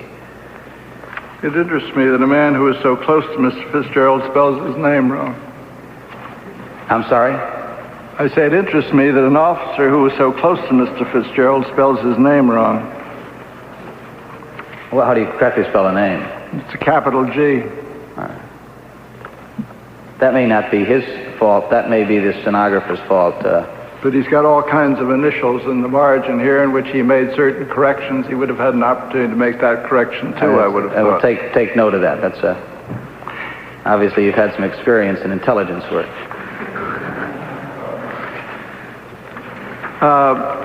Mr. Dodd... I want to comment as well. My question, would you like to comment on this? From that... It's an interesting fact that this committee knows more about the truth of the assertions than I do, because you've talked to Cuban officials. The meeting in Cuba at which Cabela testified has occurred within the last 2 or 3 months, and I imagine that in the 2 trips that this committee has made to Havana, at least the newspapers tell me it's been 2 trips, you've had a chance maybe to satisfy yourselves as to whether the operation was insecure or not. The Cuban position seems to indicate that it was secure, that they didn't know about it. And that's why I say it's interesting. I have nothing to contribute myself. I don't know whether it was insecure or not. I can only tell you, though, that intelligence officers are just as human as most people, and that the fellow who doesn't feel that maybe he was properly appreciated at one time in his career is always glad to get back at them by saying that he was the one that was right and they're the ones that were wrong. Fine. Well, Mr. Chairman, at this point I would terminate my line of questioning and turn back the balance of my time. And thank you, Mr. Helms, for... Thank you, Mr. Dodd. Thank you very much. Well, we weren't sure, Mr. Dodd, that you had any more balance of time, but we do want to thank you for your exhausting questions. And I think the plan here, Mr. Helms, is very soon to go back to the council, but I'm going to exercise the prerogative of the chair because I have a plane that I have to catch, and I want to ask a couple of questions before I leave. Mr. Helms, the fact that Oswald was in possession of information of some sort on U.S. radar equipment and radar operating procedures at the time he defected or attempted to defect to Russia in 1959 is of some interest to us. Some people claim that he might have had knowledge of the U-2 spy plane's performance characteristics as well, although that's less certain. But we are certain, at least, about the radar information. He told a State Department official, as you testified this morning, I believe, in Moscow in 1959, that he intended to give this information to the Soviets. Now, my question is, was the CIA aware of Oswald's defection and the extent of his radar training in 1959? I don't know, Mr. Fithian. My impression was that we first heard of his defection to the Soviet Union through State Department channels. Having been a Marine and therefore a responsibility of the Navy Department, I think the agency would not have gotten very close to Mr. Oswald. They would not have regarded him as part of our responsibility. So then the agency, though aware, I would presume there is some procedure for Americans, for your handling or someone handling American attempts to defect. Well, yes, sir. He went to the embassy in Moscow, and the ordinary consuls would have handled this affair. And you would not then, or the agency would not have been under a routine arrangement, have been alerted by the State Department? Oh, I think we would have heard from the State Department, and I believe that we did hear from the State Department. We would have had no jurisdiction in the case. Would the agency then not have, as a matter of practice, not have inquired of DOD or someone as to how much damage to our U-2 operation, let's say, theorize, that Oswald might be able to do by defecting? I don't know. We might have, but I would have thought that the feeling would be that that was the Navy Department's responsibility. And then is it your best assessment that in all probability the agency did not make any effort to assess the potential damage of Oswald's defection? I think that's right. In other words, he was another Marine, but what specialty he had or what he had been involved with, I don't think that we would have gone into that unless it had been volunteered to us in some form. And then the return of a defector to the United States, as Oswald did in 1962, would that trigger an action by the agency to interview him? Normally it would have, except that he would have been regarded by the agency as a member or a reserve member from the Defense Department, and therefore it would have been up to the Navy to take him over and talk to him. Now, I thank you for your assessment. I'd like your best guess on this. I doubt that you have any specific information, though you may. Given your work in the whole field of intelligence, is it reasonable for this committee to assume that with Oswald's background and his attempt to defect, that he would be, quote, an uninteresting target, quote, to the KGB? I simply do not understand that assertion. I would have thought that, to begin with, that any American who went into the Russian government and said, I want to defect to the Soviet Union, would have immediately been taken over by the KGB to find out what his game was. Because after all, the KGB's charter is to protect the Soviet state against infiltration. And how would they know that he was serious about this? How would they know that the CIA hadn't sent him to make a fake defection and try and get into the Soviet society through this device? So for that reason, if not for many others, I find it quite incredible that of the assertion by Nasinko that Oswald was never interrogated or was never in touch with the KGB while he was in the Soviet Union. This really stretches one's credulity. And it goes back to the testimony this morning that this is the hardest thing about the whole Nasinko case to swallow. And I haven't been able to swallow it in all these years. Then my own belief that it's highly improbable that the KGB would have so acted, you wouldn't find that too far off base. Is that what you're saying? No, in other words, I would have thought they would have grabbed him immediately. And with all of that, and that is where that's where we sort of come down to, where I come down to, this did not rule out him becoming a bona fide agent as far as the agency was concerned. That is, it did not rule out coming down favorably on his bona fides as far as the agency was concerned. Well, you see, sir, I don't know whether you were here this morning when we were talking about this. Yes, I was. But you know, I realize that the publications are full of sentences saying that the agency considered or made the judgment that Nasinko was bona fide.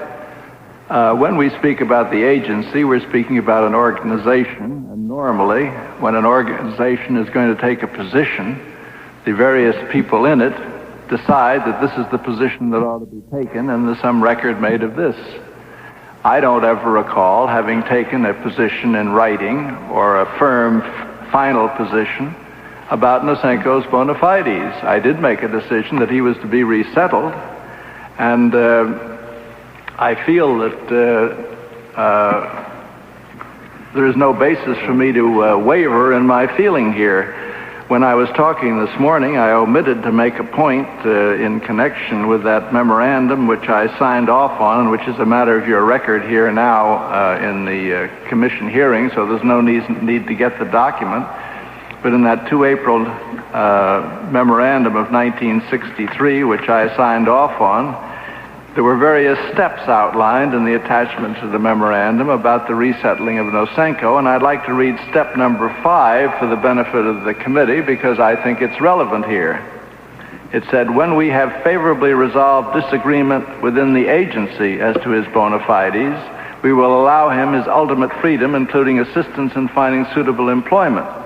If disagreement persists, however, as to his bona fides beyond the end of this calendar year, we will consult with other appropriate government agencies as to whether he may be allowed full freedom as a normal resident alien or whether the security interests of the United States require his deportation. So I have a note here that I misread the date on the copy I have of the memorandum. It doesn't, maybe my eyesight isn't very good here. 1969 was the date of the memorandum. I'm sorry, I read it's such a bad copy that it's 2 April 1969. In any event,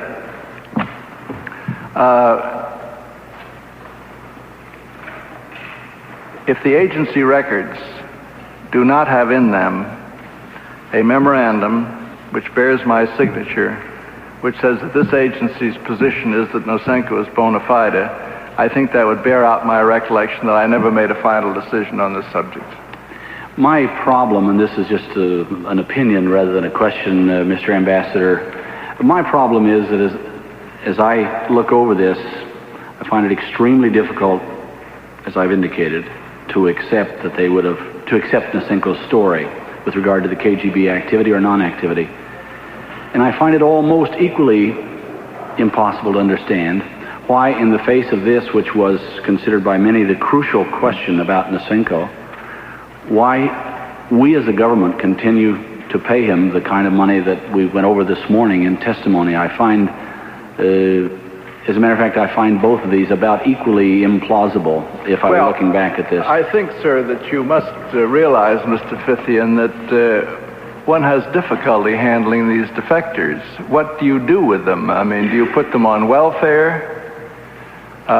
This is really one of the problems, and defectors are encouraged to come to this country because they do have information that is denied to the United States in these closed societies and other ways. They have been very useful in the information they've turned over. I'm told that Mr. Nasinko in certain categories has made a very useful contribution to American intelligence.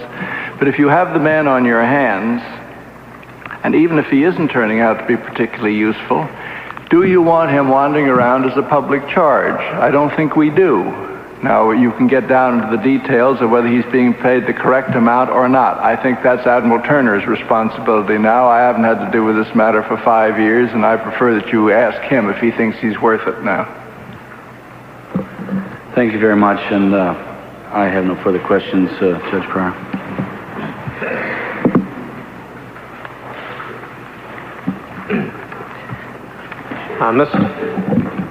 Mr. Goldsmith is recognized for a few additional questions on direct.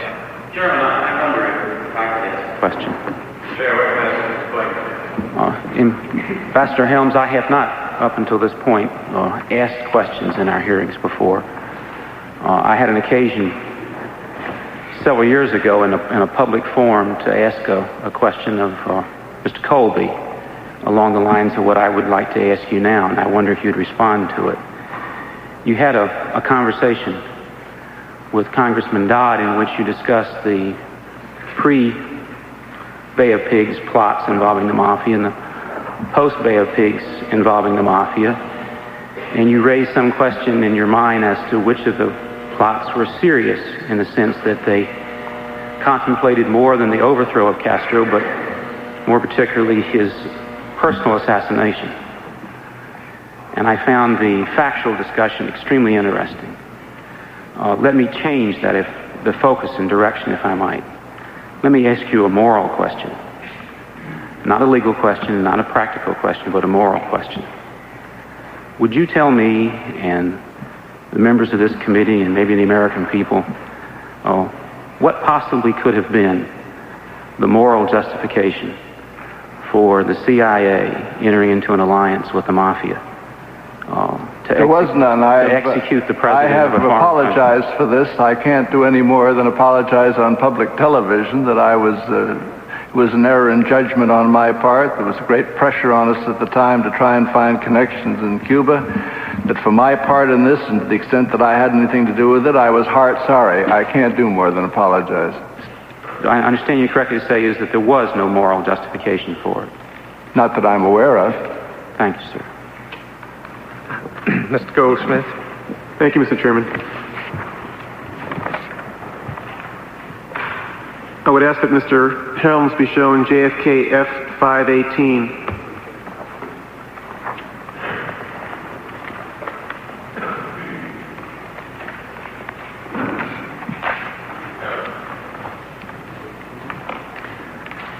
And I state for the record that F518 is a partial summary of a conversation involving a woman named Luisa Calderon, who was identified as having possible connections with DGI, Cuban intelligence. Mr. Chairman, I move for the admission to the record of this exhibit. Without objection, the exhibit is ordered admitted into the record at this time. Mr. Helms, this document was provided to the committee from the CIA, and it describes a conversation which raises the possibility that a woman affiliated with DGI, Cuban intelligence, knew about the assassination before it occurred. In other words, it suggests the possibility of foreknowledge. I want to be very clear that the committee is not indicating that this definitely does indicate foreknowledge. It simply raises the possibility of foreknowledge. Do you recall having this conversation ever being brought to your attention? I really can't remember. I just don't have any idea. I imagine it would have been brought to my attention, and I imagine that we would have tried to follow up to find out what it meant, but I don't have any personal recollection of it. Do you know whether this particular information was ever communicated to the Warren Commission? I have no idea. Do you think that it should have been? I would have thought that it would have been one of the things that would have been reported to them, but I don't have any specific knowledge that it was. Does it not show up in the Warren Commission reports? Again, Mr. Helms, I'm not in a position to answer questions. I'm sorry. I won't ask you any more questions, Mr. Goldsmith. I appreciate that. Did the agency ever conduct an investigation to determine whether Lee Harvey Oswald had been connected with the CIA? Yes, and I believe that Mr. McCone presented to the Warren Commission a sworn affidavit saying that he had no formal connection with the CIA of any kind. I gather that through the years, a couple of people have been identified who had once thought that maybe the agency should have some kind of a contact with Lee Harvey Oswald, but to the best of my knowledge, no contact was made. In any event, he was not an agent of the CIA, and I was horrified this morning to have Mr. Blakey, as a part of this commission's work, coming out with the allegation at this late date that he had some identification with the agency. Can't this ever be put to rest? What does it take to put it? Excuse me, I'm asking you a question. I will rephrase it. I would hope that at some juncture someone would find some means of putting this allegation to rest. Mr. Helms, what did the agency's investigation involve when it was looking into this matter? As far as I know, anybody that, well, we have records for one thing in the agency, and then on top of that, I have the recollection that various people were asked whether they knew anything about Oswald, that had any connection with him.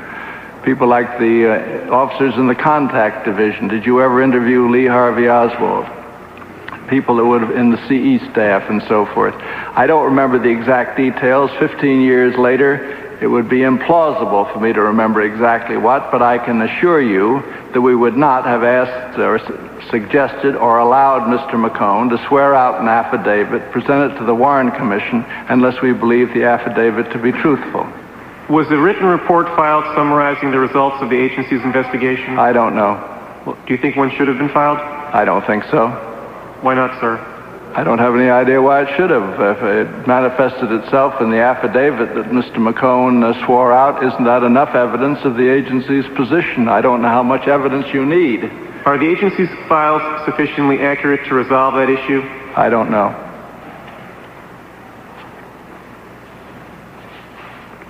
You know, after this inquiry today, I'm reminded of the fact that back in the days of the Continental Congress, that intelligence, espionage, and counterespionage was conducted by committees of the Continental Congress. I think maybe the best thing to do would be to return secret intelligence to the aegis of the United States Congress and let you fellas run it. Mr. Helms, did the agency ever have an operational interest in Lee Harvey Oswald? Not that I'm aware of. I would ask that the witness be shown Jfk F537.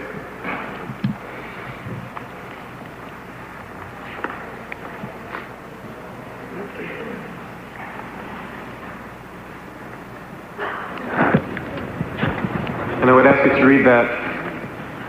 For the record, this is a memorandum dated 25 November 1963.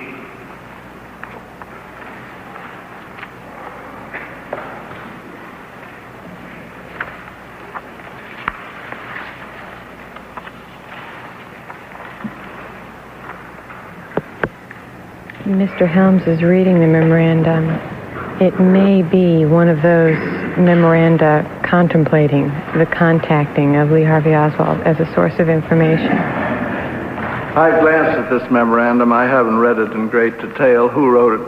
Oh, excuse me, I mustn't ask you You're asking me who wrote it? I'm supposed to take anonymous memorandum and make judgments on them. I'll do the best I can. I might add this is a sanitized document, and I would hope you would not want me to indicate who wrote it. Referring your attention to the first paragraph, it makes reference to the laying of interviews. Beg pardon? The first paragraph makes reference to the laying of interviews in reference to Lee Harvey Oswald. And my question is, does the language in this memorandum suggest that at the very least the possibility of a contact with Oswald was contemplated? The memorandum doesn't say anything about a contact. Does the memorandum make reference to the laying of interviews? To the what? To the laying of interviews. Yes, it says, I had discussed sometime in summers 1960 with almost a whole line blank, the laying on of interviews through blank or other suitable channels. At the moment, I don't recall if this was discussed while Oswald and his family were en route to our country or if it was after their arrival. What? I've not asked you to read the document. I simply asked you if it makes reference... Oh, I'm sorry. I didn't realize I was disobeying. I simply asked you to indicate whether or not the document makes reference to the laying of interviews. Yes, it says, I thought about laying on an interview. And in light of that, does the memorandum suggest that, at the very least, a contact with Oswald was contemplated by the agency? Not by the agency, by some individual in the agency. And for a lawyer, I think you ought to be more precise. Mr. Helms, I'm not in a position here today to respond to your criticism. I'm sorry, I was no criticism. Mr. Helms, have you testified before at a congressional hearing? At any time? Yes, sir. You mean in my life? Yes, sir. On more than one occasion, yes. And during those occasions, sir, was the standard operating procedure for the attorney to ask questions and for the witness to answer them? I must confess during my life, Mr. Goldsmith, that I was usually asked questions by the senators or the congressmen involved. Very well, Mr. Helms. Under those circumstances, again, was the procedure for the member of the committee or its staff to ask the questions and to have the witness answer the questions? Yes. Did anyone tell you before you came to testify here today that that procedure would not be followed? I don't recall discussing it with anyone. Fine, then let's follow the standard operating procedure, Mr. Helms. Certainly, Mr. Goldsmith.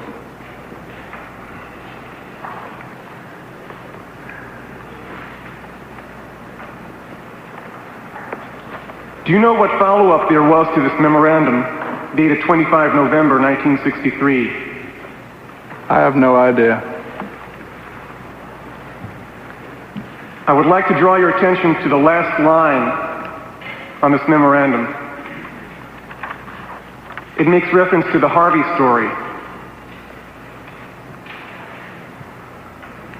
Yes. Do you know what Harvey story that is referring to? No, I do not. Did the agency debrief Lee Harvey Oswald upon his return from the Soviet Union? I was not aware if it did. I don't believe it did. Would standard operating procedure have called for Oswald to have been debriefed?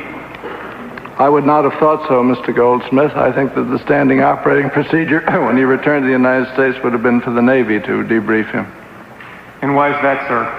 Because he had been a member of the Marine Corps, and I believe he stayed in the Marine Reserve, if I'm not mistaken. But in any event, the understandings were that military officers were handled by the intelligence organs of the defense establishment. So I take it then that the agency had no interest in finding out whatever information Oswald may have picked up during his work at a radio factory in Minsk?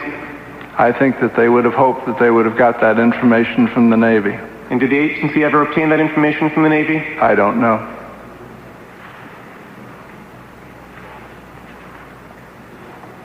Again, Mr. Helms, would you agree that a memorandum that makes reference to the possibility of laying up interviews on Oswald is contemplating a contact with Oswald? I'm not suggesting the contact necessarily occurred, sir, but that it's contemplating a contact. Apparently someone, and I'm sorry, but the memorandum is so sanitized that I don't know who it was, nor do I know in what part of the agency he was, apparently had an idea at some point that maybe it would be a good idea to interview Oswald. To the best of my knowledge, his thought never came to anything. Did the agency ever interview the author of this memorandum to determine whether there was any follow-up? I don't know. I don't know who wrote the memorandum. Do you think if there were a written report summarizing what the agency had done in its investigation of the Oswald agency allegation, that perhaps issues like this might more readily be resolved? I don't know. I think these issues are very difficult to resolve, particularly 15 years later when I don't even know what I'm dealing with. Do you think that the availability of a written report summarizing the steps that the agency went through would facilitate resolving this issue today? Yes, I think probably it would have been, in light of hindsight, it might have been very useful if we had had a memorandum for the record of everybody in the agency who was talked to about Oswald. We should have kept that going for several years.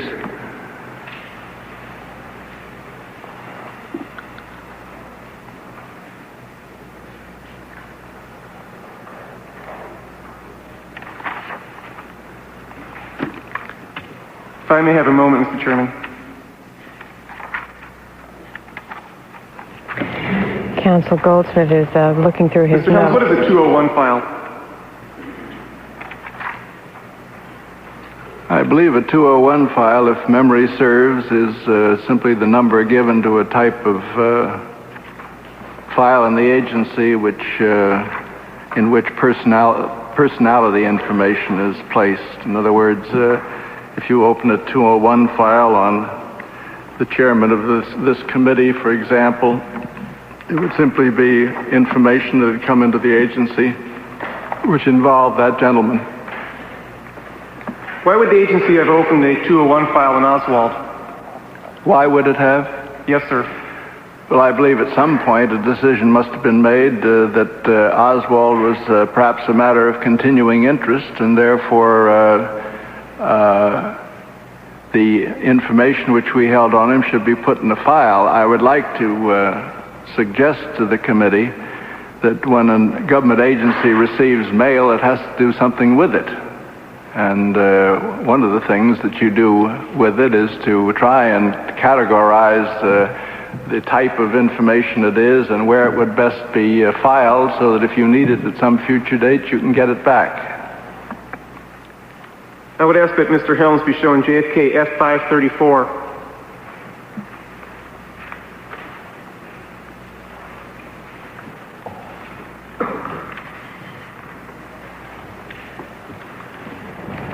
Clerk Elizabeth Birding has brought the exhibit to Mr. Helms for his perusal.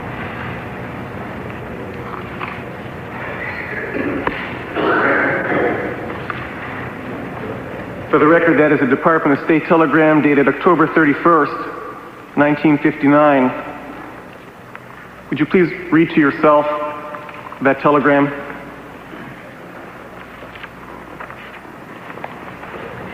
Joe, I think that's the telegram no, that can't be the Mexican telegram. It's too early. No, 59, he was Oswald was in the Soviet Union. I think it has something to do with that. Ah, yes. Yes, Mr. Goldsmith, I've read it now. Now, this telegram makes reference to Oswald indicating his intention or desire to defect, and it says that Oswald has offered the Soviets any information he has acquired as an enlisted radar operator. My question to you is whether the information contained in this particular telegram would normally lead to the opening of a 201 file. I just don't know how to answer the question. I would have thought so, but on the other hand, maybe a decision would be made that this was something that involved the Marine Corps and that this was their concern.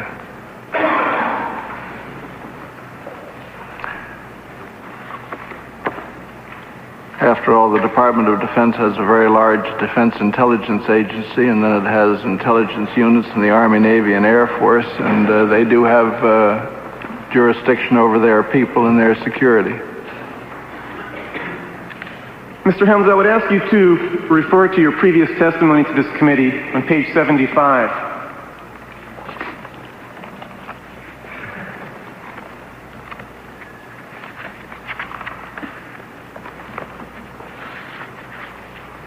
Specifically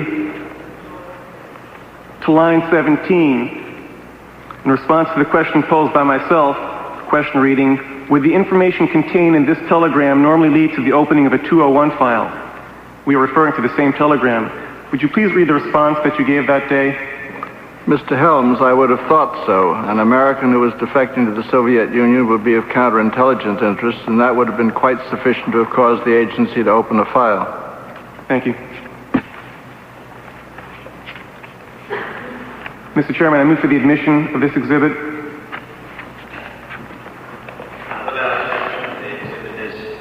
Ordered into the record at this point. Thank you. Mr. Helms, when, if ever, is it permissible to remove a document from a 201 file?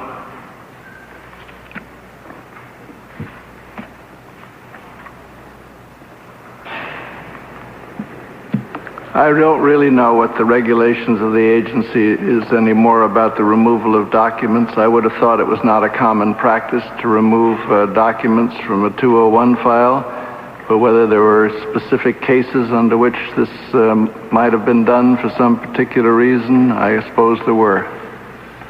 When a document is removed from a 201 file, is any record of this event required to be kept? Normally, I would think that an entry would be made that such and such a document had left the file, so that anybody who was reviewing that file would probably then realize that it was not complete. But I am so far away from these matters anymore, Mr. Goldsmith, that I'm really not a good witness on these technicalities, and I'm sorry about that, but I'm not. And I would not like the vagueness of my memory to mislead anybody. I would ask that Mr. Helms be shown JFK F523.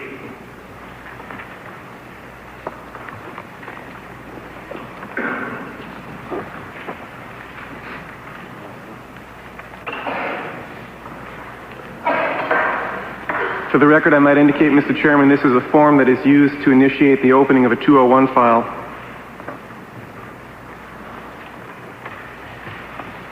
Mr. Helms, in whose name was this 201 file opened? The name is Oswald Lee, and the middle name Henry. Did the agency ever... Excuse me, I stated 9 December 1960. Is that correct? Yes, sir. Okay, I just wanted to be sure I could read it. Did the agency ever initiate inquiry as to why the file in Oswald was opened under the middle name Henry instead of Harvey? I don't know the answer to that, Mr. Goldsmith. I believe that it caused a great deal of controversy at the time that it was discovered after President Kennedy's death. But what the resolution of the matter was and whether any logical explanation was found, I don't know. Did you ever see a written report dealing with this issue?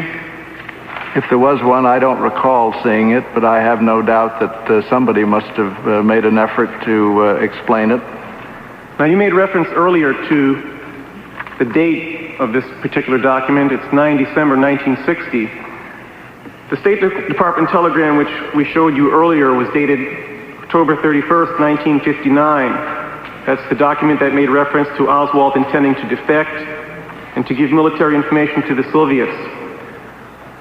Why, after the receipt of this State Department telegram in October of 59, would it have taken more than a year to have opened the 201 file in Oswald? I have no explanation for that, Mr. Goldsmith. I'm sorry, I just don't know. Would a routine name trace for Lee Harvey Oswald have resulted in a reference to the file opened under the name Lee Henry Oswald? Well, I believe that the procedure in the agency was that when traces were being run of this kind, that all the Oswalds would have been run, and that certainly all the Lee Oswalds would have been run. And it probably was at that time that it was discovered that there was a mistake here.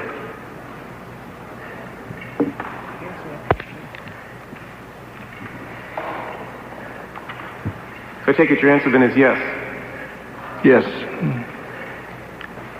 Now, I noticed under the column, under the section here, in the middle of the page where it says Other Identification, the initials AG are inserted. Do you know what the term AG or the initials AG stand for? I'm sorry, I'm not with you. I'm very sorry, but I've missed... Please just look down the right-hand side of the page. Yes. There's a column marked Other Identification, and within that column, the term AG or the initials AG appear. Do you know what that term stands for? The country of birth, USA. WFCR Amherst. I note by looking... I'm not familiar with it. I'm sorry. I just don't know. I understand. I note by looking at the bottom of the page that Oswald's file was restricted. Do you know why Oswald's file would have been No, restricted? I don't. Is that unusual in any way? Maybe because he was an American. But I don't literally know the reason. Is it unusual for files to be restricted? I wouldn't have thought so. The agency was loaded with different kinds of classifications and classification procedures and special arrangements and so forth to take care of unusual circumstances, so I don't think that was unusual.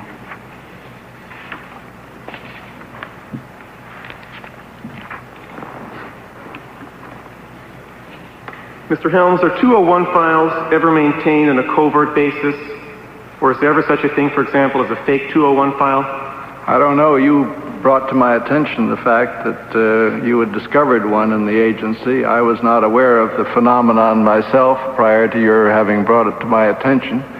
But since you did find one, then I must concede that I guess there was such a thing, but I was not aware of the one that you brought to my attention, and I'm not aware of any others. Let's examine that particular one at this point.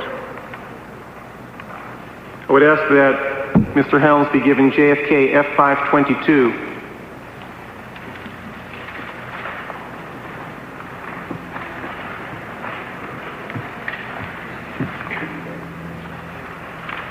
Thank you.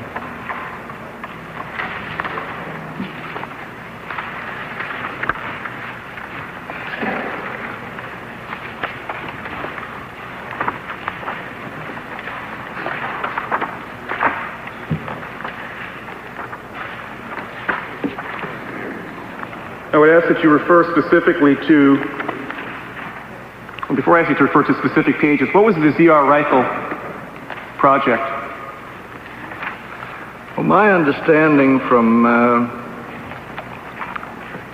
the hearings at, I believe it was of the Church Committee, that ZR rifle originally started out as an identification of a project that was supposed to cover a man who in turn had been taken on to have available an operational capability to kill people. This man was hired before I was aware of these things. I've learned this in hindsight, but I believe that's what ZR rifle was supposed to be. And then I believe later it metamorphosed into something else. But anyway, after I became Deputy Director for Plans, I put on the shelf for good and all any use of this capacity for killing people. We didn't need that. So that was the end of that. If ZR rifle continued after that, it was in another context, and I don't remember precisely what the context was. I can read what you have given me here, that it was to spot, develop, and use agent assets for Division D operations.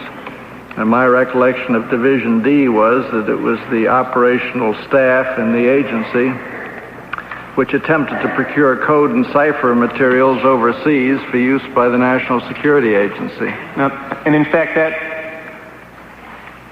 from which you were just reading, the reference to Division D has no reference at all or no bearing at all upon any executive action type program, any type of assassination program. I would not have thought so. If that was in Division D, it must have been there for convenience. Maybe they didn't know where else to put it, and I can't blame them. Or it's also possible that the person who wrote this particular set of notes was writing that aspect of it simply to mislead people, by referring to Division D to cover up the fact that this was an assassination activity. I don't know whether that was the idea or not, Mr. Goldsmith. Then let's take a closer look at this particular document, and I'll identify it. The document consists of handwritten notes. The notes are in the handwritings of two different individuals.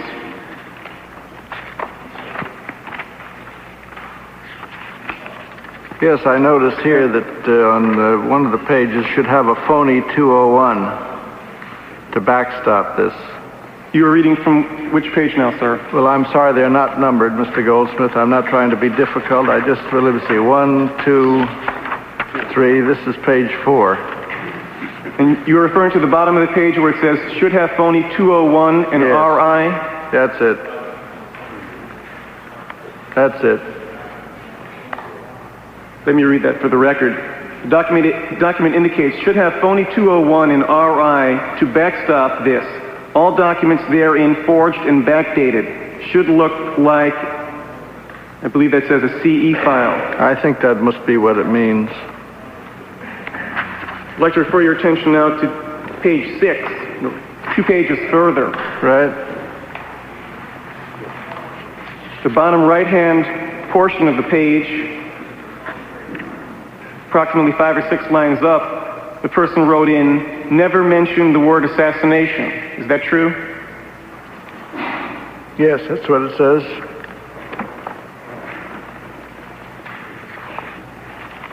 Would you turn to the next page? Does that page say, no projects or papers except for cover? And does it also say, cover file create to, from, RIS. The rest is not really legible. Does it contain that language? Yes, I don't know. I can't read it either. And it's so cut up and excised and so forth, it really doesn't make much sense. In any event, Mr. Helms, do these handwritten notes contain any indication that this particular project contemplated the use of fake files? That's what it says here. I don't know any more about it than that. But this is the item that you, as I mentioned a moment ago, that you had brought to my attention earlier, and I concede that that's what this says. But I find it awfully difficult to deal with these matters so totally out of context and excised and sanitized and so forth. My recollection is, as I have told you, that the ZR rifle project, if it was an individual that was supposed to kill people, he never killed anybody, and he was never used for that purpose after I had anything to do with it. And any further business of SR rifle was involved in something else entirely. Mr. Helms, I would ask you to refer to page 86 of your prior testimony.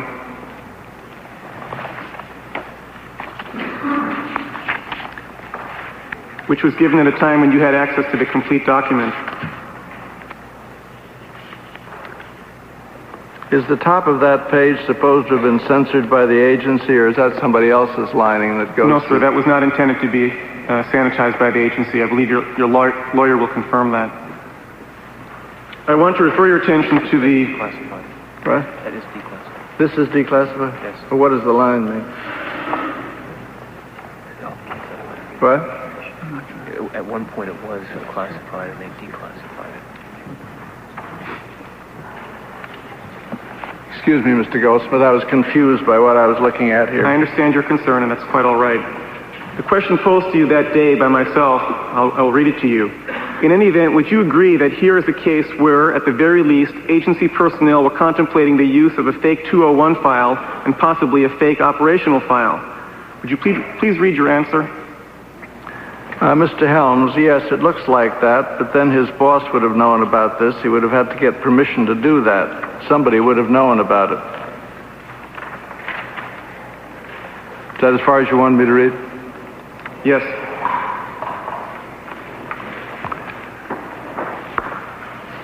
I have one more exhibit to show you, Mr. Helms.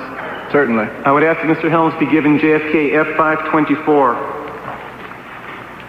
And while that's being done, Mr. Chairman, I would request that Jfk 522, 524, and 526 be entered into the record. Without objection, the exhibits are ordered into the record at this time. In addition, I would request that Jfk 520, 512, and 523 also be entered into the record. Without objection, the exhibits are ordered into the record at this point. Thank you.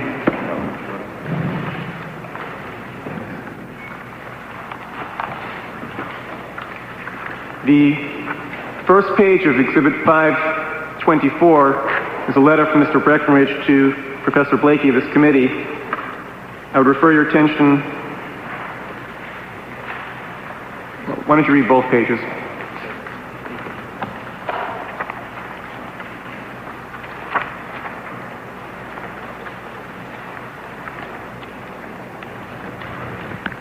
Mr. Helms is reading the I've had a letter. chance to read it now, Mr. Goldsmith. Thank you. Not only Mr. Breckenridge's covering memorandum to Mr. Blakey, but also the attached memorandum, which is unsigned and just says to Chief, I don't know what.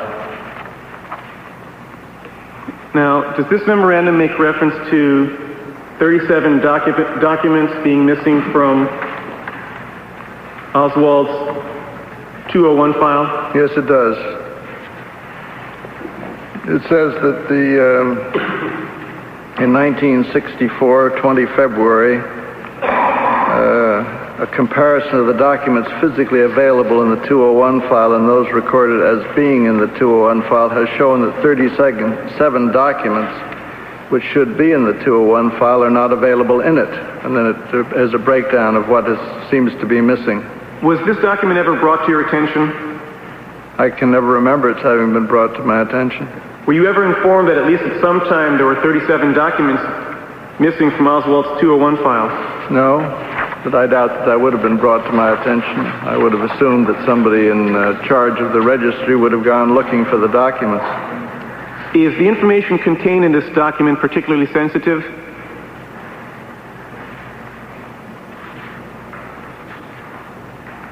You mean sensitive operationally or in the security sense? Sensitive in the sense that the agency normally attributes to that term. I wouldn't have thought so. In light of that, why would this document have carried the classification of secret and the restriction of for eyes only prior to its declassification? Sir, I'm sorry, but I don't see eyes only on it, nor do I see secret on it. I understand that. I said prior to its declassification. Please reread the letter to Professor Blakey from Mr. Breckenridge.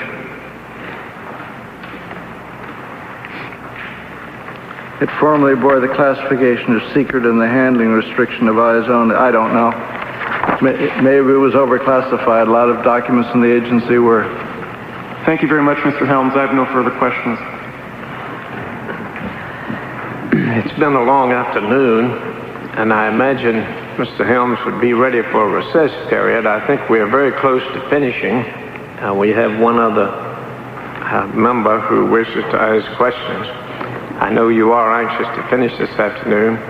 Would you prefer to take a 10-minute recess at this time, or would you like to attempt to finish up? If you don't mind, Mr. Chairman, I'd like to go right along. I'd like to finish if we possibly can as soon as we can. All right.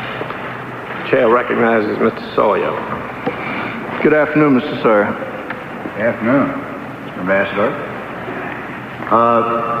First, I'd like to clear up what I think was a combination of misstatements about what Mr. Hart testified to vis-a-vis Nasinko. He did not say that we should not believe the veracity of what Nasinko said. He said he believed that. Yes. But that he felt because of the size and compartmentalization of the KGB that he would not at all necessarily know whether they had contact with him or not, and for that reason cautioned accepting it. Now I'm quite puzzled with this combination of not having accepted the bona fides of Nasinko and yet putting him on the payroll as a consultant.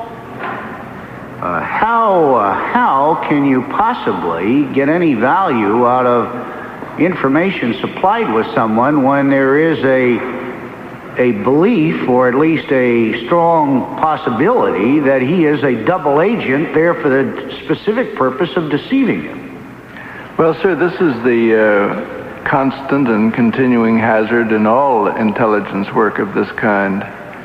There isn't a statement that's made by any defector that comes to the United States that's taken the whole cloth. We take all the statements, and then they're checked out, and there's an effort made to find out if they're true, and they're examined, and research work is done on them, and so forth.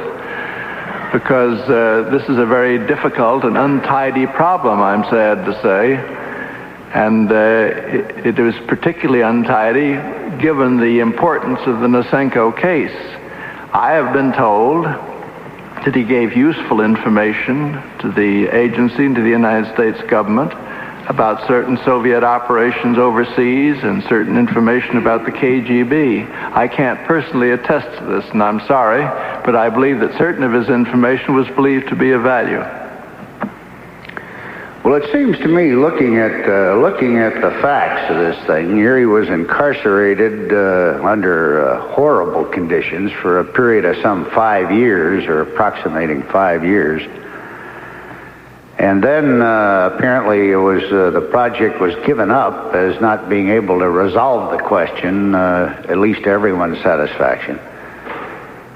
And there are memoranda indicating it would be now a great catastrophe to release this man, presumably, because after what had been done to him here in the country, it would be devastating if he talked much about it.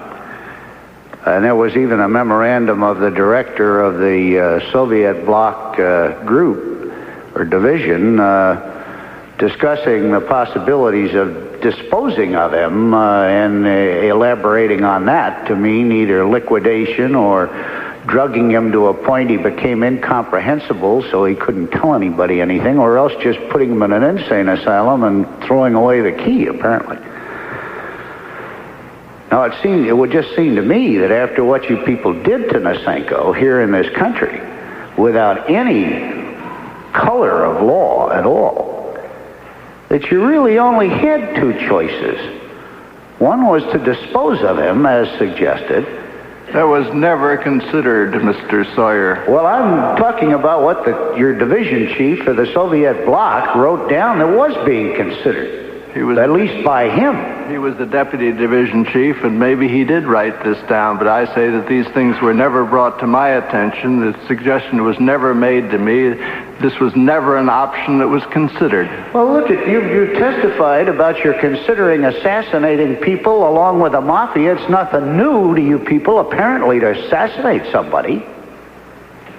That's your statement, Mr. Sawyer. Well, I thought that's what you've been testifying to here, about willingly becoming a party to an assassination either by syringe, by gun, or by poison pills of Castro. So once we get in the acceptance of that line, it doesn't seem to me so out of line that would be one of the things you'd consider. And apparently your deputy division chief did consider it. Now, it seemed to me the only other option would be to pay him off handsomely enough so he would keep quiet about this when you let him go. You obviously couldn't deport him very well at this point in time.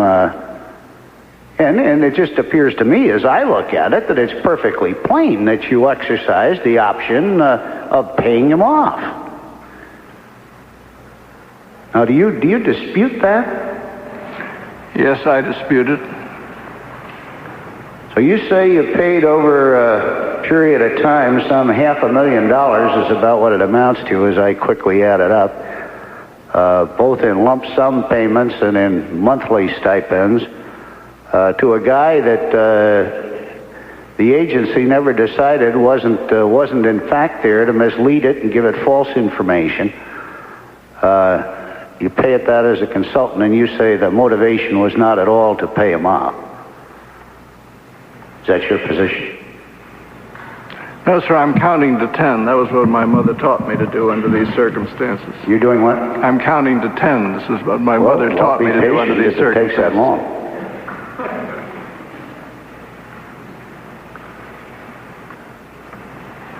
The effort in Mr. Nasinko's case, and the only option that we had available to us, in my opinion, was to resettle him and give him a new identity and handle him in such a way that he would have a chance to make a life for himself on the American scene. It has been 5 years since I had anything to do with his pay. I don't know what's been done to him since. You said, you couldn't just put him out on welfare. Well, what do we do with most immigrants that come in, either from Indochina, that are in effect refugees, or regularly admitted immigrants? We may provide them some educational help in the language or that sort of thing, but we don't pay them off. And here you're talking about sums of money that wouldn't be mentionable in the same breath as welfare.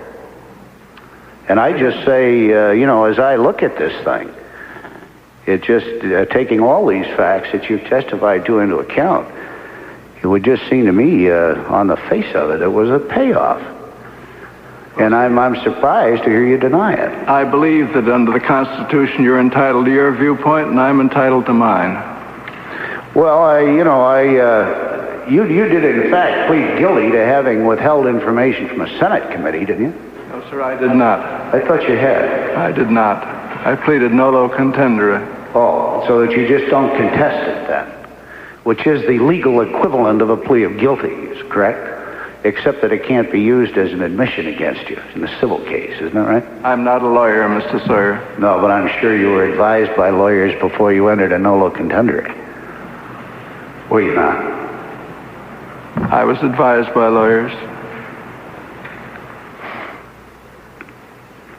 Now, something else bothers me. When you put Nasinko into solitary, you obviously intended to hold him a very long time, did you not? I don't think that was the intention at the time. The intention was to hold him no longer than it took to find out whether he was bona fide or not, or to satisfy ourselves on this. But you invested in building a whole separate vault and building around it and so forth for the purpose of accommodating Nasinko, did you not? I asked this morning if anybody from the committee had looked at the building. It was no vault, as I recollect it. I don't think that it was a very expensive building at all. Where was it located? It's located in Virginia. Was it on a military base or not? I believe those items are classified, and I was told by the agency to go into executive session if you want to discuss this. Do they still use this? I don't know. Was it ever used for anyone else other than Nasinko? I don't know. I don't think so. Well, apparently it was a reinforced steel box that was described by Mr. Hart as being like a bank vault. And he then described that a house had been built around it to accommodate the interrogating staff and guards and whatnot, and then surrounded by a link barbed wire fence. You wouldn't do that just to put somebody in it for a couple of months, would you? Well, I think it would have depended on the circumstances, and after all, this is a very important case to us, so I don't think that the question of the amount of money that the installation cost really came up. What was the purpose of moving him from what was apparently a secure place of confinement in this so-called safe house? What was the purpose of building another facility and moving him out of there into that? Well, I assume that those safe houses are much more complicated to administer. It takes more guards and things of that kind. I think there were practical considerations involved. But wouldn't it be fair deduction that if you went to the trouble of building a separate facility of this type, that it obviously was going to be quite a long-term incarceration if that's specifically for what it was built? Well, I have just said, sir, that this was not the intention. The intention was to try and find out whether this man was bona fide, and that was the objective. And when we had done that, we would have let him loose. And if this was a mistake in building this house, then I guess it was a mistake. You said, too, that, you didn't subject Nasinko to physical abuse. Well, as I've both talked to Nasinko and listened to the CIA official spokesman define it, it was a partial starvation, a being subjected to cold weather without even so much as being provided a blanket, not being allowed fresh air during the heat of the summer for over a year. Don't you consider that, just those items alone, as being physical torture, actually? I cannot verify those items. I don't know whether they're true or not. You've told me today that they were true. Well, you were the man in charge when he had been without any legal process or trial, just incarcerated in solitary confinement. You were in charge of the agency that was doing that, weren't you? Well, I wasn't in charge at that time. Well, during part of that time you were. I became in charge later. Well, during part of that time you were, weren't you? Is there any evidence that when I was the director that these things had happened to him? I don't know. I don't know anything about the time. I hear conflicting stories about how he was treated. You'll have to use your stories. I can use mine. But as you said of McCone, he could have found out anything in the agency that he wanted to find out. You said that right here. Do you remember? I said that, indeed. So I presume, being one of the people in charge of this having occurred to the man, you could have found out anything about what was happening to him that you wanted to, couldn't you? I never was told any tales that... Did you know? Well, you knew he was in your custody. That's correct. I did, sir. And you never made any inquiry about what was happening to him over this 4 or 5 year period? Of course I did. Well, did you find out then what they were doing to him? What you were doing to him? I was never told of these details of his being kept in a room that was so hot that he couldn't stand it or any of those things. Those were never brought to my attention, or I never got those in answer to any inquiry. And if this is the truth, I'm genuinely sorry about it, but I was not aware of it at the time.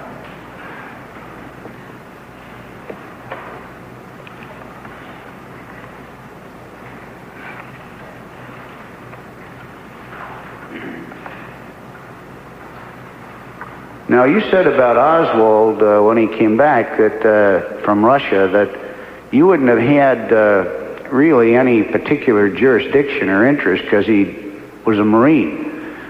As I understand it, he had been discharged from the Marine Corps, and for how long a period of time does a military service retain intelligence jurisdiction over a person? I don't know. I really don't.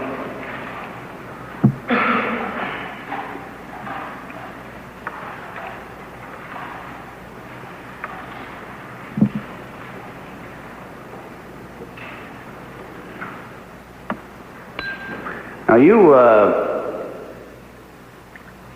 when you were interviewed apparently by a Mr. Lardner, George Lardner of the Washington Post, after your executive testimony here, said in effect to him that, quote, and I quote as you're quoted in that article, and the article is in the Washington Post of Thursday, August the 10th, referring to your appearance here on August the 9th, said, quote, you said to Lardner, quote, your questions are almost as dumb as the committee's, end quote. Does that rather fairly reflect your general opinion and attitude toward congressional talking to Mr. Lardner after the hearing the other time. I was chatting in the hall with a newspaperman around lunchtime. I don't recall making as acerbic a remark as that, and of course I withdraw it.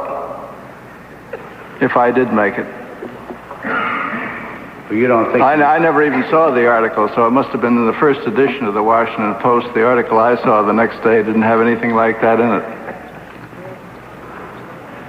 But you don't It teaches you never to talk to the press. I mean, that's the only lesson it does. If they quoted me accurately, if they didn't quote me accurately, then I shouldn't have made off-the-cuff remarks. But I don't feel that way. I think this inquisition has been admirably handled. Well, here, if you didn't read the article, let me give you the benefit of the appropriate or the applicable part of it.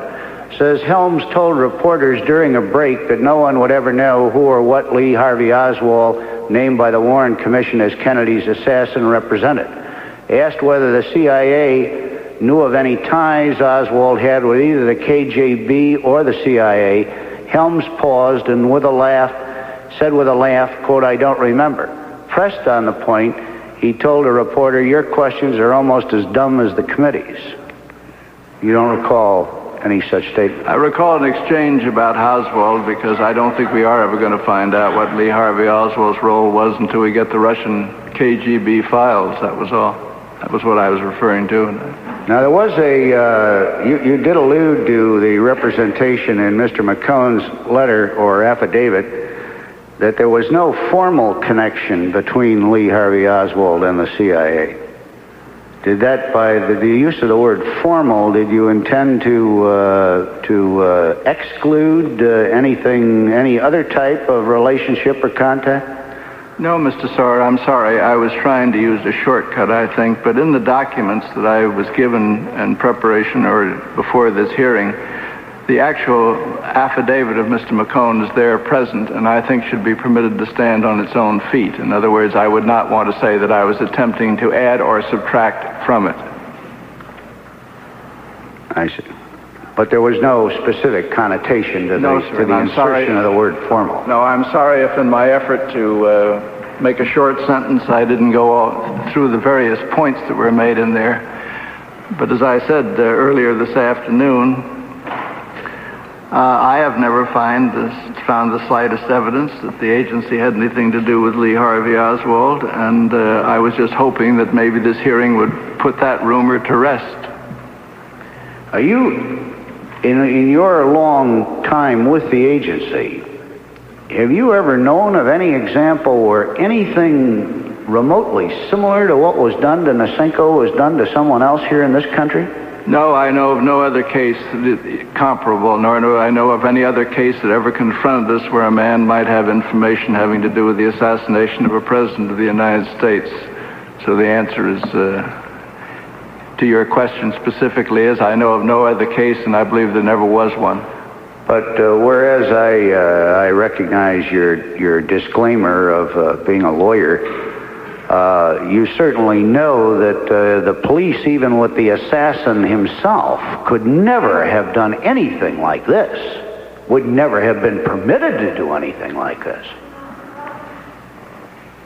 You understand people's rights enough for that, don't you? Oh, yes, I understand people's rights. I mean, holding a man in solitary confinement under these kind of conditions without a trial and subjecting him to both physical and mental torture, even with the assassin himself, there's no way the laws of our country permit that kind of thing. You knew that, didn't you?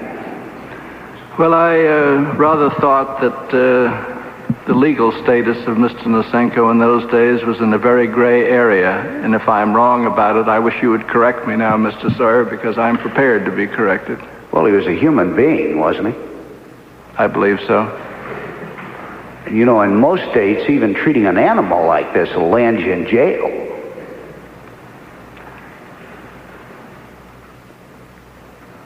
I have no further questions. Thank you, Mr. Chairman. Are there any further questions? Mr. Dodd. Thanks, Mr. Chairman. Mr. Helms, you made a point earlier in your testimony today with regard to the testimony of Mr. Hart, talking about his remarks to this committee in light of the fact that he didn't really share with us any specific knowledge about the substance of our inquiry, that is, the connection, whatever there may have been, between the KGB and Lee Harvey Oswald, and to that extent, what information the agency had with regard to that specific information. I have to agree. In fact, Mr. Hart mentioned here that he had stated specifically to the agency that if he were to be expected to talk about Lee Harvey Oswald, then it was pointless in the agency sending him up here because he had no intention of talking about Lee Harvey Oswald. If this committee were to ask you, who in your mind would be a good witness or several good witnesses that we could talk to, either presently employed in the agency or former employees of the agency, who could shed additional light on that particular aspect of our investigation, who would you suggest? I would suggest the chief of the Soviet Bloc Division and the deputy chief who has been maligned here. I think that they might come before this committee and answer for themselves as to the reasons behind the way the interrogation was conducted. I think that would be good for openers. Who are these people again? I'm sorry. The gentlemen who were chief and deputy chief of the Soviet Bloc Division at the time of the Nasinko interrogation. Could I go back a minute? Counsel Goldsmith asked you some questions about this 201 file that was taken out on Lee Henry Oswald, I believe was the characterization. There's some confusion, I think, in the committee's minds as to how that file was opened, what kind of a file is. What is a 201 file in the agency? It's nothing but a personality file. I mean, we might open a file. You get pieces of paper like this and they refer to Christopher Dodd, and we'd open a file on Christopher Dodd. They just happened to be called a 201 file because we had a numbered category of files of different kinds used in different parts of the agency. It has no arcane significance at all. It's just a number. It might have been called file 5-type files or X-type files or something of this kind. But it takes something to trigger it, I presume. Yes, it takes a form like this to be filled out to...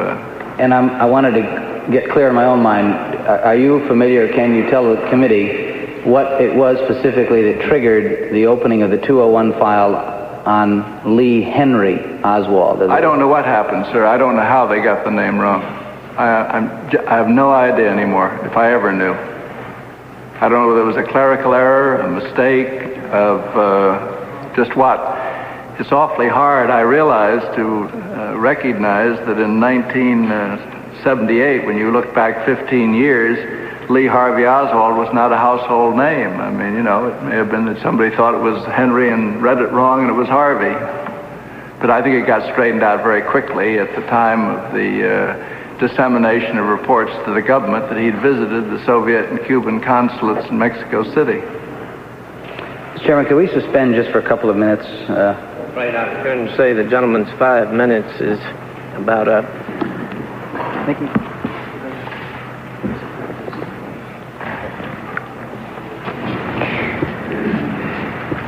The committee has suspended for a couple of minutes. I imagine what they're talking about up there is what you and I have been talking about among ourselves down here, Joe, and that's exactly what does this business about the 201 file and the ZR rifle file mean? It seems to me that there are suggestions in the material that has come out today that the 201 file may have been a fake file, and that there are 37 documents that were at one time missing from it that I couldn't quite make out may still be missing from it. Well, it's hard to say whether they were ever in it, because if we read one of the memos here, it says that 37 documents should be in the 201 file, are not available in it. I see down farther, it does say that a couple of State Department documents are missing, 25 cables, presumably from the embassy in Moscow to the U.S., 7 memorandum from the FBI. This would also show do we have a destruction problem here?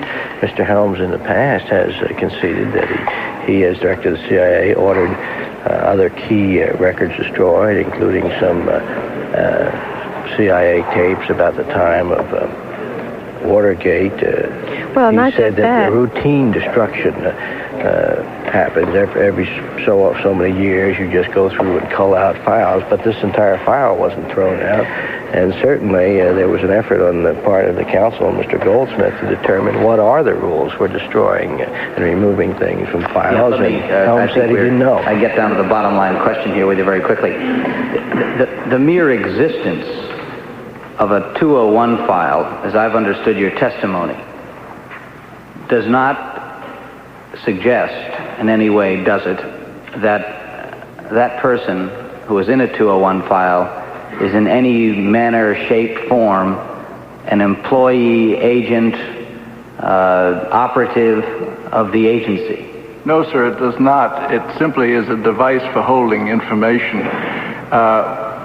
When an individual gets into specific categories of relationship with the agency, then the whole file business is changed. So the existence of a 201 file on Lee Henry or Lee Harvey Oswald at the agency would in no way indicate that he was in fact a paid employee of the agency. It means absolutely nothing. As a matter of fact, there were files in the agency on congressmen and senators, but they had newspaper clippings in them. I mean, if you are going to file a newspaper clipping, you got to put it someplace.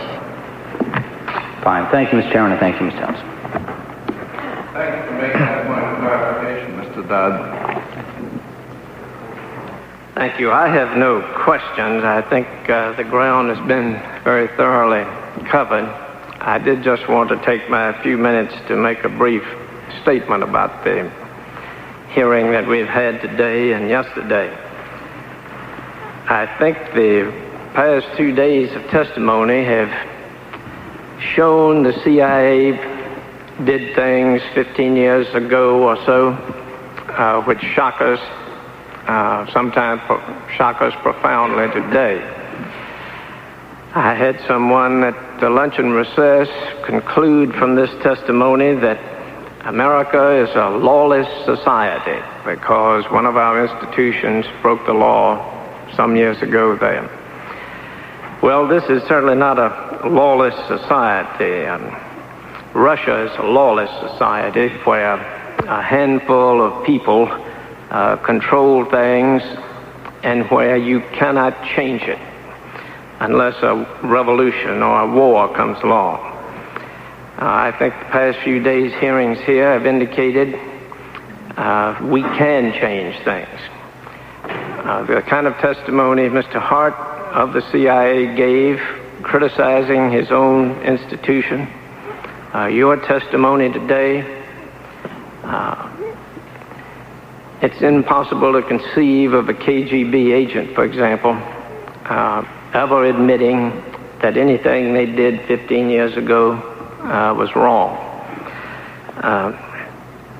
I don't think it was wrong to bring out these horrors of the past. And I think the old adage that the truth can make you free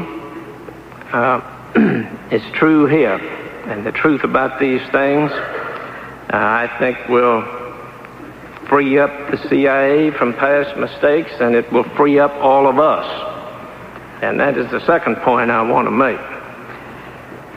I think when we view these actions of some time ago today, we should realize that at that time, when these acts were committed, there was a national consensus that this nation's security was in peril.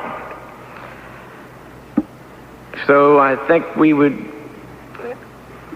want to be very careful how we make retroactive scapegoats.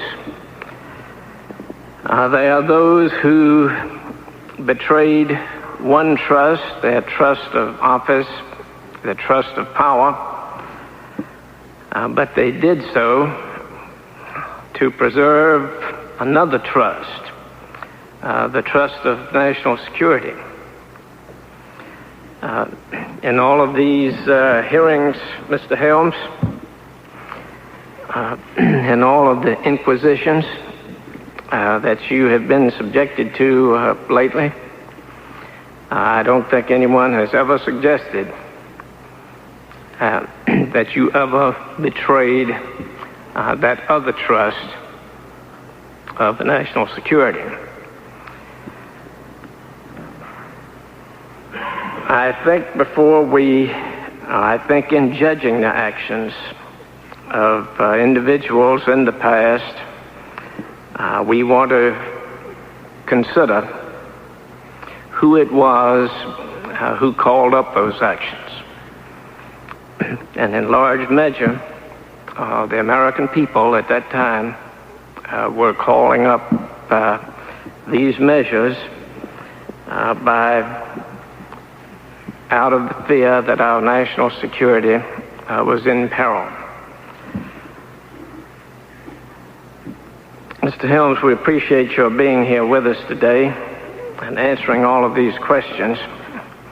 At the conclusion of the testimony of our witnesses, we allow each witness 5 minutes to make any statement that he may choose to make. You've testified at some length today, but if there's any matter you wish to clear up, any statement you wish to make, we'll be glad to hear from you at this time. Thank you, Mr. Chairman. What I would like to say is that I deeply appreciate the remarks you have just made at the conclusion of this hearing. I thank you for them. I thank you for your courtesy as chairman. I have no other comments. Thank you. Is there any Monday? If there is no further business today, the committee stands recessed until 9 o'clock Monday morning.